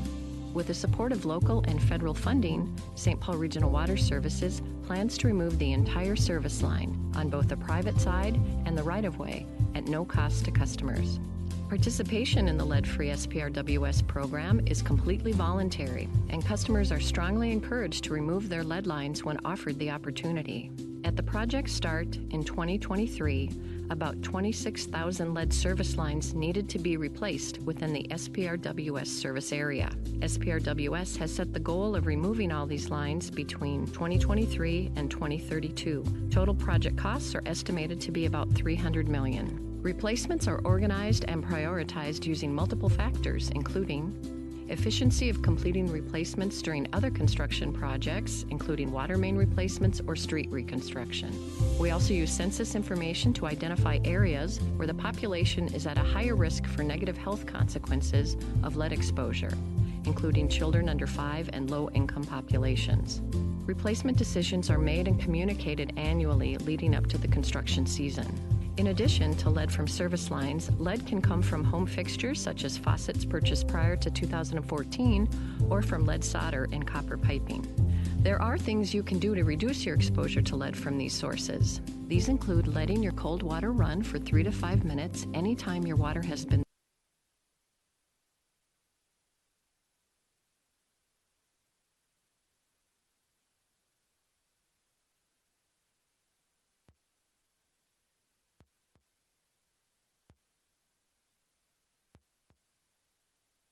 risk for negative health consequences of lead exposure, including children under 5 and low-income populations.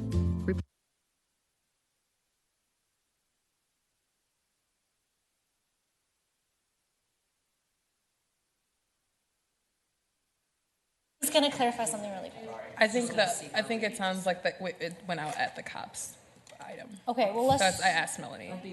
No, it's not. Well, let's just for the sake of the fact that it's a sound level variance, let's make sure we redo it, and then let's get the copy. Thanks, everybody. You are all the best.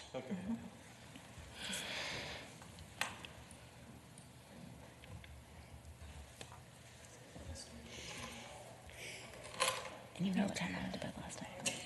It was like 10:30. So tired. And Shane got up at 4:45 Guess what? when his alarm goes off. Guess what I have tomorrow morning at 8:30? Landmark Center. I was going to say something and then I decided not to say it.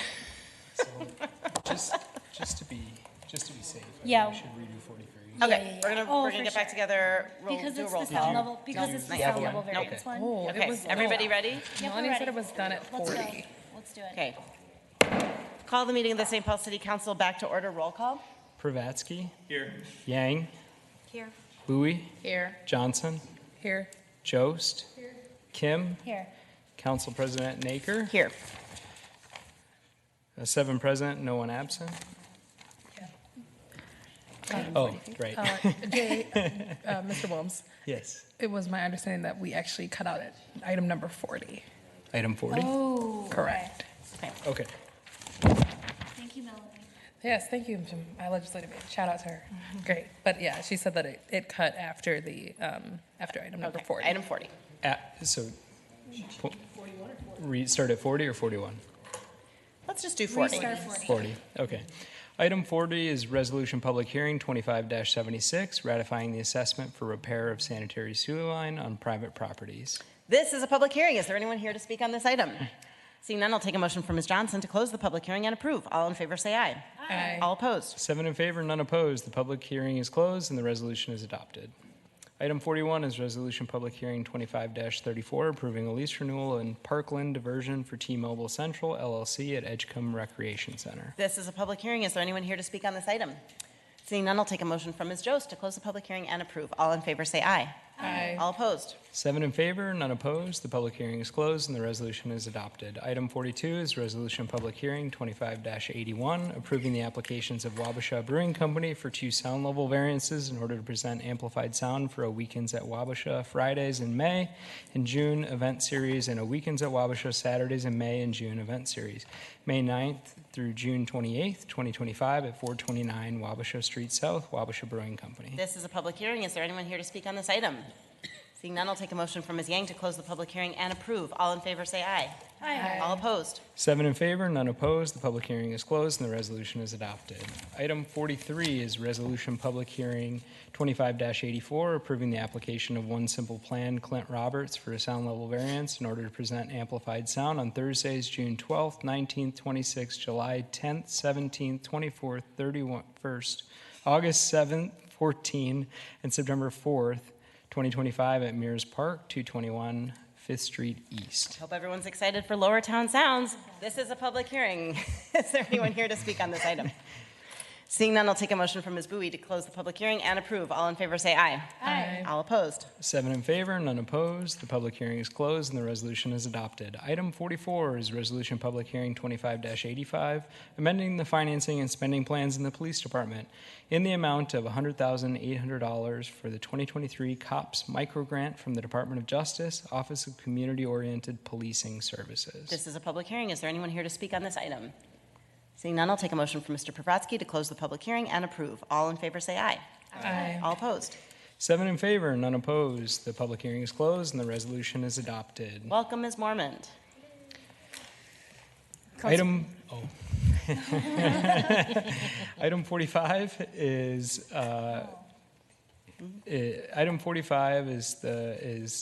ratifying the appealed special tax assessment for property at 685 Minnehaha Avenue East, 25-56. The public hearing was closed and laid over from April 16th, 2025. Ms. Mormont. Requesting a 2-week layover to May 21st. The request is for a 2-week layover to May 21st. I'll take a motion from Ms. Yang. Any discussion? Seeing none, all in favor say aye. Aye. All opposed. 7 in favor, none opposed. The resolution is adopted. Ms. Mormont, is there anything else to come before us on the consent agenda? No, the only items to be pulled were pulled already, so you can adopt obviously the balance of those. Take a motion from Council Vice President Kim to adopt the balance of the legislative hearing consent agenda. All in favor say aye. Aye. All opposed. 7 in favor, none opposed. The legislative hearing consent agenda is adopted as amended. And the good news is that we are adjourned. Nice work, Jay. Thank you.